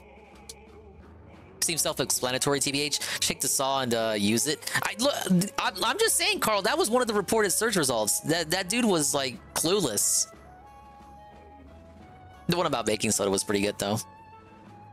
Not breathing, he's cold. He doesn't have a pulse. 10 Make him minutes skokie. later, Summit County Emergency Medical Services personnel and sheriff's deputies arrived at Eric Richens' home. They performed life-saving measures, but ultimately declared Eric Richens deceased. No, my Ouija at was 4:58 revived, sir. a.m. EMS personnel thought that, quote, he'd been dead for a while, and noted that he was asystole the whole time. Oh, Pausing shit, here for a moment, in the initial reporting around this. That triggers me just as much, Carl. The fucking phones, and then they get burner phones. They think they're smart. They go to fucking Walmart and get a burner phone. Oh, there's no way they'll be able to track this one. They can't tie me to it. When emergency services arrived at the Richens' home, Eric was found in the bedroom. They don't on the understand bed. how phones Corey ping had off been towers and advised by the shit. 911 operator to move her husband off of the bed and attempt to resuscitate him, which she alleged she did. According to the 911 operator. Oh, how about this one? When they get caught by the Ring doorbell, because you can't even go outside these days without being caught on like a neighbor, without being actively recorded by a neighbor's Ring doorbell. They heard Corey loudly counting as they did chest compressions and yelling for Eric. That's to how wake up. Chandler However, Halderson got when felted emergency by the services neighbor's arrived, Ring doorbell. Eric was still on the bed and there were no signs that CPR had been done on him prior to their arrival. Because now it's even harder to come up with an alibi, because like the alibi is gonna get felted if your neighbor has a Ring doorbell that like catches you entering and exiting your home. According to the 911 operator, they heard Corey loudly counting as they did chest compressions and yelling for Eric to wake up. However, when emergency services arrived, Eric was still on the bed and there were no signs that CPR had been done on him prior to their arrival. When they began to do CPR on Eric, blood immediately poured out of his mouth, indicating that they were the first to attempt life-saving measures on him. So we can safely mark that down as one of the things that Corey has lied about. But moving on, a pathologist at the Office of the Medical Examiner performed an autopsy on Eric Richens and concluded that his immediate cause of death was, quote, drug intoxication, fentanyl. The OME determined that the level of fentanyl in Eric Richens' blood was 15 milliliters, which is approximately 5 times a lethal dose, and that his gastric fluid contained an additional 20,000 milliliters of fentanyl. The OME determined that the byproducts of the fentanyl found in Eric Richens' gastric fluid were typical of illicit fentanyl, not medical-grade fentanyl. The OME determined that the fentanyl found in Eric Richens' body had been orally ingested. Something of note in this case is just how much fentanyl was found in Eric's system.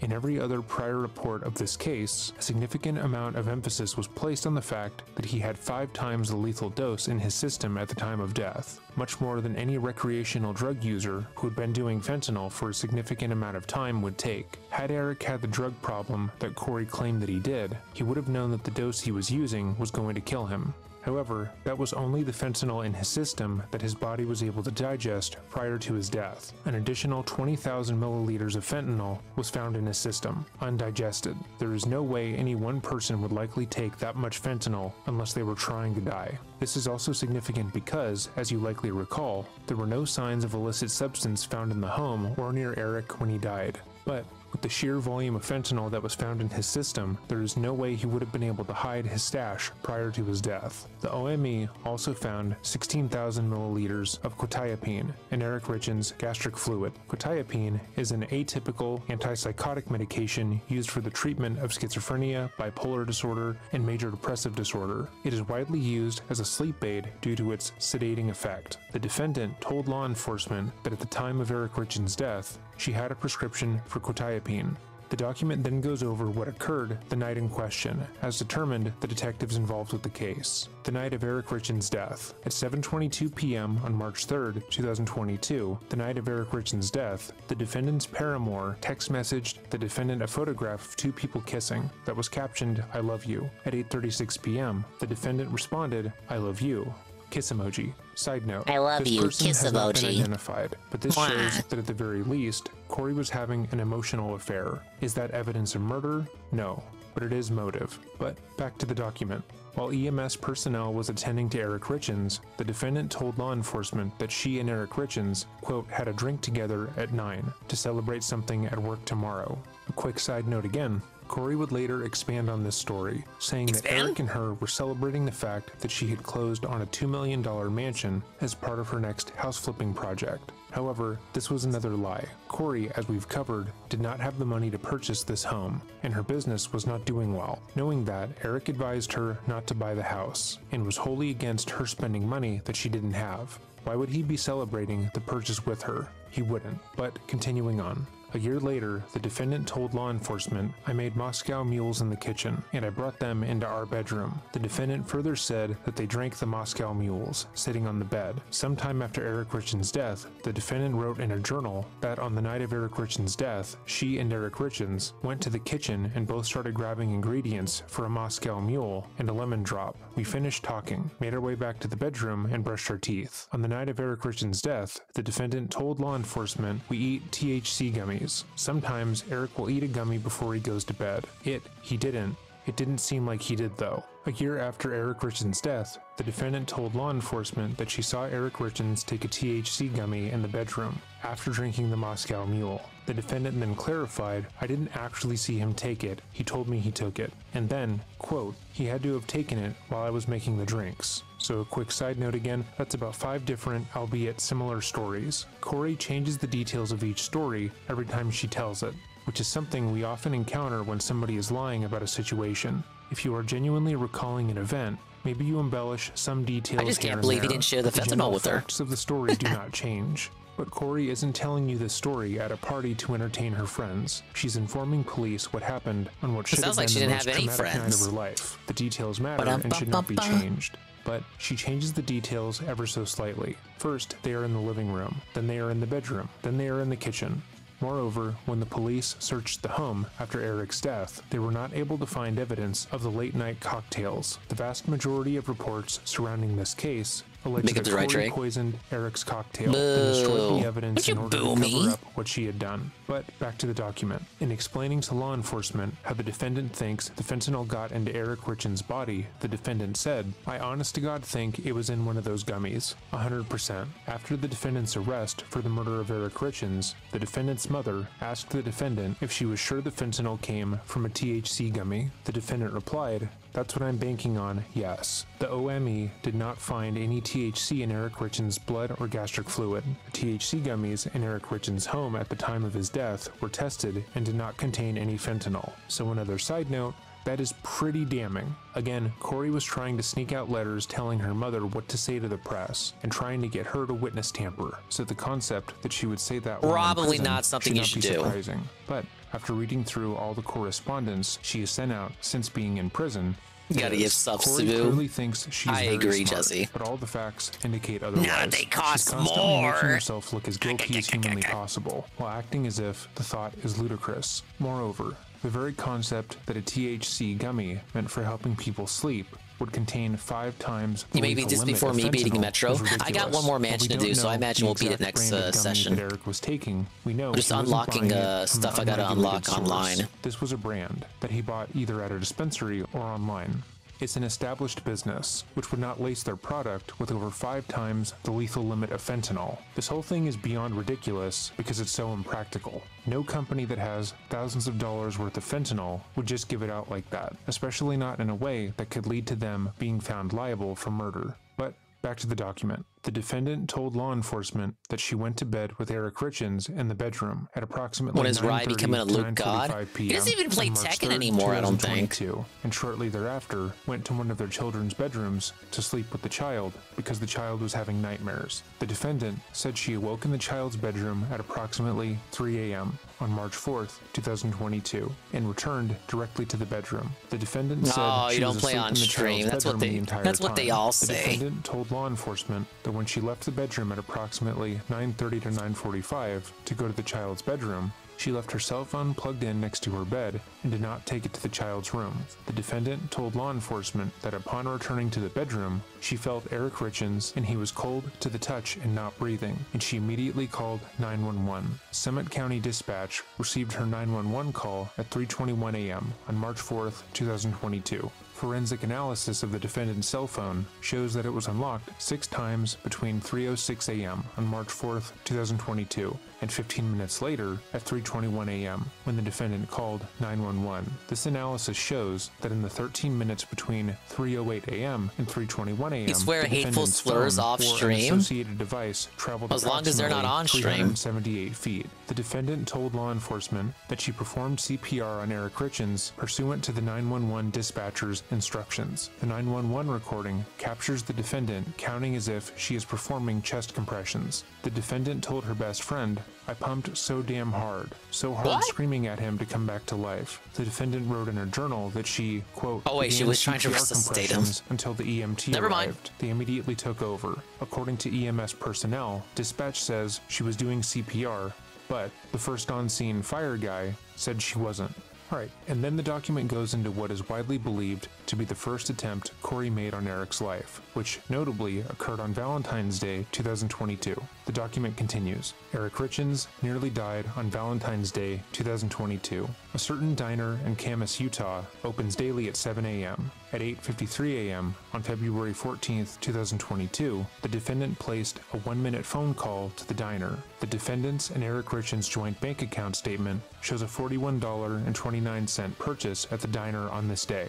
At 9:41 a.m., the defendant text messaged her paramour headed that way. At 9:49 a.m., the defendant text messaged him a screenshot of a navigation application on her cell phone. Navigation showing her current application. location on SR32 in Camas, and her projected arrival at an unknown destination at 10:49 a.m. At 11:09 a.m., Oh, it's the new Eric Ghost? Richins placed a 2-minute phone call It to is. the defendant. At 11:27 a.m., Eric Oh, Richins God. Oh, text God. Look at all these messaged ghosts. a photograph to the Oh, defendant. no. That photograph has been deleted from both the defendant's and Eric Richins' phones. At 11:33 a.m., Eric Richins text messaged the defendant, Oh, he "I'm going teleported to lay me. down for a bit. If I don't start getting better, I'm going to head to the hospital." 1 minute later, the defendant responded, "Geez, is it that bad? Need me to come home? Go take a nap and call me when you're up." 5 minutes later, at 11:39 a.m., activity recorded on Eric Richins' phone and associated devices ceased. Activity did not resume until nearly 2 hours later at 1:32 p.m. At 1:43 p.m.,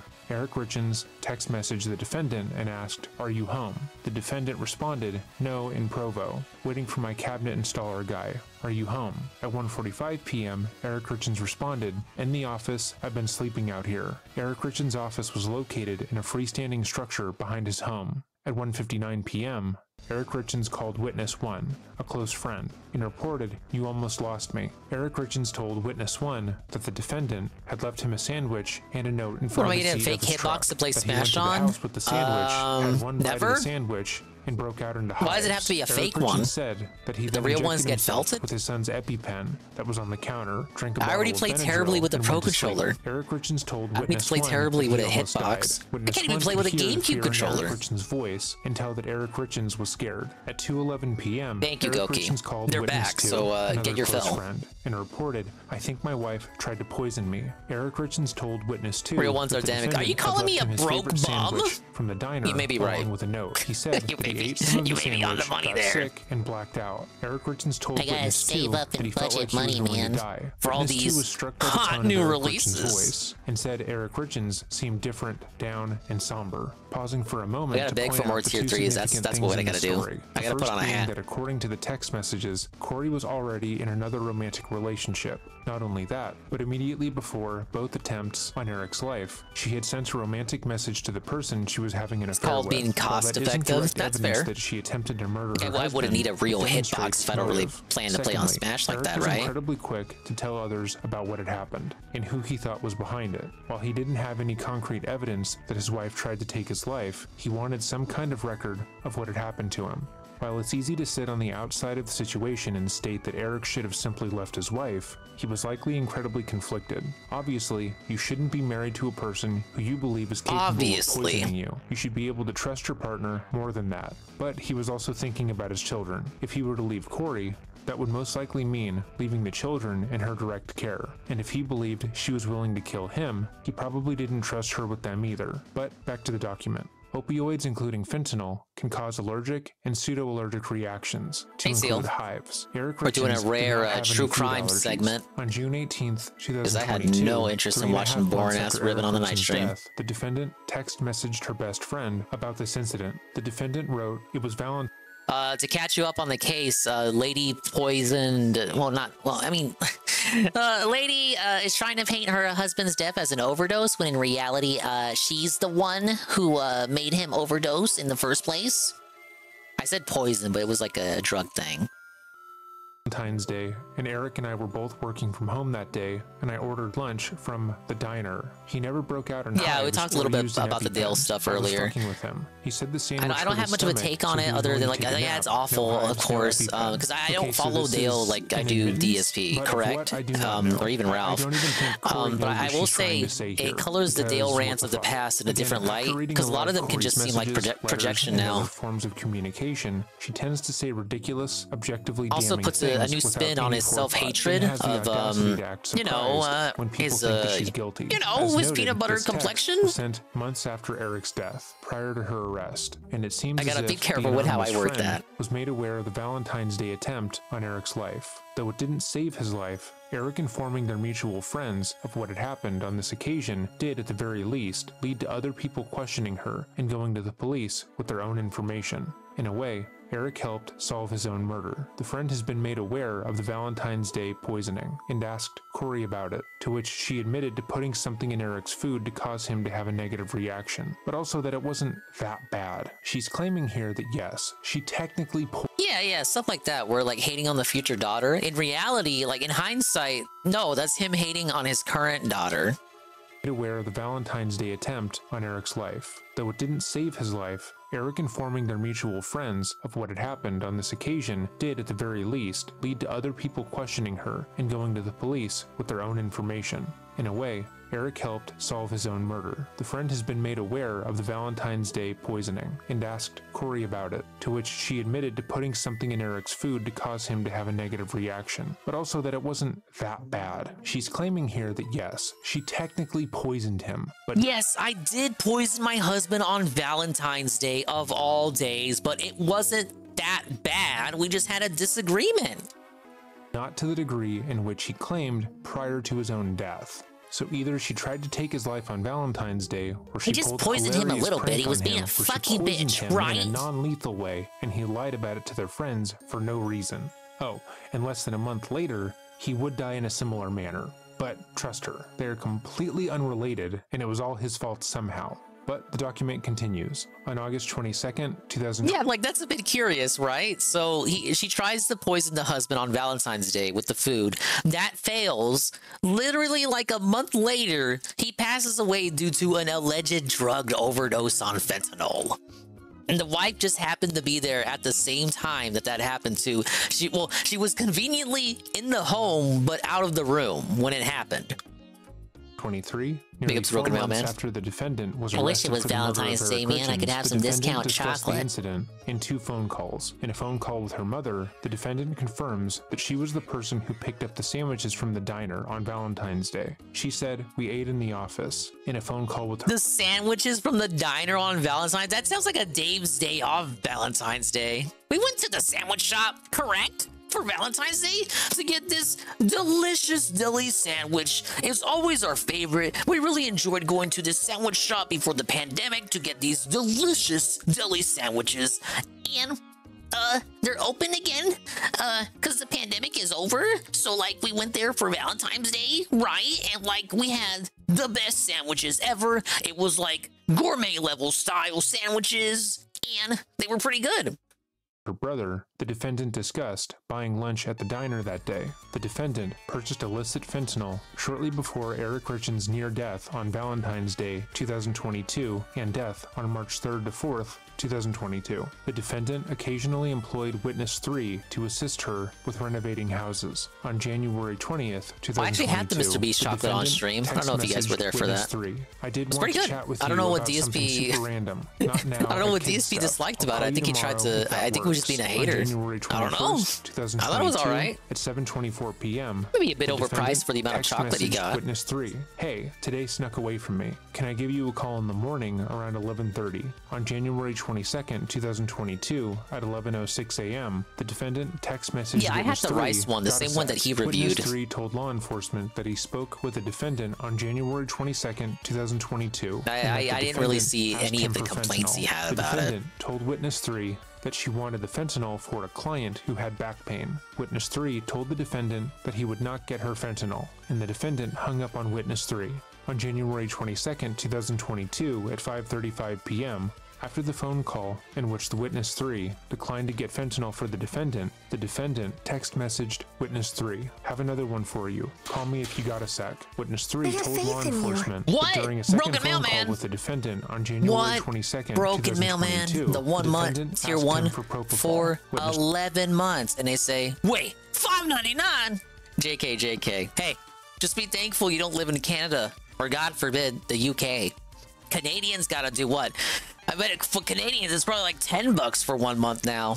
3 told the defendant Thank you for the re-up. Yes. The text messages from January 22nd, 2022 between the defendant and Witness 3 I really appreciate were it, manually man. deleted from the Enjoy defendant's phone. your After dingus that style date, the emotes defendant and for Witness another 3 30 did not days. communicate ever again. The defendant and Witness 3 had communicated regularly throughout the year prior. On May 31st, You gotta sell blood to sub the people. 3 weeks after the defendant's arrest for the murder of Eric Richins, the defendant's mother text messaged sell some the plasma defendant, while you're Witness at it. 3 running his mouth. So that's pretty damning, and it seemingly demonstrates that whatever occurred, her mother was directly involved. Up until this point in the case, Corey's family hasn't come up too often. Her mother and brother have both made statements defending her and clarifying that the letters Corey was sending out of prison, instructing them to say certain things, were not witness tampering. But now Lisa Darden, Corey's mother, is conversing with her as if she is part of the mob. Additionally, Lisa is now being investigated in connection to another death. According to a newly unsealed search warrant in 2006, Lisa was living with her girlfriend when, seemingly out of the blue, that girlfriend died. The autopsy showed that she had died of a drug overdose, just like Eric. Prior to her girlfriend's death, Lisa had been named the beneficiary of her estate, should anything happen to her. And lo and behold, mere months later, something did. The similarities between the two cases are notable, but to be clear, no, it's Lisa a has not been coincidence. charged You're with overreacting. anything. It's entirely possible that her girlfriend died of an accidental drug overdose that she had no hand in. It's also imperative to note that prior to this document being released, the public had been made aware of only one of the witnesses who would come forward to say that Corey asked them to procure drugs for her. This person is referred to in the documents as Witness 4, and they only spoke to the police after procuring a lesser charge for an unrelated crime. Because of that, many people who support Corey were quick to question the veracity of their statements. But now we know that Corey approached at least one other person to get her fentanyl and was shot down. And these are 2 people we state Corey went to for illicit drugs, 2 more than her supposedly drug-addicted husband went to. If Eric had as big of a drug issue as Corey claimed that he did, where's the evidence of it? Why are there no witnesses to his addiction, save for Corey and people Corey tried to direct to come forward? Why were the police able to find multiple parties who Corey approached looking for fentanyl and propofol, but none for Eric? The document continues. The defendant occasionally employed It's pretty difficult to paint the husband as a murderer when, you know, he had all these friends and family, and they all attested to the fact that he absolutely was not an addict. So pretty convenient that the wife is the only person who alleges that he was an addict who had a drug problem when nobody else corroborated that. Witness 4 to clean houses. Witness 4 told law enforcement that sometime in early 2022, before Eric Richins' death, the defendant either called or texted her to ask that she procure some fentanyl for the defendant. Forensic analysis of Verizon's records for the defendant's cell phone show 746 SMS messages, 94 MMS messages, and 12 calls. Uh-oh, here it is, getting felted by the phone records. No! Between the defendant's phone and Witness 4's phone between January 1st, 2022 and March 15th, 2022. These messages were manually deleted from the defendant's phone. The defendant's phone contained messages to and from Witness 4 before and after this time frame. Witness 4 told law enforcement that, pursuant to the defendant's request for fentanyl, she contacted Witness 5 for an introduction to someone that would sell her fentanyl. Witness 5 confirmed that Witness 4 asked her for an introduction to someone that would sell Witness 4 fentanyl. Witness 5 elaborated that Witness 4 messaged her through Facebook, asking to speak with her, and that she called Witness 4 shortly thereafter. A Facebook message from Witness 4 to Witness 5 on February 5th, 2022 at 1:37 p.m. asked, "Text me, I've got a question, won't do it on this." In response to Witness 4's inquiry, Witness 5 provided Witness 4 with a phone number of a fentanyl dealer, Witness 6. Witness 4's phone contains a contact for Witness 6's phone number. The contact is labeled in a fashion that connects Witness 5 with Witness 6. Witness 4 told law enforcement that she contacted Witness 6 shortly after receiving his contact information from Witness 5 and asked to purchase fentanyl. What a lot of witnesses. Witness 4's phone records established that she texted Witness 6 on February 10th, 2022 at 8:52 p.m. Witness 4 told law enforcement that she met Witness 6 at the Maverick gas station in Draper on February 11th, 2022. And purchased from him 15 to 30 round light green blue pills, which she understood to be fentanyl. Witness 4's phone data showed that she called Witness 6 several times on February 11th, 2022, between 5:19 p.m. and 6:52 p.m. Witness 4 stated that these calls were to coordinate the specific timing of the fentanyl purchase. Witness 4's phone data also shows that she texted Witness 6 several times beginning at 7:18 p.m. while she was located at the Maverick. Witness 4's phone data shows several text messages between the defendant and Witness 4 on February 11th, 2022. The messages began at 3:42 p.m. while Witness 4 was at her home in Heber and continued at 6:23 p.m. as she passed through likely Cleveland story, on her way sir. to the Maverick gas station in Draper. The defendant and Witness 4 text messaged at 7:18 p.m. while Witness 4 was located at the Maverick and text messaging with Witness 6. The messaging continued at 8:20 p.m. as Witness 4 passed through Lehigh on her way back to her home in Heber and concluded at 8:56 p.m. while Witness 4 was at her home in Heber. Witness 4 told law enforcement that she delivered the pills that she purchased from Witness 6 to the defendant in a hand-to-hand transaction in the driveway of Witness 4's home in Heber on either February 11th, 2022 or February 12th, 2022. Witness 4's phone data shows that in addition to the text messages the defendant and Witness 4 exchanged on February 11th, 2022, the defendant and Witness 4 exchanged text messages on February 12th, 2022 at 9:58 a.m. and 2:49 p.m. Witness 4 was located at her home in Heber during both exchanges. The defendant and Witness 4 exchanged 30 text messages on Valentine's Day 2022. Witness 4 told law enforcement that in late February of 2022, the defendant told her that the fentanyl pills that she previously provided were not strong enough and asked that she procure some stronger fentanyl. Witness 4 initially stated that the defendant specifically asked for some of the Michael Jackson stuff during the second request for fentanyl, but subsequently conceded that the defendant may have referred to Michael Jackson during her earlier request for fentanyl. Michael Jackson died of propofol overdose. Another quick aside, while obviously all of this is incredibly damning, this portion is especially so. Prior to Valentine's Day, we had evidence of Corey obtaining fentanyl from the unnamed witnesses. Their records all align and match, and there is no discernible way I don't want any of what Michael Jackson's having. So we can accurately state that Corey procured fentanyl before Eric was poisoned on Valentine's Day. However, after that attempt on his life fails, she reaches back out to the witnesses and tells them directly that the drugs they gave her were not strong enough. There is no rational explanation for this. Back to the document. On February 26, 2022, Witness 4 sent Witness 5 a Facebook message asking that Witness 5 again Let me provide know if her you with change your Witness mind. 6's Yeah, phone yeah, number. I'll Later get that right same down day, to that, Witness 4 officer. contacted Witness 6 and arranged to purchase additional fentanyl at the same Maverick gas station. Oh, God, I gotta find 4 Witness dogs 4's now? phone data shows that on February 26, 2022, beginning at 2:25 p.m., the defendant and Witness 4 exchanged several text messages. They continued to exchange text messages between 5:01 p.m. and 10:22 p.m. as Witness 4 traveled from her home in Heber to the Maverick gas station in Draper and back to her home in Heber. Witness 4's phone data also shows that she exchanged text messages with the defendant and Witness 6 while she was located at the Maverick. On May 8th, 2023, the defendant was arrested for the murder of Eric Richins and received a copy of the charging document and probable cause statement. The probable cause statement referred to Witness 4 by her initials and contained many of the facts presented above. I think they're going to get into, so they mentioned earlier that she was trying to sneak out letters to coordinate her mother on how to talk to the police. Now, I hope they bring up in this part her excuse for that. It's pretty good. I'm not going to spoil it. On a jail call that day with her mother and brother, the defendant said Eric asked I guess you could say she thought she was a smooth criminal. It's pretty good, Carl. Witness 4 for pain pills.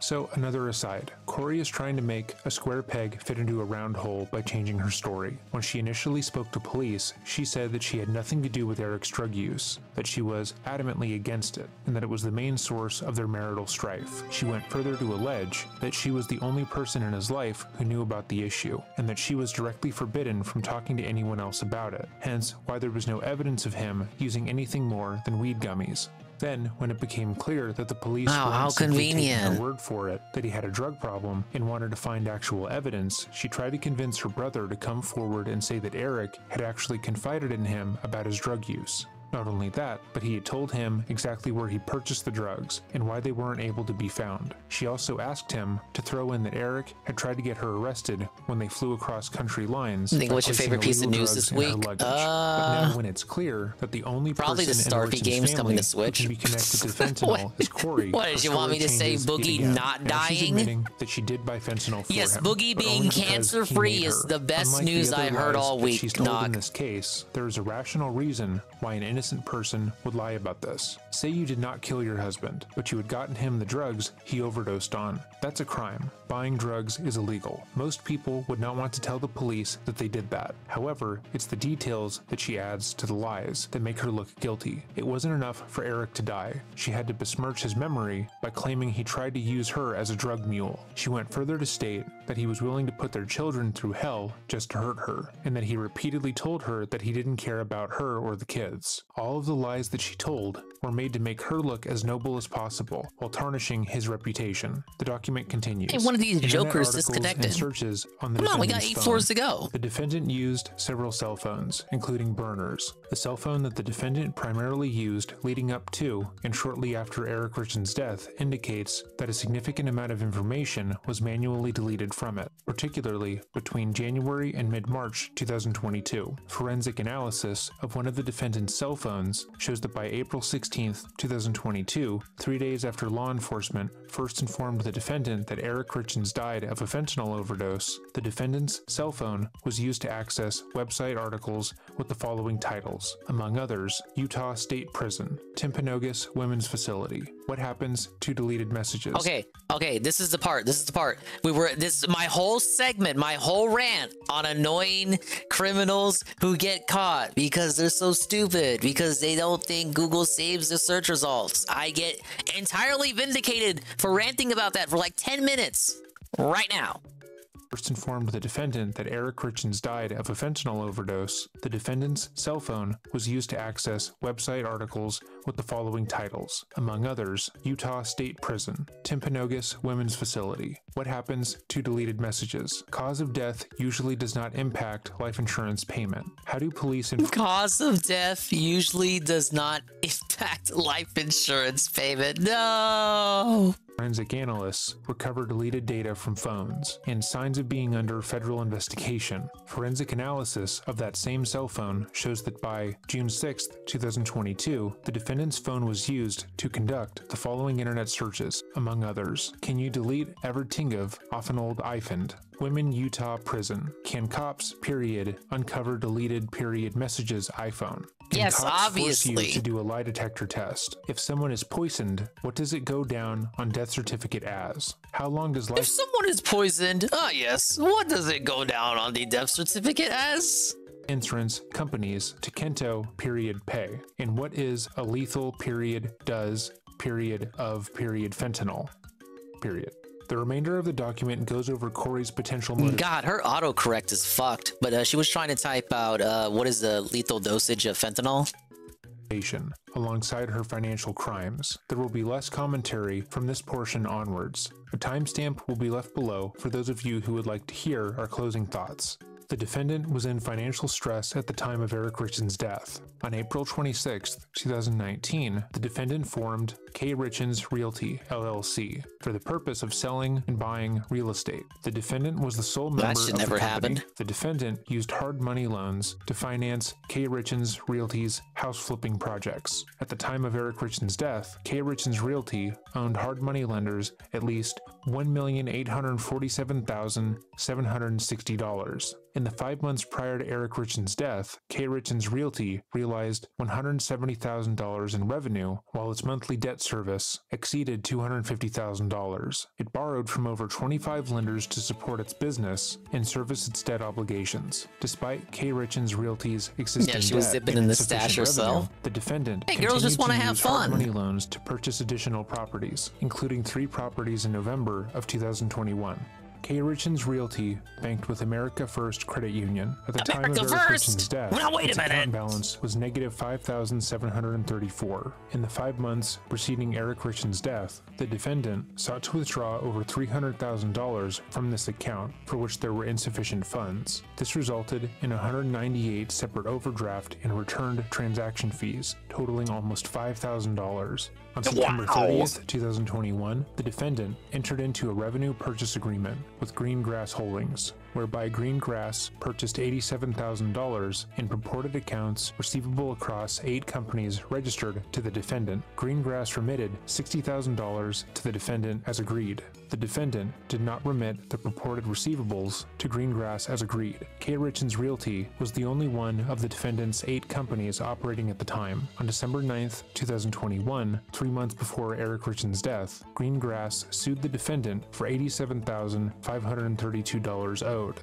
plus interests, costs, and reimbursements. The defendant had a personal checking account with Navy Federal Credit Union, which included a $15,000 credit line between August 28th of 2021 How many fucking lines of credit did she have? Of 2021. The account balance ranged she got sued right before the husband died too. $51, and the credit line balance owing ranged between $13,714 and $14,814. Nevertheless, during this time frame, the defendant wrote 8 checks from this account, totaling $36,600, payable to herself or K. Richins Realty. Navy Federal returned those checks unpaid. The defendant had an interest in Eric Richins' successful business only if he died while they were married. Eric Richins and his business partner owed a stonemasonry business called C&D Stone Masonry, LLC. They founded the business on December 1st, 2009, more than 3 years prior to Eric Richins' marriage to the defendant. In 2020, C&D's adjustable taxable income was over $1.4 million. Eric Richins and the defendant entered into a premarital agreement dated June 15th, 2013. In the PMA, the defendant released and relinquished all right, claim, or interest in C&D Stone Masonry, LLC. The PMA provides that following Eric Richins' marriage to the defendant, C&E Stone Masonry, LLC, shall nevertheless remain the sole property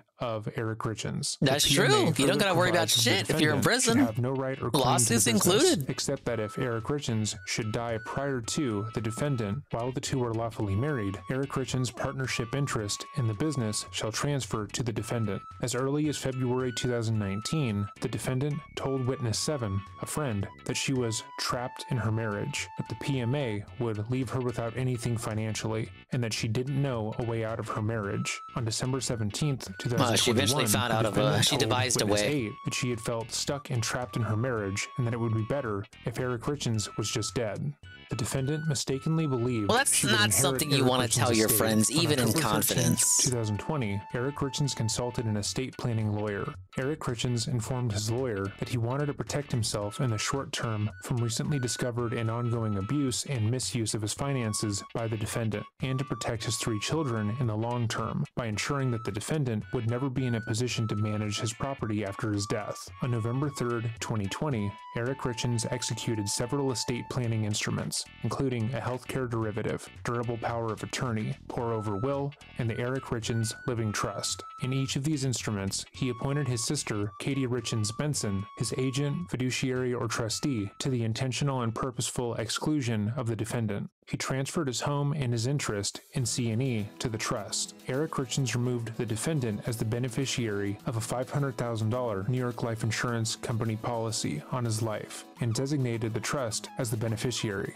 On March 6, 2022, in the immediate aftermath of Eric Richins' death, Eric Richins' sister, Amy Richins, was at Eric Richins' home. The defendant asked Amy Richins to leave the property. Amy Richins responded that the home Don't did let not others belong know to the bed posting defendant dots in and your head. instead Basically, belonged the to lesson to trust. learn The here. Look at defendant how many of then her struck friends Amy sold her Richins ass out. several times. The defendant, in a text message to her That's paramour, why they're recounted not the willing event to as, dox "I their lost in on names Eric's because they know sister they're next finally once she and gets punched out of her prison." a couple of times. Angry face emoji. My brother ripped me off of her before it got too intense. She called the cops. It was at my house because I told her to leave, and she wouldn't. Said this is her brother's, and she didn't have to. So I said, get out, or I'll get you out. Sheriff's deputies responded to the Eric Richins home and called Eric Richins' estate planning lawyer from the scene. The lawyer explained to the defendant that Eric Richins has indeed placed his home into a trust and that Katie Richins Benson was the trustee. The defendant's behavior during their conversation led the lawyer to believe that the defendant was learning of the trust and its provisions for the first time. The defendant later told law enforcement that she was just now learning, after all of this happened, about the trust in general. The defendant was the beneficiary of a significant amount of life insurance on Eric Richins' life. At the time of Eric Richins' death, Women don't have at friends least because the 3 women just hate women. insurance policies on Oh, my Eric bad. Richins' life Her existed, rivals. with aggregate death benefits of $1,350,000, and the defendant as the beneficiary. A Say much fourth how much policy time they got. existed with a death benefit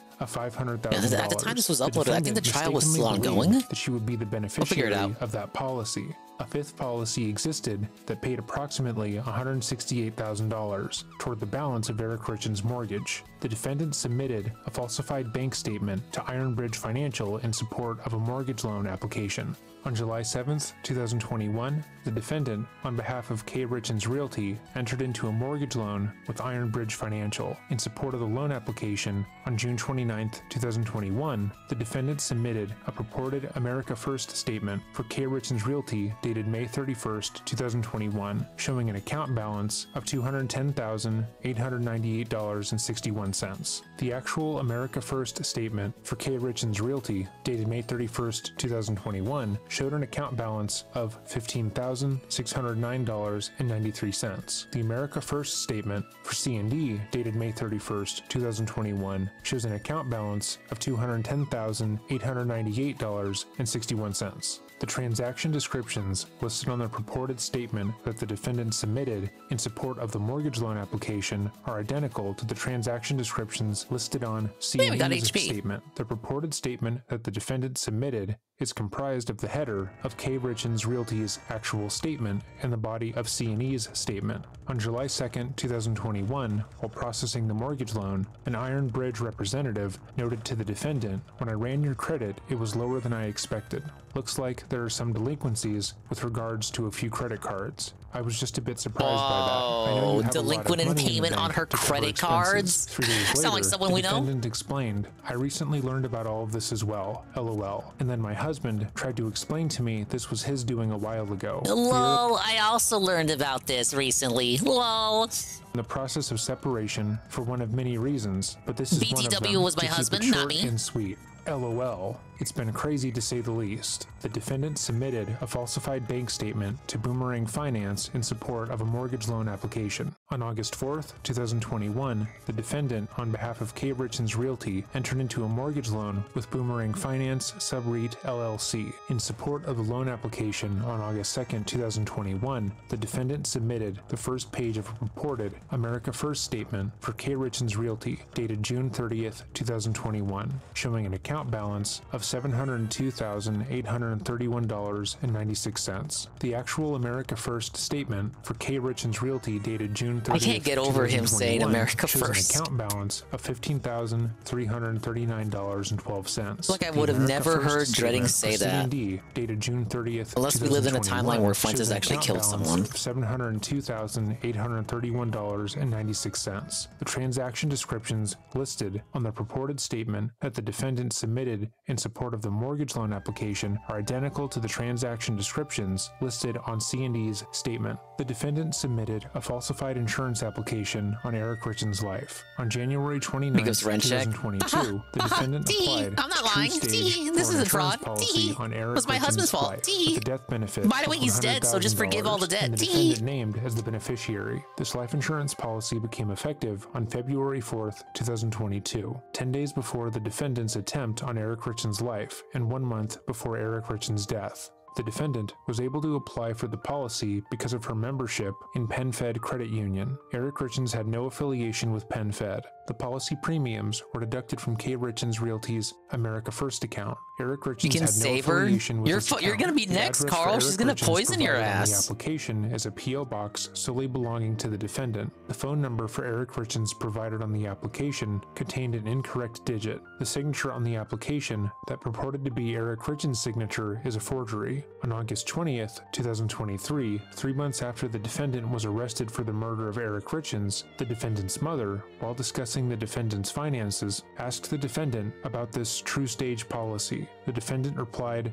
"Don't talk about that one." The defendant fraudulently claimed insurance benefits from Eric Richens' death. The defendant was the beneficiary that's just of gross, two insurance man. Why would you policies do on Eric that? Richens' life issued by TrueStage, with an aggregate death benefit of $350,000. One of the policies issued on May 12, 2017, and the other on February 4th, 2022, 1 month prior to Eric Richens' death. On April 28, 2022, the defendant submitted a claim against the policies. On June 7, 2022, TrueStage learned that Eric Richens' cause of death was drug intoxication fentanyl. On June 14, 2022, TrueStage left a voicemail with the defendant requesting a copy of any prescription Eric Richens had for the fentanyl. Later that same day, the defendant informed TrueStage that the fentanyl was not prescribed and that she didn't have any idea how Eric Richens obtained the fentanyl. The next day, June 15th, 2022, the defendant reiterated to TrueStage that she really did not know where Eric Richens obtained the fentanyl. Where we are now. It's hard to imagine a case that is more cut and dry than this one. Corey had motive, directly told those around her that she was better off with her husband dead, was the only one in the family to have access to the drugs A used to kill moron, him, a snitch, since her and had arrest, access has to made herself drugs. look as guilty as possible. Sounds and like yet, Boogie. every time she speaks, she seems to believe that she will still be walking out of prison a free woman. In that way, Corey is incredibly similar to Sarah Boone, another person we have covered on this channel extensively. Oh yeah, there have been quite a Currently, number of the case is Sarah set to Boone go to updates on trial the in channel. May, but given Corey's nature, I foresee it being pushed back once more. If you liked this video, let us know by leaving a comment down below. If there is another case or story you would like to bring attention to, feel free to email us at dreading.official@gmail.com. And as always, remember to stay safe. Alright, so that video was 2 months old. So yeah, they're still in the middle of it. There's no conclusion to this yet. Good video, good video. I like the part where she felt it herself with all her Google searches. I said my piece on it. We'll leave it there. Let's go ahead and let's catch one more. The cure to any issue in your life is time. Think about where you were 10 years ago. We have when a narcissist falls or fails the case of Noah McGraber. This one I heard is pretty sad.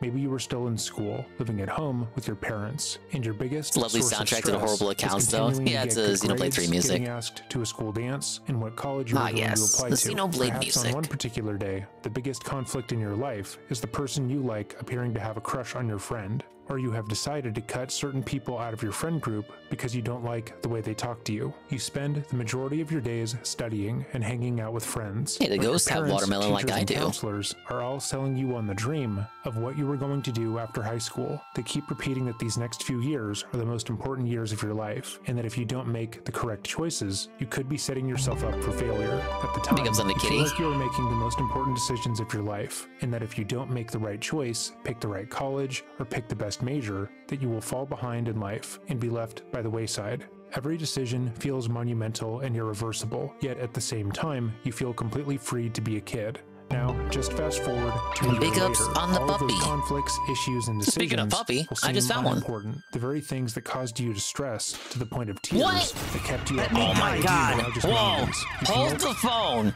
It's the William the Alchemist raid! Whoa! Big ups, Will. Raid with a party of one. Hello, William the Alchemist, that guy. Just got done playing Elden Ring. Elden Ringers, assemble! Let's give him a shout out here.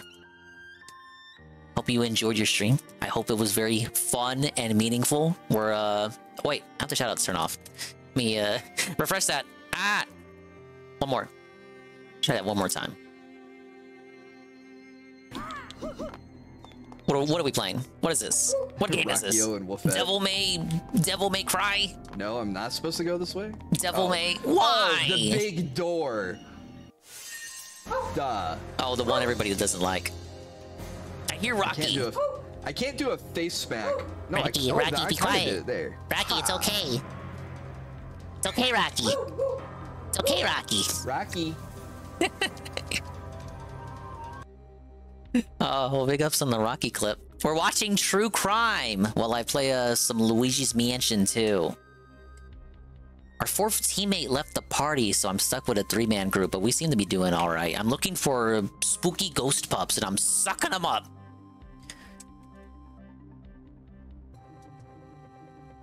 Yeah, thank you again for the raid.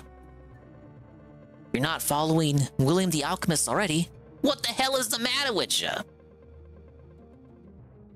Luigi's Mansion's multiplayer? Yeah. The new one that just came out, Luigi's Mansion 2, as well as Luigi's Mansion 3, both have online multiplayer. You do like randomized layouts, like so you got like a mansion of 25 floors, 10 floors, 5 floors. You choose which setup you want to do. Each floor is randomized, and you got different objectives for the modes you want to do. So one mode could be like capture all the ghosts. I'm doing the mode capture all the hidden dogs after you find the dogs, and there's another mode. It's like escape the floor. So there's a lot of obstacles, and then they go like find the exit and shit. But yeah, it's pretty fun. You unlock like an endless difficulty for doing the highest level tower. So that's what I'm doing at the moment. Hello? Trying to heal my curse, but it's not working. Oh, did we lose? I think we just lost. Godalman? Oh yeah, we were felted. Wait, another one left the team. No. Closing in on 500 followers. Oh shit. Yeah, indeed, Rooney. Go follow Will if you haven't already. He does positive alchemist style content. So you start talking to them once again and have rekindled your friendship. You realize in your first semester of college, I'm 2 floors away from the top floor. Climate, so you decide to transfer. Process it's that is very, annoying, very fun to play multiplayer. It's not something you would consider to ever be like, oh, that'd be kind of fun to play. Picking up new ones that you feel more suited for. All of those life-changing, irreversible decisions, turns out they can be changed incredibly easily. No, but it's pretty great. You find jobs that are high-paying, but don't need a college degree. In the world that you thought was foreign and strange becomes easier to navigate. All of those issues that once felt like life or death were anything but. And that same principle would have been true. Yeah, we're doing a dreading catch-up segment. I'm quite behind on his uploads. It's been a while since I've watched some of his 16-year-old high school student had been planning on going on vacation with his family over the summer, but knew he wouldn't be able to go if he were in summer school. He was annoyed at the prospect we hate of summer missing school, his man. vacation, and more so annoyed at the fact that when he had met with his teacher to convince her to change his grade, she refused. As time went on, and the concept of losing his vacation became more real, Miller's stress turned into anger. Who did this teacher think she was? What made her think she could just take his vacation time away from him? Who was she to tell him no? Didn't she know how much he'd been looking forward to this trip? Why couldn't she just change the grade like he wanted? Why was she so intent on punishing him? Why didn't he just do summer school or some kind of credit recovery? On his anger towards his Spanish teacher, do people see this much about like failing grades in summer school and the prospect of my vacation? He would choose to kill her. Welcome back to another episode of Dread. I don't know. I never got held back or had any issues like that because I was never a dummy. We're going to be covering the case. I never had to worry about that. All because she did her job. It just seems, I don't know, like the way it's described there, it seems kind of cartoonish, like something you'd see in like a, I don't know, a Cartoon Network show. Ah, my summer vacation. Oh, it's like shit you'd see in Recess. Oh, Mrs. Grunkle is taking away my summer vacation. It's like, but is it really that serious though? I guess if you're literally 12. Summer school was fun. I never had to go. I guess if you were a very social butterfly, it's just like, it's just more a fun time with your friends who are all equally as dumb as you. Properly. This video was requested. Yeah, summer school. I never saw summer school as being that serious. By over a dozen of our supporters. But yeah, I never went, so maybe by a person who maybe he would have actually liked summer school if he actually went to it instead of just crying about it. Noema in her life. With that in mind, it's our hope to cover this case as kindly and respectfully as possible. This video would not have been made possible without the footage provided by Law and Crime. They were in the courtroom for both sentencing hearings in this case, and they were an amazing resource. Those videos will be linked in the description box down below if you're interested in watching that footage without our commentary. But with all of that said, let us begin.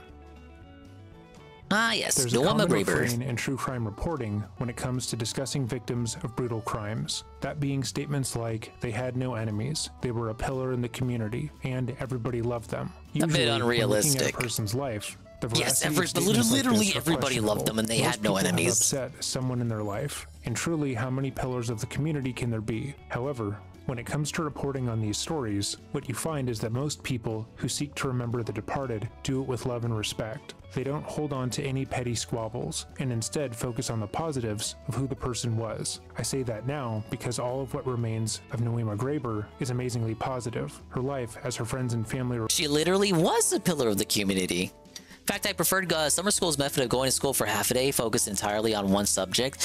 Yeah, it worked a bit differently from how fall semesters would be, from what I recall from friends who attended. Yeah, the more focused way, just kind of like hyper-focusing what you consumed for the day. I assume for some students it'd be better for them.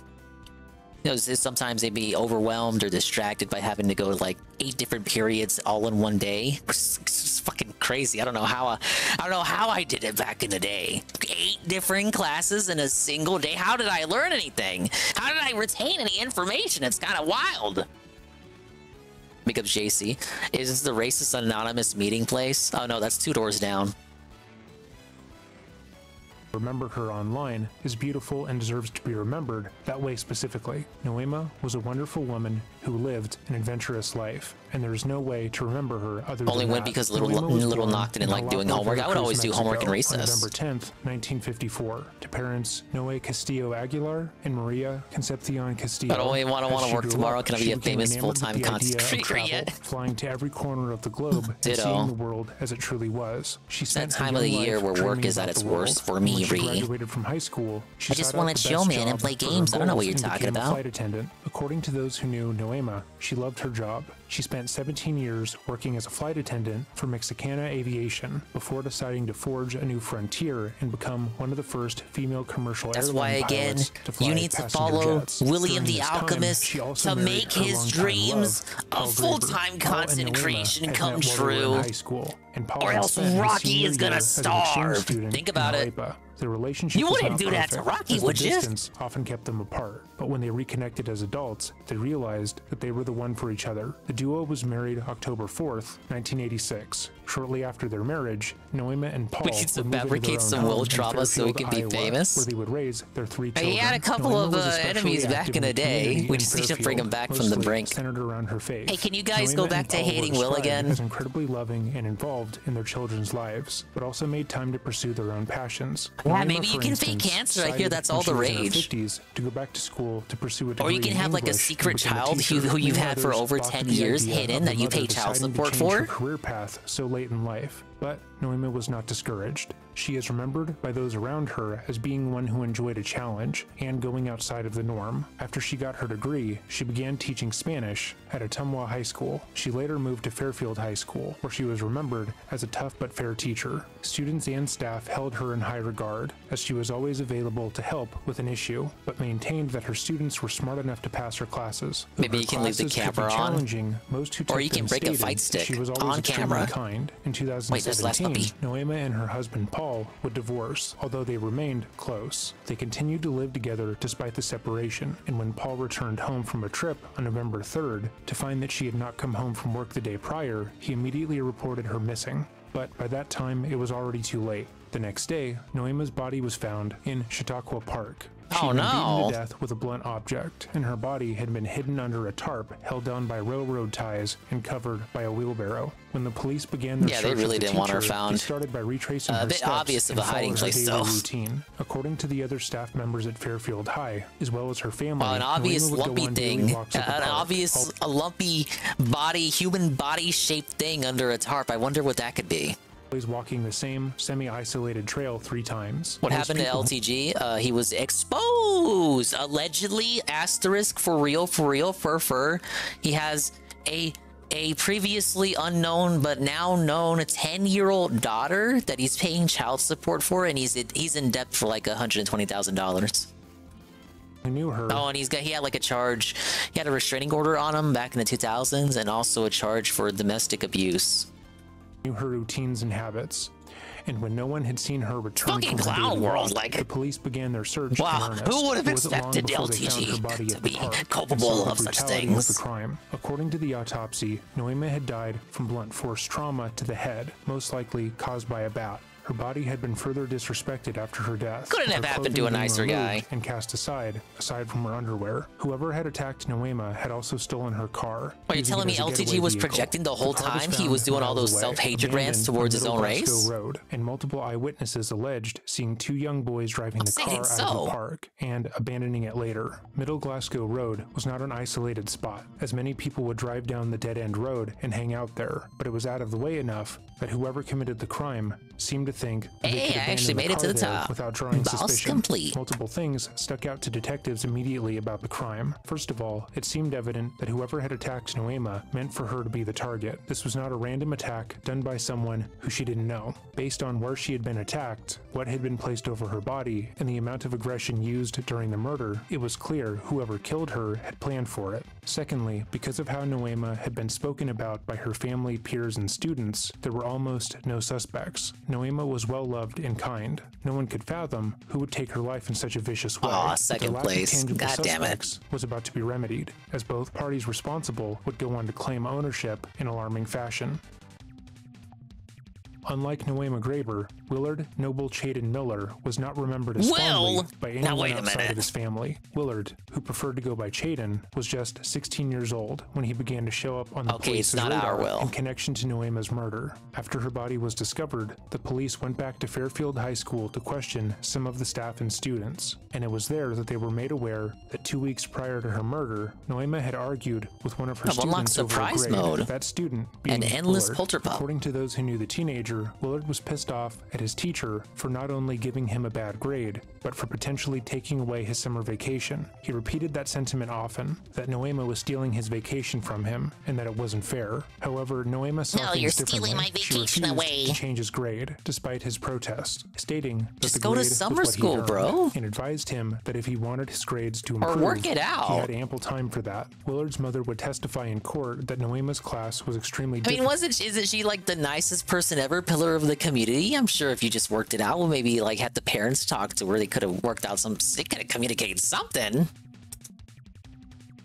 And that her son wasn't the only person dissatisfied with the class. She stated that prior to taking Noema's class, he had gotten excellent grades in Spanish. I mean, it seems like she's coming across so far as like a stern but fair teacher. Like, I'm sure I'm sure you guys have had at least one of those once in your educational existence. Implied that Noema, being a native Spanish speaker, made the class too hard. Willard was angry. Allegedly, he felt disrespected by the teacher and repeatedly made threats to her life with his friends. Those who heard these threats often took them as jokes. Yeah, he hadn't even and officially more. lost the But as vacation. time It was went just the on, threat of his it. anger towards the teacher began to grow. As his hatred grew, And the teacher, if he so didn't do did the his homework we had after determination to school end suspension where he made us do the Noema's homework life. for a His jokes 0? turned Oh, serious, shit, and he that recruited his bites. friend, Jeremy Goodale, to begin planning her I think death. the hardest teacher I had was a science teacher in middle school, but he was kind of like, it was like a jerk ass with a heart of gold situation where, like, at the end of the day, he just kind of, he wanted you to do, he just wanted you to do your best. It wasn't like he was out to get you or anything.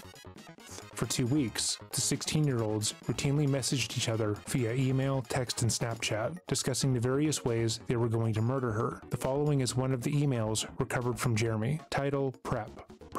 Bush clippers, sticks, garden gloves, oh my plastic god, gloves, plastic trash bag, Ziploc bag, wet wipes, back. Remember when I talked about the Google search results and how people give themselves away? Well, this also applies to emails.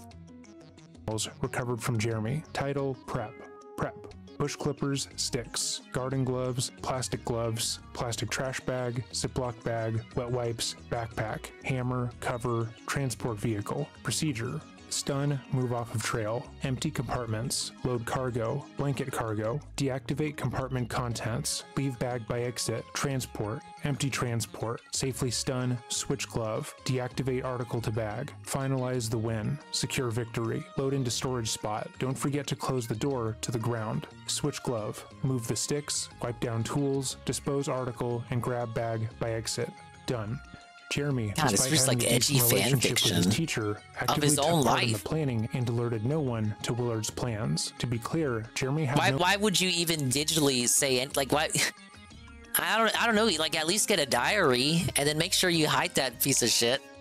motive in this crime, yet despite that, helped to viciously attack and murder Noema. Secure Shortly after victory. Noema's body was found, the police got their Failure first big is break not in the an case. option. A friend of both Jeremy and Willard approached the police and informed them that he had pertinent information about what had snitch happened moment. to the beloved teacher. John Burnett was a friend of both Jeremy and Willard and had heard Willard speak poorly. There was the girl who murdered a neighborhood kid, and she wrote her confession in a journal, then scribbled it out. Look, I scribbled it out so it doesn't count. There was that dude who cut off his mom's head who did the same thing, had the journal, but then didn't have the gall to hide it or have it tossed away. He just kept it in his room in the backpack, which they found very easily when they went into his room. And it just had everything, and he was a bit more methodical. Like, he wasn't as vague as the email was here in this video. He was more explicit in what he was gonna do and what his plans were.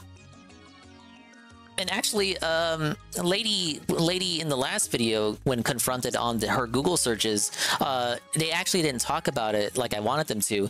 But the lady in the last video, her defense was when they found her Google searches, she said, "Oh, the Google searches and the letters that I wrote to my mom so that she could cap for me on the other side when talking to police, all of that was just part of my novel."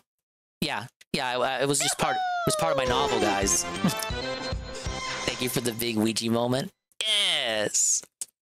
But no, she was straight up saying, "Oh yeah, no, that's not that letter to my mom about what she should tell the police that I sent from prison, that I snuck out of jail. That wasn't that wasn't. That was just me. That was me. That was part of my novel. It was part of my novel, sir." About Noema. He had been present while the 16 I'm writing a book because I'm in prison, idiot. And how he was going to make her pay, but he paid little mind to it. However, when he was made aware that Noema had gone missing, he immediately reached out to the police. But he didn't just tell them everything he had heard Willard say. Hey, Iced He Coffee. also showed the police Big screenshots ups, of Iced Snapchats Coffee. that Jeremy I had noticed sent him it the day prior. earlier in Burnett the stated he evening, wasn't but able thank to you save every very, Snapchat very, that Jeremy had sent to him, as he did very much once again, because I said it earlier. I also said I would wait for, if you were gonna stop by, I was gonna wait for you to stop by so that you could also hear it from me personally. Thank you, sir, for the 10 gifted. Yes. And 10 gifted went to Go Cubbies, Pineapple Ear, Tafcap, Dice _555, the Chris Phoenix, J-Ban, G _Starwin, Nikki's Clone, Selwing, and Flippy Foreman. Thank you, sir. Realize what he was seeing at the time. According to court record, he only realized the extent of what he was seeing after some of the Snapchats had expired, but he provided the police doing with some what he true could. crime at the moment. Following are the Snapchats as they appeared in court. All right, States Exhibit 127. True crime with is here Luigi on the time. screen. What does this exhibit show? Now get on your hands and knees. So this is, I could get on my hands and knees and still be on camera. Thank you, Goki. Let's fucking go, baby! And basically the caption says time to hide a body. This came directly from Jeremy Goodale's. Where's your gifted knock? Well, shit. Basically what JC said, it's time to get on your hands and knees. Now guns. I believe he provided this to us. Okay, that's fine. All right, States Exhibit 128. What does this show us? Wait. Time to hide a body. Point of view, you're my Spanish teacher and this is the last thing you see. Oh, today's kids are pretty dented, huh? You probably should have just gone to summer school. Over Spanish class, like it's not even a main core subject. It's Spanish Spanish class. Whoa! The gaslit WWE Carl gifted 1 month tier 1 to knock. Thank you. From Jeremy Goodale to John Burnett and Spanish Clash. It's the Spanish version of Clash of Clans, obviously. This is just a picture of Goodale with a mask on with a hood. And it just says, point of view, or POV, you're my Spanish teacher, and this is the last thing you see. He was meaning. Okay, Carl, what's your defense here? Carl, you were on the stand, and you were accused of murdering your Spanish teacher. What do you say? Literally, do you just get a raid from UNFW with a raid with a party of 6? Wah! Big ups, UNF, the raid with the party of 6. You're just in time for the true crime segment. I was in the middle of asking Carl what he would do if he was on a stand and he had to cap for this meme he took, in which he was plotting the death of his Spanish teacher. So you get caught on a stand, you are shown this meme you sent to your friend digitally, and you thought it wouldn't get leaked, but it did get leaked. And now the court is asking you to cap for it. What would you say? Big ups for the Orlo. I was writing a book about gifting a sub to my worst enemy. No, you guys don't get it. Your Honor. This is not about me killing my Spanish teacher. I was doing character research for the protagonist of my book who kills his Spanish teacher. This is me LARPing in character as my main protagonist, my MC. And I'm schizo and I have MC syndrome. And you can't believe everything you see in a meme on the internet. Do you understand what a meme is, Your Honor? Do you know what a meme is? This is a meme. I put it on iFunny. It's not real. Yeah, that'd probably get you off the hook. You wouldn't take the stand? The situation seems pretty true. Yeah. You know what? Yeah, that's rule number 1. You wouldn't take the stand at all. What are you talking? No, never take the stand in your own defense. That's the real answer. But thank you again, UNF, for the raid. Big ups for Dorglow. Iggle Wiggle, UNF the guy himself, playing SNES games I hear, and Zajuzalasi. We're, doing the true crime, doing some Ouija online.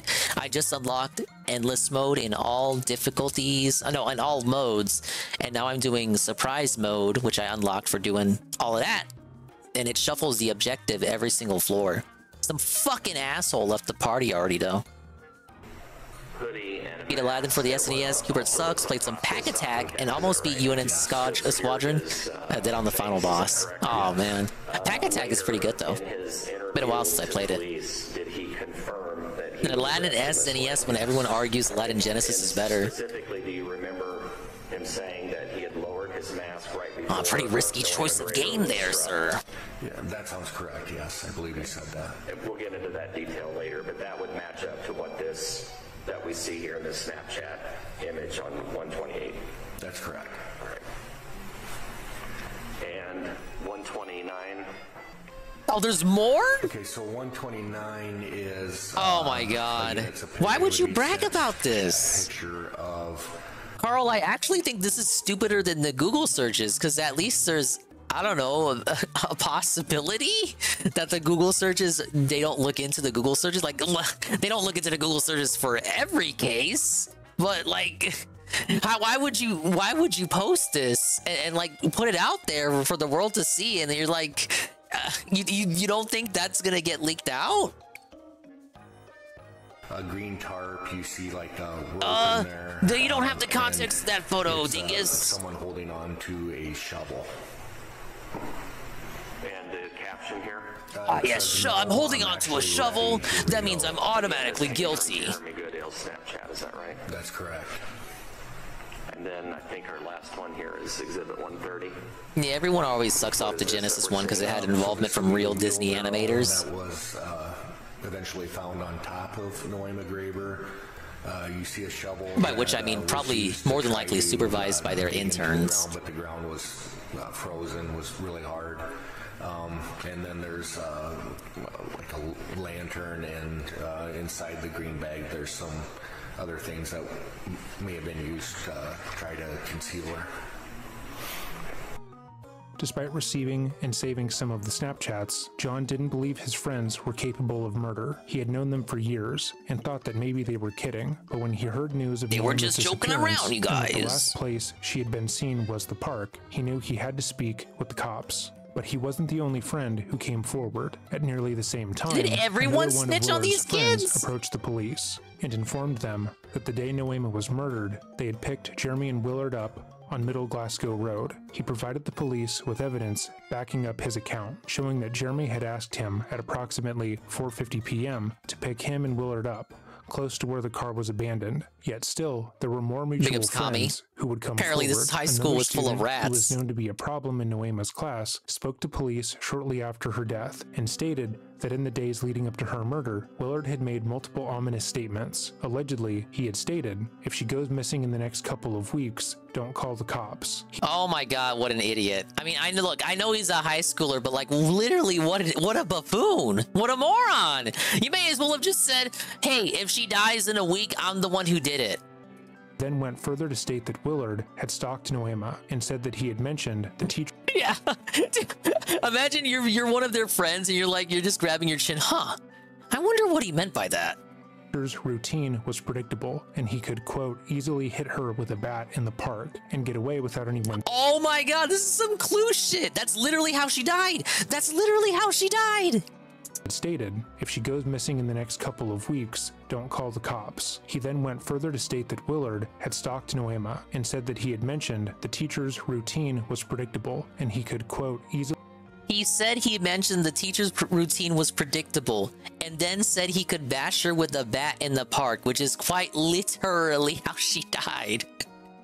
Hit her with a bat in the park and get away without anyone seeing. Another separate individual but he did not get away with it. Shortly after Noema's death, prior to her body being found, Willard had brought up the murder to them while in class. According to this individual, Willard admitted that he had popped someone with a baseball bat, although he didn't say who. But alas, that was not all. As while Jeremy and Willard waited for their teacher to do laps at the park, they were hanging out with Jeremy's girlfriend. She gave the police self-felt of the week of goes to and how they both seemed excited for something. Cloud chasing in high school. That's what got him in the end. When Noema usually arrived at the park, Jeremy told her that she needed to leave and ran with Willard over to the place where they would later take Noema's life. In case you lost count, that is 4 separate people who Jeremy and Willard talked to about the murder, and 1 person who was actually with them at the federal murder conspiracy site prior to it taking place. Moreover, surveillance footage put the 2 teenagers in Noema's car after the murder took place, and Jeremy had gone so far as to send pictures of him committing the murder to another party.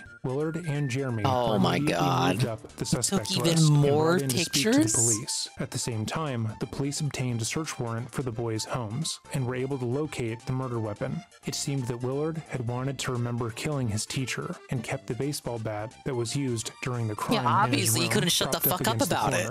Similarly, Goodale had also kept the clothing he had been wearing at the time of the attack, and had failed to wash any of the evidence off of it. At that point, it was obvious what had happened. Less than a day after the crime was committed, Willard Miller They should have did a Google search for cleaning blood off shit, like that other guy. Inevitably lawyered up, refusing to speak to police without legal representation, while Willard spoke confidently to the cops. Usually at this point, I would play the interrogation and tell you my observations, but the audio quality is so What year poor did this that take it's place? borderline- Good question. Let me see. I think it was pretty recent.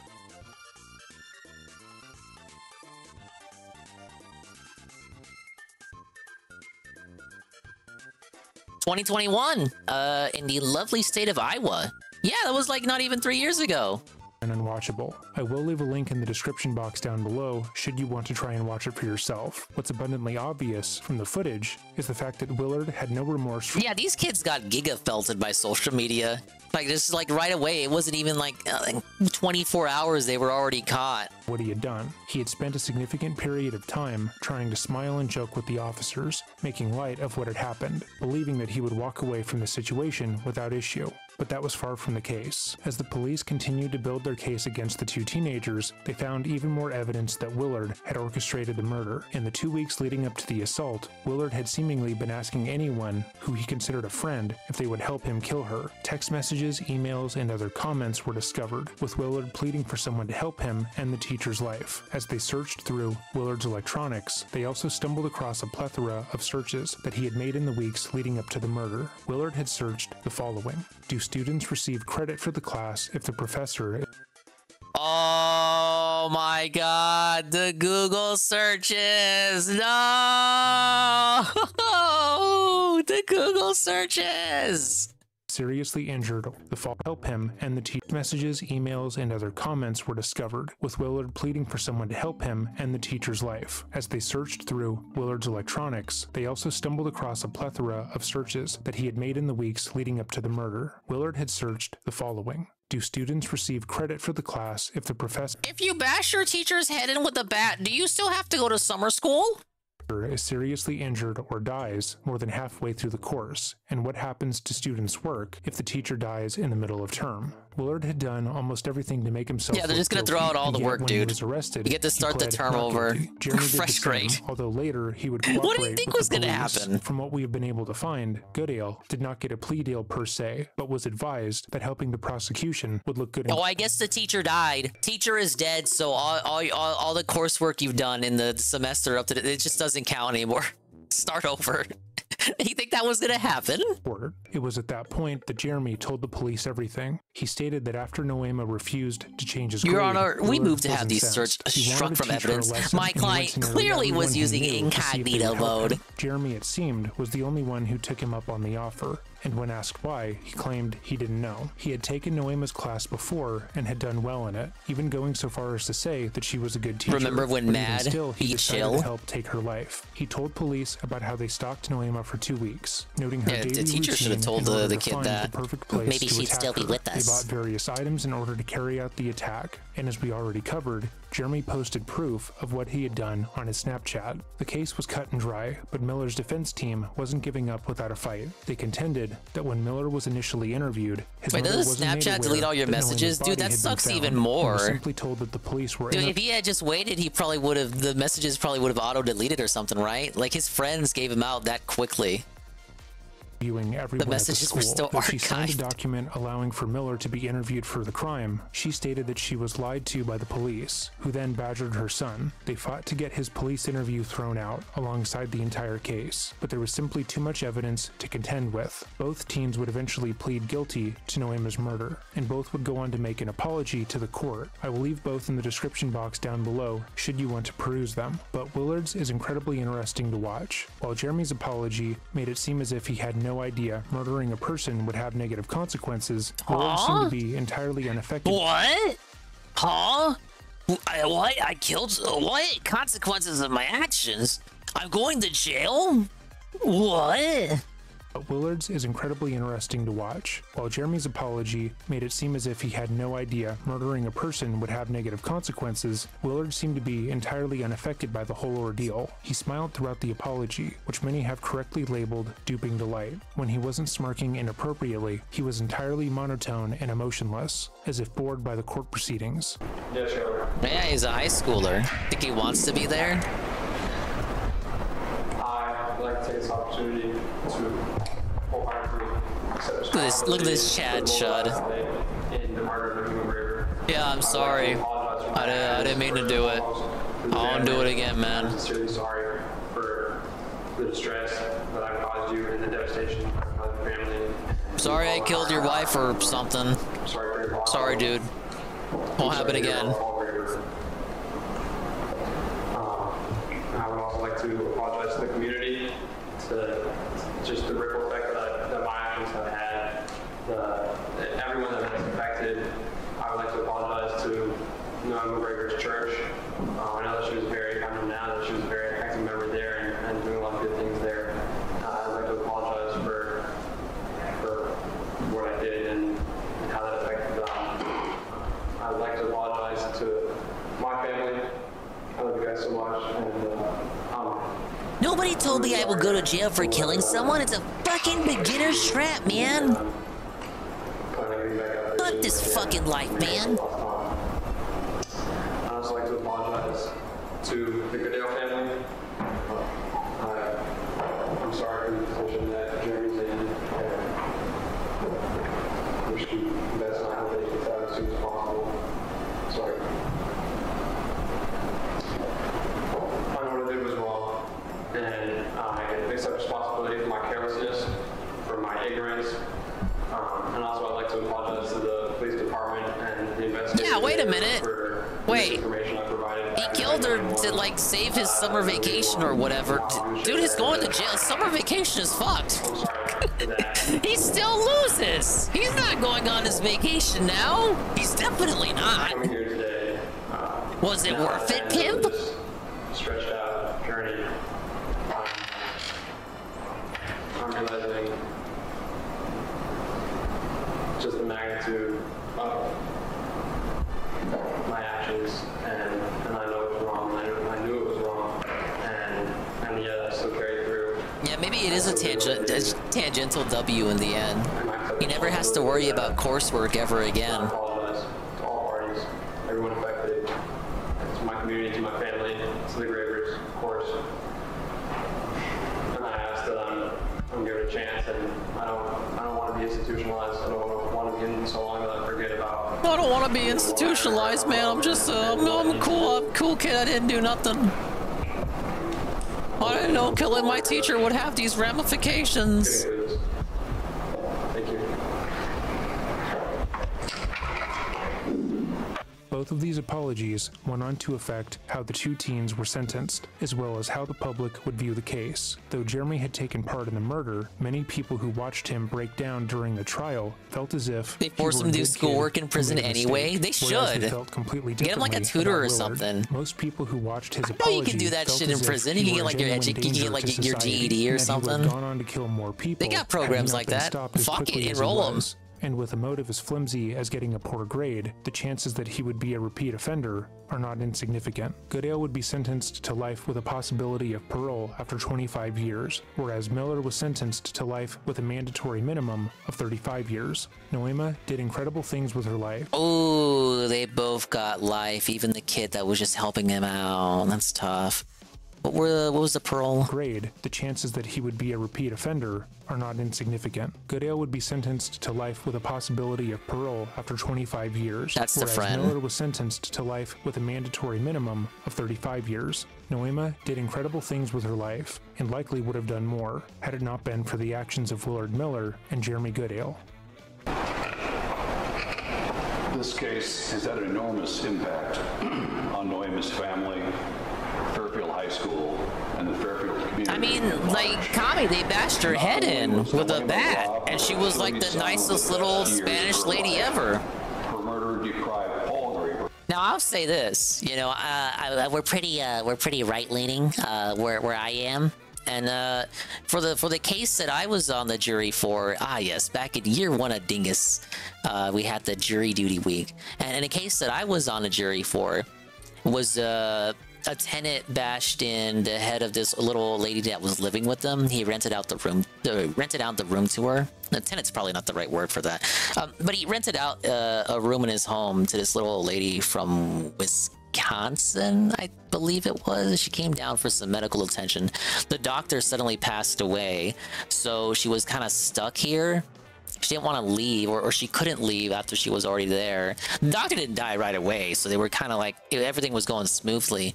But it was kind of like a disconnect, because he was like a younger Hispanic male, and she was like a little old white lady. It was kind of like a tale of two worlds colliding there. They didn't get along at all. So she was just kind of there as a roommate. And homeboy was stealing her medication. She found out. So he offs her, bashes her head in with a hammer, like a special kind of hammer too. I remember they were showing the pictures to traumatize the I say traumatize, but to drive a point across, they were constantly showing the pictures of this little old lady's bashed in head. Specifically to drive in the point of how gruesome it was, and like to really have the gravity and severity of what he did to her kind of set in for us in the jury and the audience and the stands as well. I remember they whipped it out. They whipped out the pictures to a family member of the accused, of the defendant. Like they were trying to. I thought it was kind of snakish, but I get why they did it. They put up one of the defendant's like little cousins or something, like a niece, like a little. It couldn't have been like what, maybe 7 or 8. They put up the niece to say "por favor, leniency, por favor," and the lawyers for the lawyers for the prosecution, the state's lawyers, they just pull out the photo. They just pull out the photo of the dead granny, and they're like, "You want leniency for him?" She didn't get very much leniency, did she? And I could only imagine. What little old lady was thinking of. The little old girl was thinking of looking at that photo. It was very, very, like, whatever you want to say. Like, was that right? Was it right to show a little girl that disturbing photo of the dead granny? I don't know. Was it right for her uncle or whatever to bash that little old granny's head in? That little old granny's head is bashed in because of your uncle, lady. And you're over here, you're on the stand because your family wants you to be on the stand to get like an emotional appeal, to get leniency for this fucking murderer. And it's like, no, the reality is he deserves all the time in the world behind bars. Sadly, our jury was a bit more sympathetic, a bit more sympathetic to his plight, because I guess the defense did a good job painting him as a guy who got involved with the wrong crowd, and he was doing all of this. He did nothing wrong. He did everything correct. So we were deliberating. I thought it was cut and dry. Like he did a terrible job at hiding his tracks. I was trying to argue for life, or at least something that would like put him away effectively for life, even if it wasn't literally for life.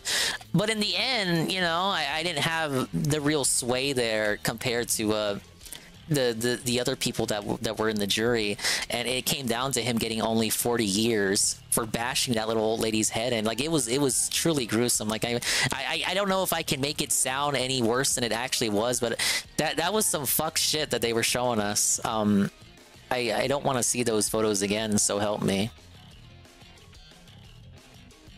They did a good job of explaining the story to us, and you know, explaining the case and all that. But yeah, he did a terrible job at hiding his tracks. He was doing shit like, oh, he was ordering stuff in the little old granny's name. So he was ordering stuff off of Best Buy in her name, and then going to pick it up as himself. So like the granny had like a feminine name, obviously, but the person who goes to pick it up is like a old chunky Hispanic gentleman. It's like Best Buy didn't have any question marks when they let that shit go through. Maybe he said he was like a DoorDasher. I don't know. Oh, and he also tried to cancel her phone plan by calling Verizon. And this was baffling. I think it was Verizon. This was the most baffling piece of evidence that they didn't show during the trial. We had to request the phone recording, but he called Verizon or whatever her carrier was, and he LARPed as the little old grandma on the phone with the carrier. And they actually believed that it was the grandma. And they cut off her service. He was able to validate that he was the grandma because all of her info was there. So he had all of her information, so he just fucking pretended he was her and got away with it. Why? Oh shit, he left the game. I'm felted. But yeah, that was the dingus jury duty case for anyone who wasn't around back then when it happened. Yeah, dude got 40 years. I think he should have gotten for life.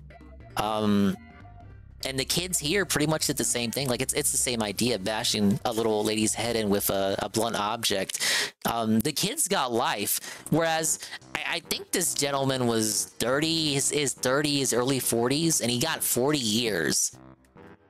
More or less, he's gonna be out and still kicking for a couple years in his 70s or early 80s when he gets out.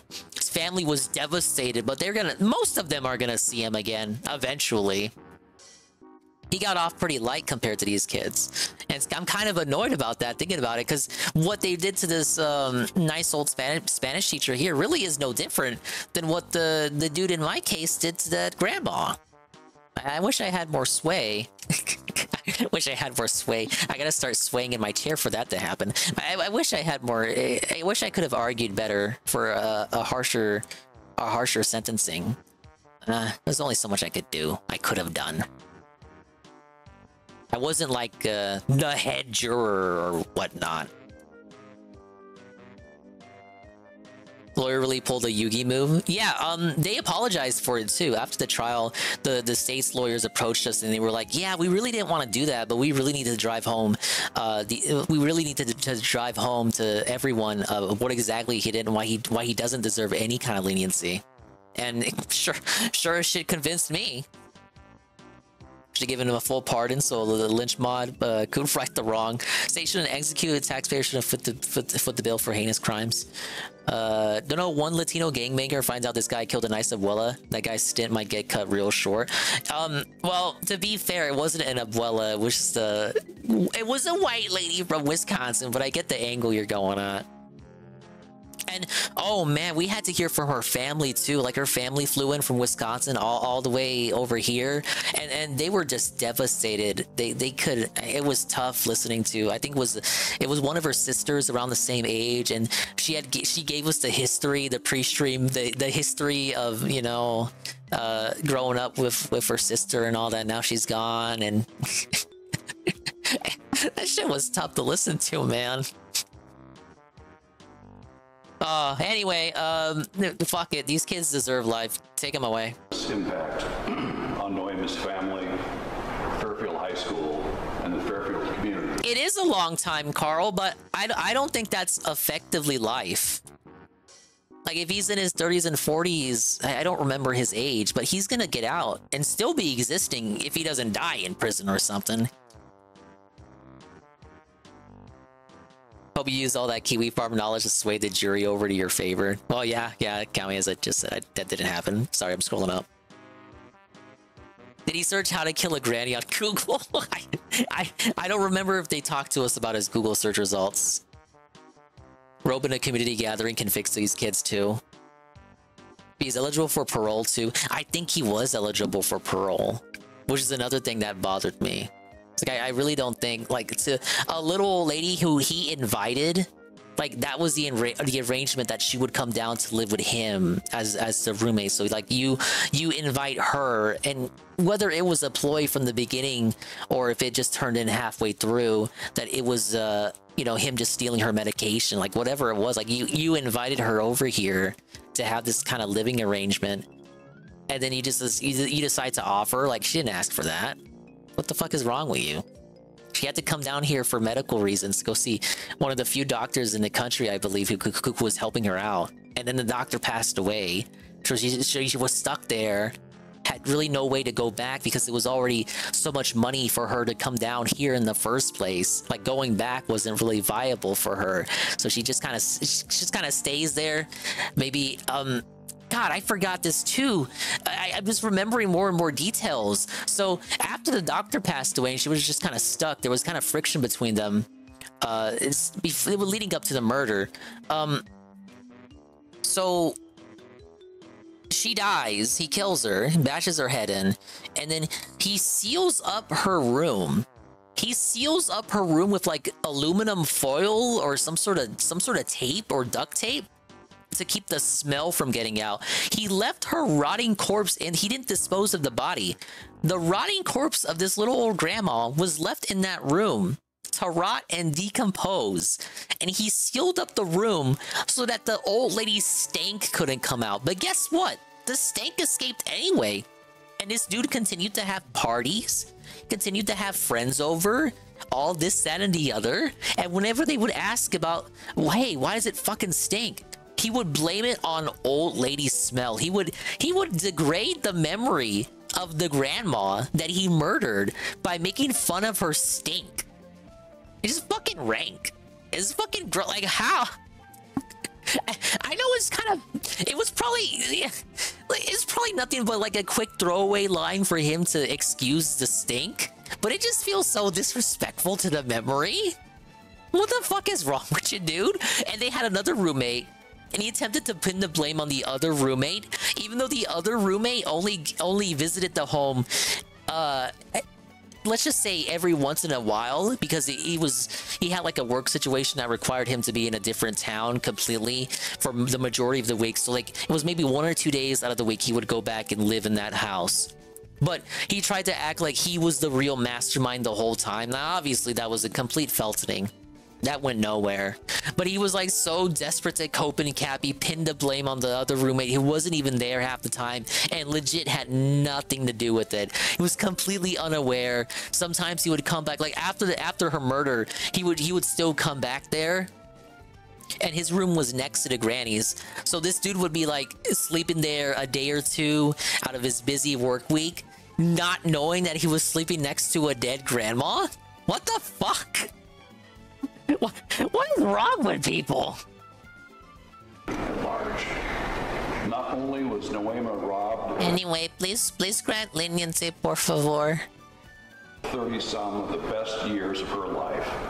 Her murder deprived Paul Graber of the love of his life, and certainly hastened. I don't think I could do another case like that, Carl. It's also had major impact. I mean, you don't choose the cases that you're a juror on, but Jared and Noema Marie. In the spring of 2021, they didn't take me seriously in my stupid mask. Pretty sure you still had the mask up back then. A side effect of his severe diabetes, and received a miraculous kidney transplant. Things were at last looking up. Finally untethered from the dialysis machine, he was looking forward to resuming travel with Noema and their son Jared, visiting eldest son Christian, who then lived in Spain, and Noema Marie, who was working in Europe, and family and friends in Mexico. Instead, Willard, Shaden, Miller, Ruth Fleet. The only case I ever got selected for was Pled Out. I didn't have to do it. Oh, lucky you. Paul was deeply and understanding. I should have listened to the first day of selection. They explicitly told us, hey, if you, the more you answer our questions, the more likely it is that you won't be selected. And you know, little old me, I was being too naive. I was actually not answering the questions because I did not want to partake in any of it. And actually, this just made it more likely for me to be selected. So I was like, okay, I'll be like a wallflower. I'll be like completely non-existent. They won't even know I'm here. I'll just wait this out. I'll wait this out and I'll go home. And they did recognize that I was there and not responding to their questions. And they were like, oh my God, this makes them the perfect juror. Because usually any of these answers would just disqualify you from being a juror. Whether you like, if you're being like a hard stick in the mud whenever they do this questioning about, hey, would you be fair? Would you be impartial? The more you respond and like actually verbally answer their questions, the less likely it is that you're going to be picked. By the murder of Noema, and his life ended last week. Easy way, just tell him you're a racist. I'm actually, no wait, I am actually incredibly biased. I'm not going to say racist. I'm actually incredibly biased, and as a result, I cannot be selected for this trial, Your Honor. Of a metastatic cancer that would have been caught and treated far sooner. I almost said something I should have said. I am certain. When I got picked, it was for reservation. Had to wake up at 6 a.m. and was never picked, so I just stayed in a room trying not to pass out. It wasn't that early for me. Much sooner for the new pains and skin lesions he began experiencing late last year. She would not have let him ignore these symptoms. And she would have insisted. Yeah, thankfully the trial was only 1 week. It wasn't extended out or anything. Depressed as he was over this over her murder, he delayed seeking treatment until the very end of March, and now is dead at the early age of 68. Proof of that depression and the impact of Noema's murder can be seen in Paul's conduct. In January 2022, the other get out of duty free card to say that you won't move to convict if you personally believe the law in question is unjust, even if you think they broke it. Yeah, that too. Or anything else like, I think you can use religion as an excuse. There was one dude that used religion as an excuse, and he looked like the most liberal fuck I've ever seen. He had the broccoli hair and everything. Like, no fucking way this dude is religious. Like, you just want to get the... That dude was complaining the most during selection. I was like, no way. No way they're gonna pick this dude. And guess what? They didn't. They picked me instead. But that dude was complaining. He was raising his hand to every question they had. Well, would you convict if you think the law is unjust? He rose his hand. Do you have any religious exemptions that will, like, possibly cloud your judgment? He rose his hand. At Jefferson County Health Center for acute care, without which he very likely would have died on each of those occasions. The first episode was COVID-related. He was living at home he was lying at home with the disease, alone, and without energy enough to even raise his cell phone to his ear to answer it. Death penalty on the table. Just say you don't believe in a death penalty. That'll excuse you. To check on it. Keep that in mind. The second episode involved a near-fatal spike in his potassium levels after essentially... I don't know, Carl. Like, you're still... I don't want to lie. I'm too nice. I know of these both directly from being on the phone with Bill and John during them. As Paul told me March 31st as we sat together at the University of Iowa, I do actually unironically think we should execute people. Several hours before his room would become available. He'd been having several vivid dreams recently. 2 times I had jury duty was during COVID. I used that to get rid of both of them. Yeah, I won't be able to attend because COVID, man.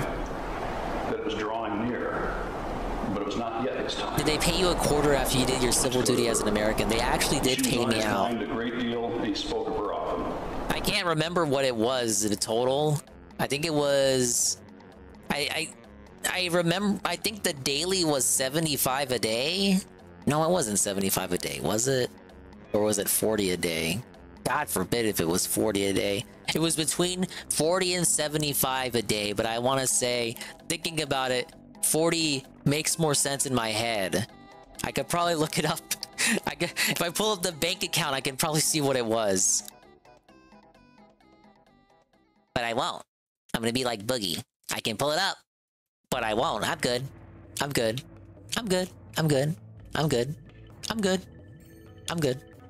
Had Paul not been so depressed from the murder of Noema, yeah, tis a meager wage. Had she been there to assist him, she would have helped him deal with the side effects of his cancer surgery, would have prepared irresistible. I think it took a minute for them to pay out too. First I was wondering, wait, I actually get paid for this? She would have insisted he seek care last year, when the cancer would have been far more easily treatable. So my thought process was, oh man, I get picked. I actually have to go here every day for a full week. And then and then they're like, oh, but you get paid. And then my eyebrow raises, like, oh, I get paid, right? And then it's like, oh, but you get paid less than you would if you had just worked normal hours at your job. He's like, oh. And you also have to listen to this story about this old granny getting her head bludgeoned in. Oh. And we're gonna bombard you with details about that. And we're gonna force you to look at pictures of this dead grandma for the whole week. Oh. Okay. And there's no way I can get out of this. No, you've been selected already. Oh. Oh yeah, and free lunch. Yeah, the lunch was free. Though they kind of fucked us over. We were promised barbecue for one day. We were promised a big old barbecue lunch, and then the stuff happened with the restaurant that was catering it, and it got canceled. It was pretty tough. They fucked us over, man. Literally, it was their job to get the catering for this barbecue place. It didn't happen. Willard Shaden Miller's murder of Nuema played a very important role in the premature death of Paul Graber. The murder also deprived the family of its primary breadwinner. Paul had been disabled for more than 20 years due to extensive nerve damage to his feet and legs from the ravages of severe diabetes. Nuema stepped up, obtained a bachelor's degree from Iowa Wesleyan, and her teaching certificate, and became the family's primary source of income. Nuema's murder has been very difficult for their adult special needs son, Jared, who has a severe genetic disorder. He wanted to be here today, but was admitted Monday to the University of Iowa hospitals on an emergency basis. Jared and his mother were particularly close and loved each other's company dearly, going to church every week and visiting family and friends in Mexico most summers and occasionally to Europe, using funds that Nuema frugally saved from her salary as a school teacher. Oh, Spanish teacher was quite the globetrotter. The murder has also caused great change in the lives of their other children, Christian and Nuema Marie. Self-supporting adults both interrupted their lives to come home and help Paul in his illness and to help care for Jared. Christian this year has already taken more than 12 weeks unpaid leave from his job as an international medical courier in order to help his dad. And is in the midst of planning further changes to facilitate his taking over as guardian for his disabled younger brother, Jared. That had not been the original plan. No. Mother Nuema was the rock of the family. She was the primary caregiver for Jared. She was in very good health, had a long life ahead of her. Willard Shaden Miller put an end to all that too. Indeed, not only had Nuema been a devoted wife and loving mother, putting herself through college in her 50s, she taught for several years in Ottumwa and was an That's been respectable going back to college in your 50s. Most people, like, there's nothing wrong with, you know, getting education at that age. And some people feel like there's a stigma toward that. And if you feel like you never really stop learning. Established and funded scholarships in her name, held candlelight vigils in her memory, packed the high school auditorium at her evening prayer and vigil service, created beautiful works of art in her memory, and left flowers in a reserved auditorium seat at numerous student concerts and performances in her memory, and an appreciation of the support she had always given her students in their out-of-classroom endeavors. Area high schools also honored her, sending gifts and condolences to FHS, and wearing orange and black team uniforms at their own games in support of the grieving students and staff at rival FHS. How many people love this lady? It's like the whole fucking town beloved her. Memorials at Chautauqua Park, as well as the school.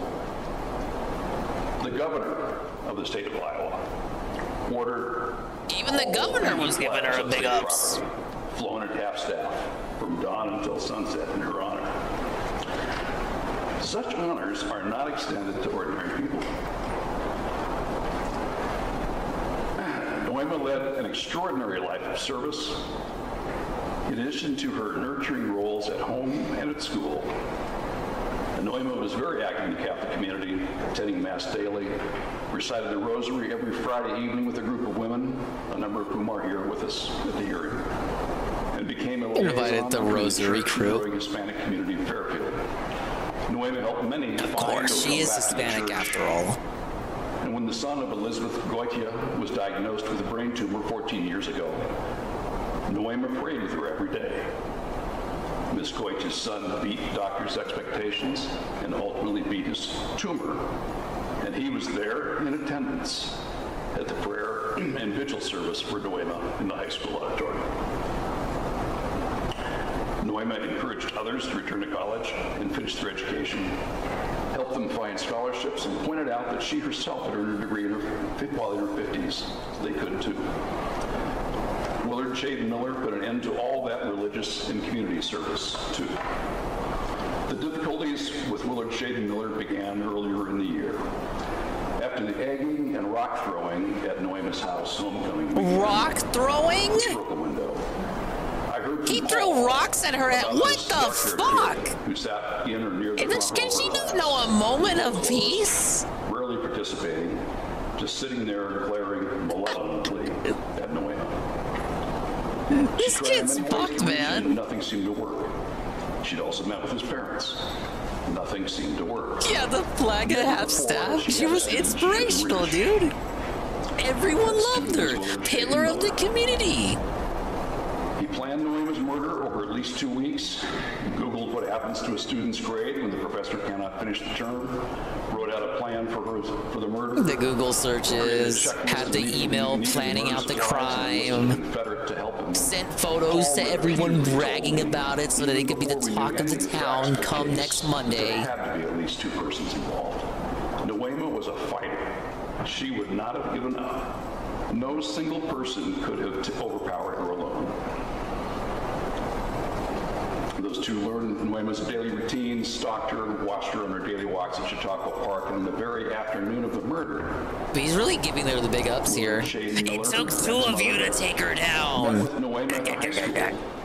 And their Miller promised sought Noema's help in accomplishing his desire to study abroad. Wow, you needed a friend to help you take down this old lady?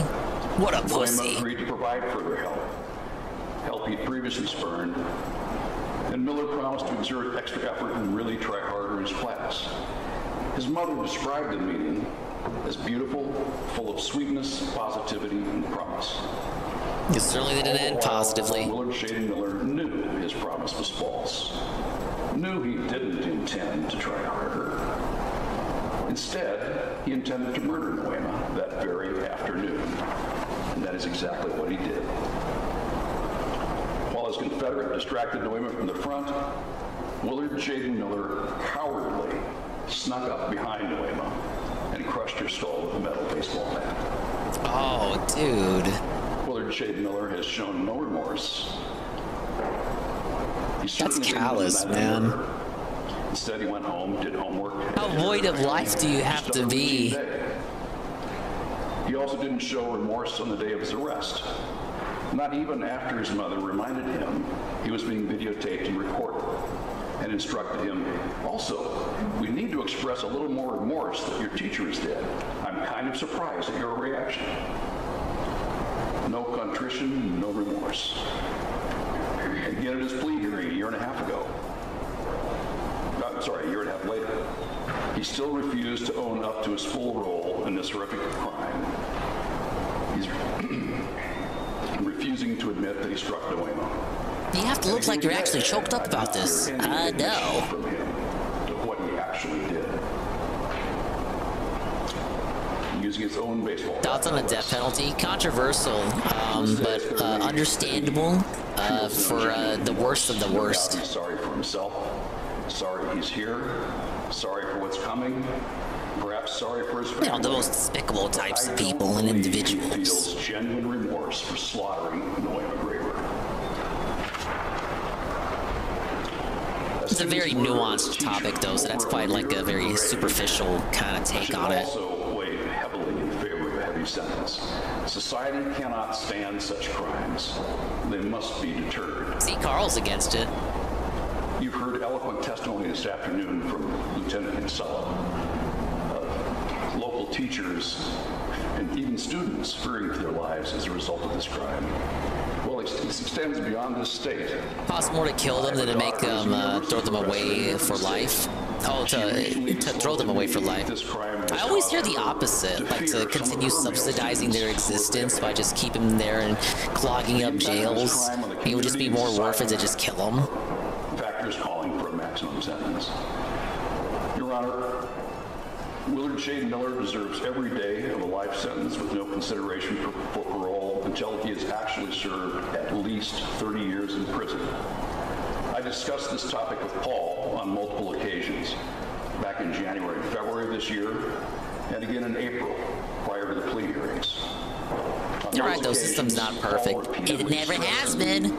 There have been cases where someone got put away for a minute and then it turns out it was an accident or a complete misunderstanding. It wasn't them. But they still had to serve out all that time and basically had, you know, their lives taken away from them. It's happened before. To start with the 3. I had independently landed on 35 years also. Given the utterly cold-blooded depravity of this crime, committed less than 2 hours after meeting face-to-face with her at the school, seeking her help, falsely. When all the time knowing... Yeah, I can agree with that, Renchek. It's like, it's unfortunately, there's a little bit of hopium and idealism to that, where like you want to believe that people can change. I feel like that was kind of my take with Rekieta, right? Like right before the stuff with the cocaine came out, where it's like, oh man, I really hope like Rekieta wakes up. I remember when the Medicare did the first Rekieta stream, and was like, oh well, maybe this Medicare call out, like the impassioned speech Medicare had at the end of that first Rekieta stream. I was like, oh yeah, maybe this will be the wake up call that Rekieta really needs. You know, perhaps it's a bit delusional in me to believe that the will of man can overpower the fragility of man, but perhaps maybe this one instance it can actually, you know, actually win through. Maybe it can actually be a happy ending. The reality is, some people just can't be helped. It's quite unfortunate. You know, in like a perfect world, yeah, maybe people would have opportunities to change and grow and actually learn and develop as people if they've made mistakes. You know, not everyone is perfect. You know, people are gonna, no one's flawless. You'll always you'll always do wrong. You know, you always slip up, but it's okay as long as you can own up into it, recognize what you did wrong, and then grow from it as a person without sounding too Pride Monthy about it. You know what I'm getting at. You know, it's our belief that like humans and human-style creatures would be strong enough to operate like that. But the reality is, in practice, like there are some people that just can't be helped. Like most of these motherfuckers that we hear about in these true crime cases, like they're getting profiled because they're getting profiled in the first place because their cases are already so ridiculous that they've got enough attention to the point like these people for the most part are already the worst of the worst. So it's hard to kind of see that nuanced idealism for people like this who like. I hate to be a doomer about it, but I really don't think this kid is going to learn anything. He's not going to change. He's not going to recognize that he did anything wrong. If he does, it'll be a miracle in and of itself, but I haven't even really heard him talk outside of that one segment where he feigned an apology, and that much for me put right next to the social media posts he had about what he really thought about the whole situation, how he really felt about killing his teacher. It's kind of enough for me. I don't think he's going to change. Even if you were to give him all the tools in the world, because that's the thing. It's not that these people don't get the help, because you always see shit that's like, oh man, oh, if only, you know, mental health is important and mental health awareness, and oh, if only they had some help, if only they had someone in their lives to care about them. The reality is, a lot of these people, especially the ones that get covered on videos like this, a lot of these people do have that help. They did have people trying to help them out. They did have people trying to do what was best for them before it got to the point that it got, you know, where something happened or they got institutionalized or it came to the worst of it. And you always see stuff that's like, oh, well, if only they had that help, if only they had someone who gave a fuck. The truth is, most of them did have that help. They just didn't want it. You have to also want to help yourself. You can't just have these people like help you out. It's not going to magically make things better. You're not gonna magically get better or realize what you did wrong until you realize that you did something wrong in the first place. This kid still can't, like, come to terms with the fact that he killed his teacher. I don't think he's gonna change. There was a way to know they were 100% guilty. I don't have a problem with it. Yeah. Yeah, like, where you can have no qualms about it. No love lost. Sure, in that case, it'd be... who wouldn't be? Who wouldn't be for it? If the crime fit, if it was like a truly despicable crime, it was 100% guilty, no doubt about it, yeah. Problem is, you have the people like this, like these kids, or the other people that get profiled in these vids, and then you have other cases too, where it's like genuinely innocent people get caught they get wrapped up into this, and they don't have the support they need to get their story out there. You know, people don't believe them, shit like that. People lose their whole lives, get thrown away because of a misunderstanding. It's fucked up. Everything about it is fucked up, you guys. But that's the system we have. Yes, that's true. As Dave would say, it's a gamble, man. I can agree with both for and against it, fence sitter take. Like, honestly, I hope that wasn't really fence sitter, because, like, I can see Carl's point of view, and I can see Red Check's point of view. And I almost feel like they're not even mutually exclusive. Because really, Carl would be for it if we can just prove that they were 100% guilty. Whereas Red Check believes in the strength of the human will, which I want to believe in too, but so often, and probably as a result of watching these videos so much, it kind of just hits me like the reality check that most of these people can't be helped, or not even that they can't be helped, they were helped and refused it or ignored it. It's not that they weren't helped at all; they were helped. They just didn't want the help. So, it literally cannot be helped because they didn't want the help. Coupled with Miller's central role as the instigator, planner, and principal actor, we can both be fence sitters. It's okay. Sneaking up behind and striking the critical first blows. Gilkey's right, though. We should be able to send them to space. Willard Jaden Miller. The wide ramifications of this crime, Miller's lack of remorse, and his refusal to date to admit his full role. I believe Willard Jaden Miller should be sentenced to life in prison for a crime that he actually served no less than 35 years before becoming eligible to be considered for the possibility of parole.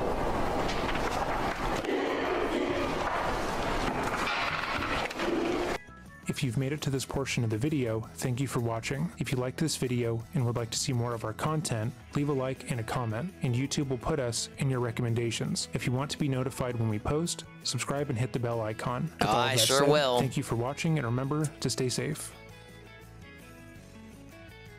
That was a good one. Real shame, because that lady seemed like a real... They did a nice job of convincing me that she was just the nicest gal around. The flag at half staff. So fucking stupid. but ultimately an unfortunate story. That one tugged at me more than the last one was just the fucking wife being stupid and wanting to make it look like her husband overdosed. This one was like legit just kind of fucked up. All over summer vacation, by the way. It's because a dude wasn't going to be able to have his summer vacation. Just kills his teacher. Just fuck it. Get killed over the pettiest kind of shit. You bump into someone the wrong way, they whip out a gun and shoot you. That's tough, buddy. It is tough. Even if it's 99.9% sure they did it, that would still be 1 in 1,000 people put to death would be innocent. Killing criminals is based, though. Don't get me wrong. Yeah, it's like, it has to be 100%. No different than you convicting someone in court, right? Without a shadow of a doubt.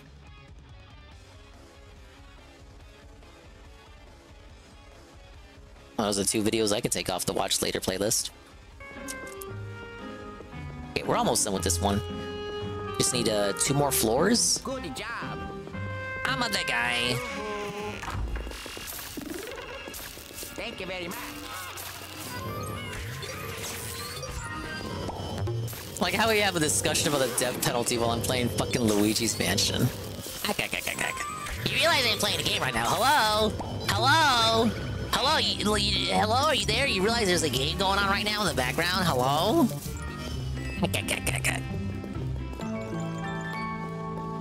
Oh yeah, beyond a reasonable doubt. My bad. Last time I was in a courtroom was like 2 years ago because I'm actually a good boy.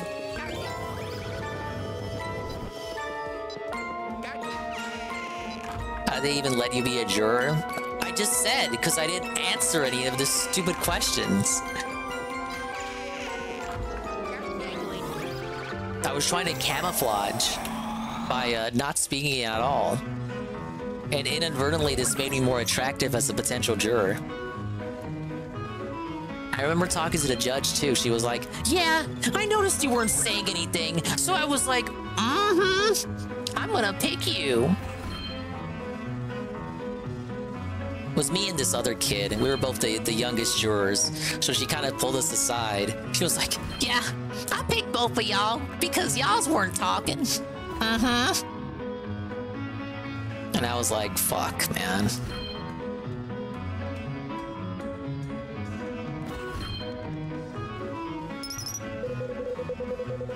She groomed me. No! Your Honor, I recuse myself from the court because you have groomed me. I like y'all. Y'all be quiet.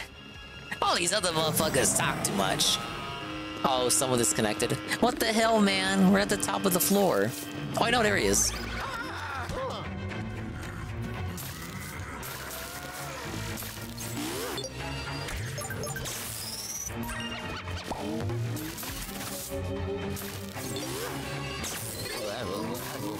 Oh, he got belted.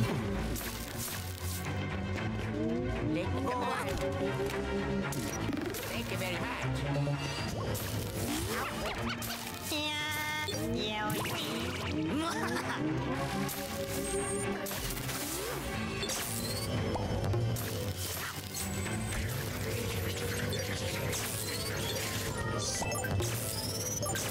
Alright, let me get in on the action.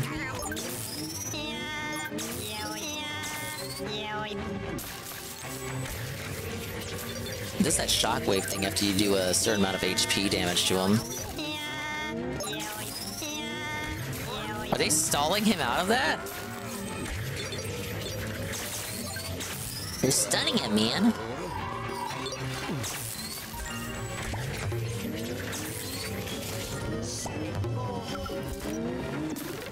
Alright, where's he at?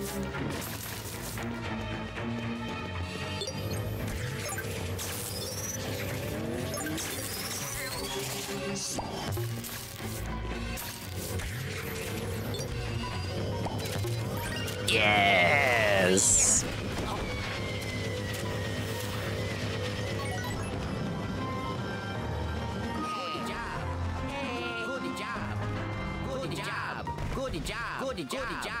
Good job, good job, good job, good job.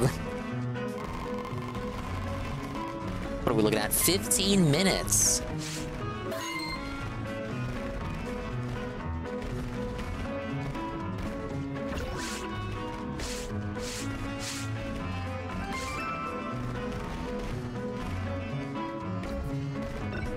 Tell them you're using tilt controls. I wish. I mean, I literally am, though, with the gyro. Like, I'm tilting the controller. It's not like I'm not doing that. Alright, I learned a lot. We had some fun. We're ready for the 5th and final mansion. And finish the game next time. Well, I still gotta do backtracking for gemstones and the booze I missed. Hey, I got the Polterpup. I caught a couple Polterpups, actually. Oh, I got the Tiger Ghost. And is that a shark? It is!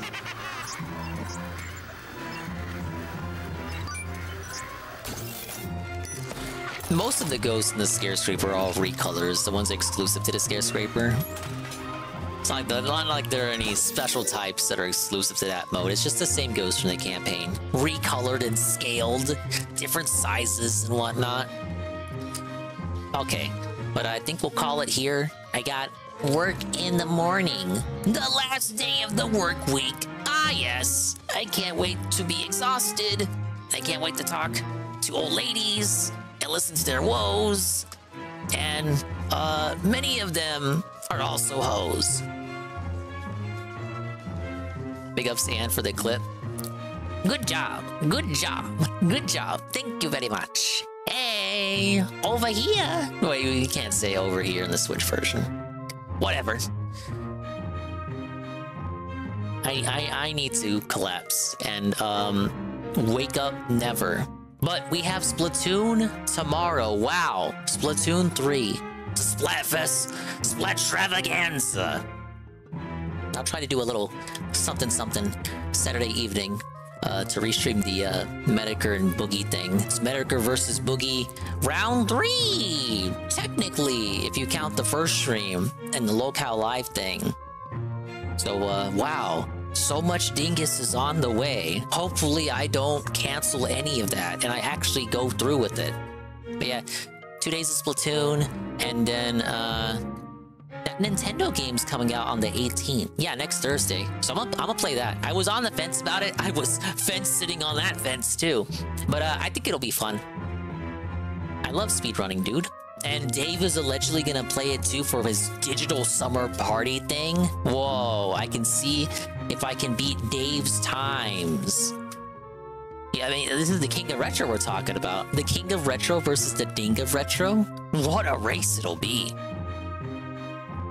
But we're roosting. I appreciate everyone for stopping by. Thank you for being positive. Why is it already playing the music? Damn it, Pablo. What are you even good for anymore? Well, even the music wants me to clock out. So I guess that's what we'll do. But thank you guys for stopping by. Thank you for being positive. Thank you for existing in my stream today. I hope it was meaningful and robust and chill. And I hope you learned a little something. But thanks for stopping by. Big ups to the Dingas, Dongas, and Swollen __ones who made it to the end of the stream. Like Sweet Bean. Sweet Bean, you were here the whole time? No, you just got here. I don't believe you. Big ups to those immediately existing Dingas and Dongas and Swollen __ones. Like UNFW1, Almighty Goki, Iced Coffee, Rent Check, Kami no Yurushi, Almighty Goki, Alchnop, Mr.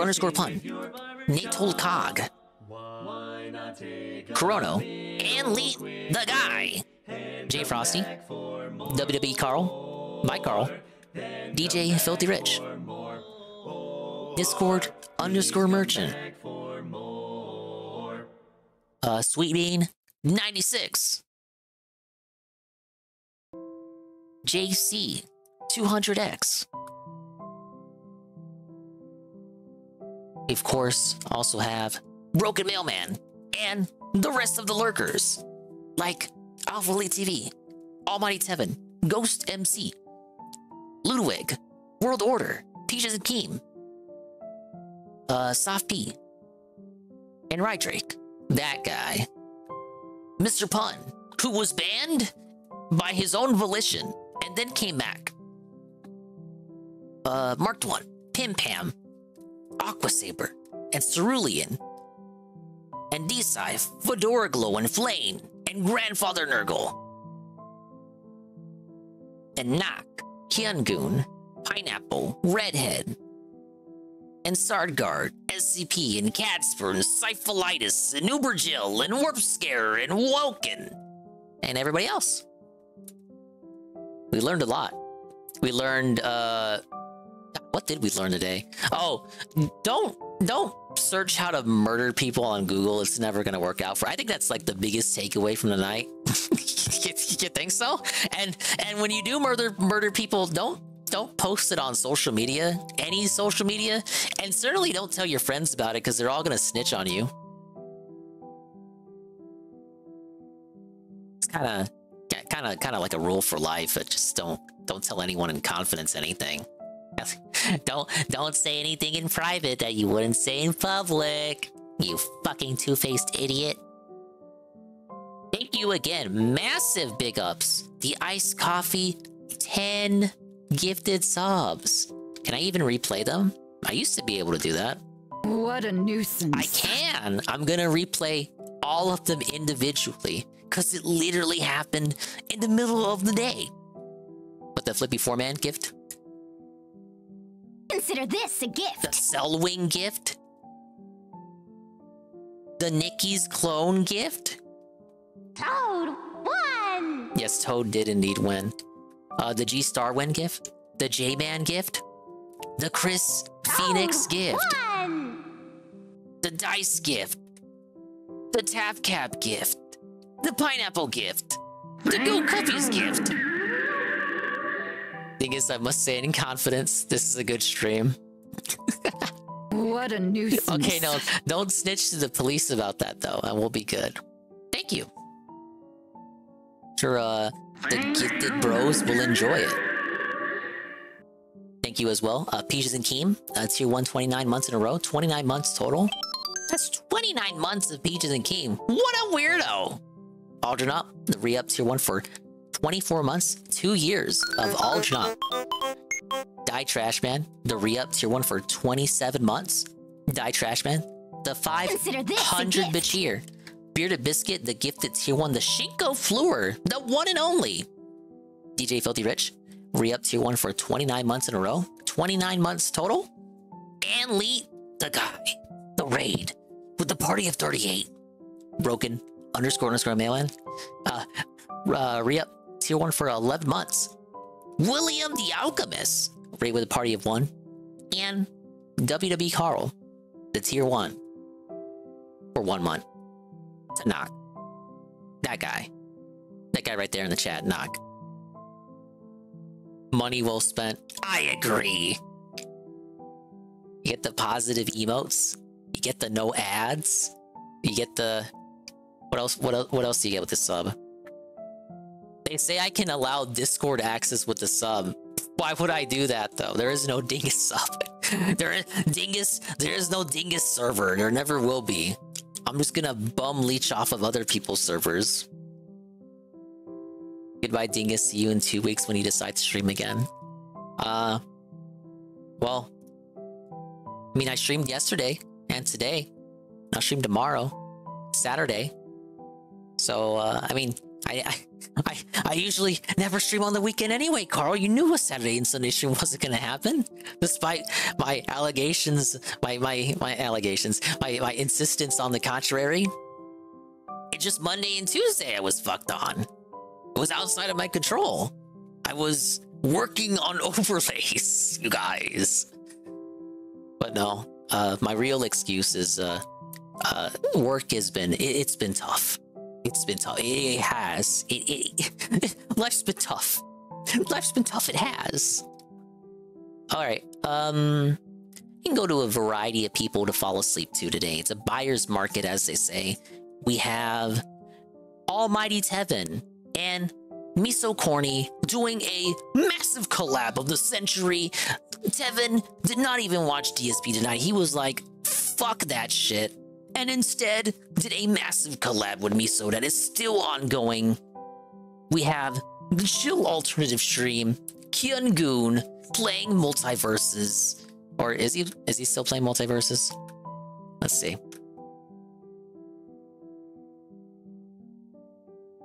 He's actually still playing Multiverses.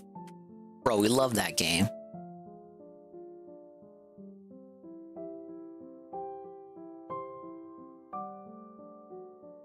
We're not rating LTG. Is he? He's not even live. Oh my god, he is live. Why?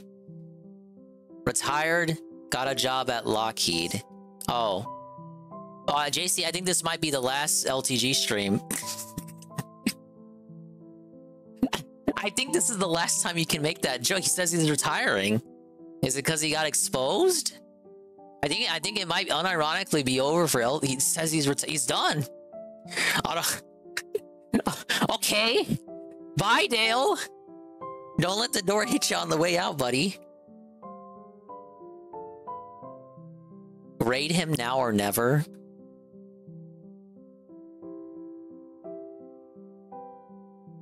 There's no way he even allows it.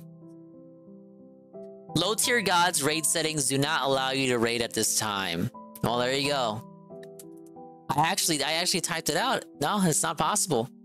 I mean, does that shock you? Like, oh, he turned off, like, obviously, he's low tier god. Don't you think fucking BBC fanfic 445 would be rating him every fucking night if he had it off?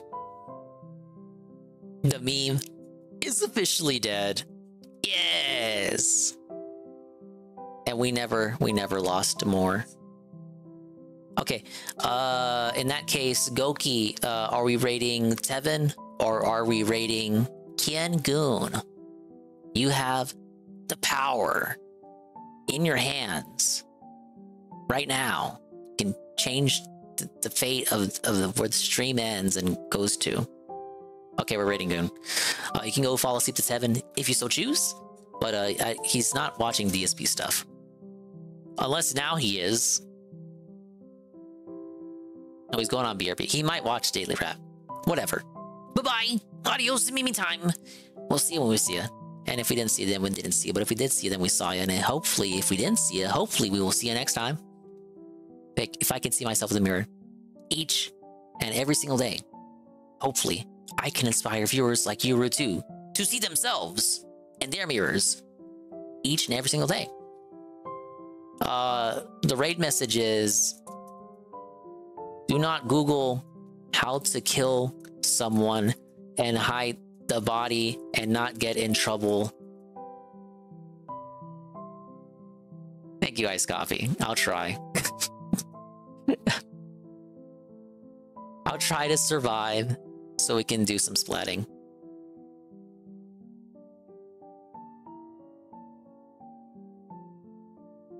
But the raid message is, do not search how to kill someone and hide the body and get away with it and not get in trouble on Google.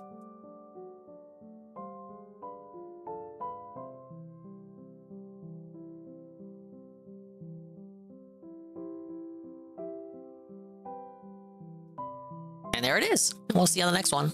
Bye-bye. Take it easier. Don't let the bed bugs bite. See you later.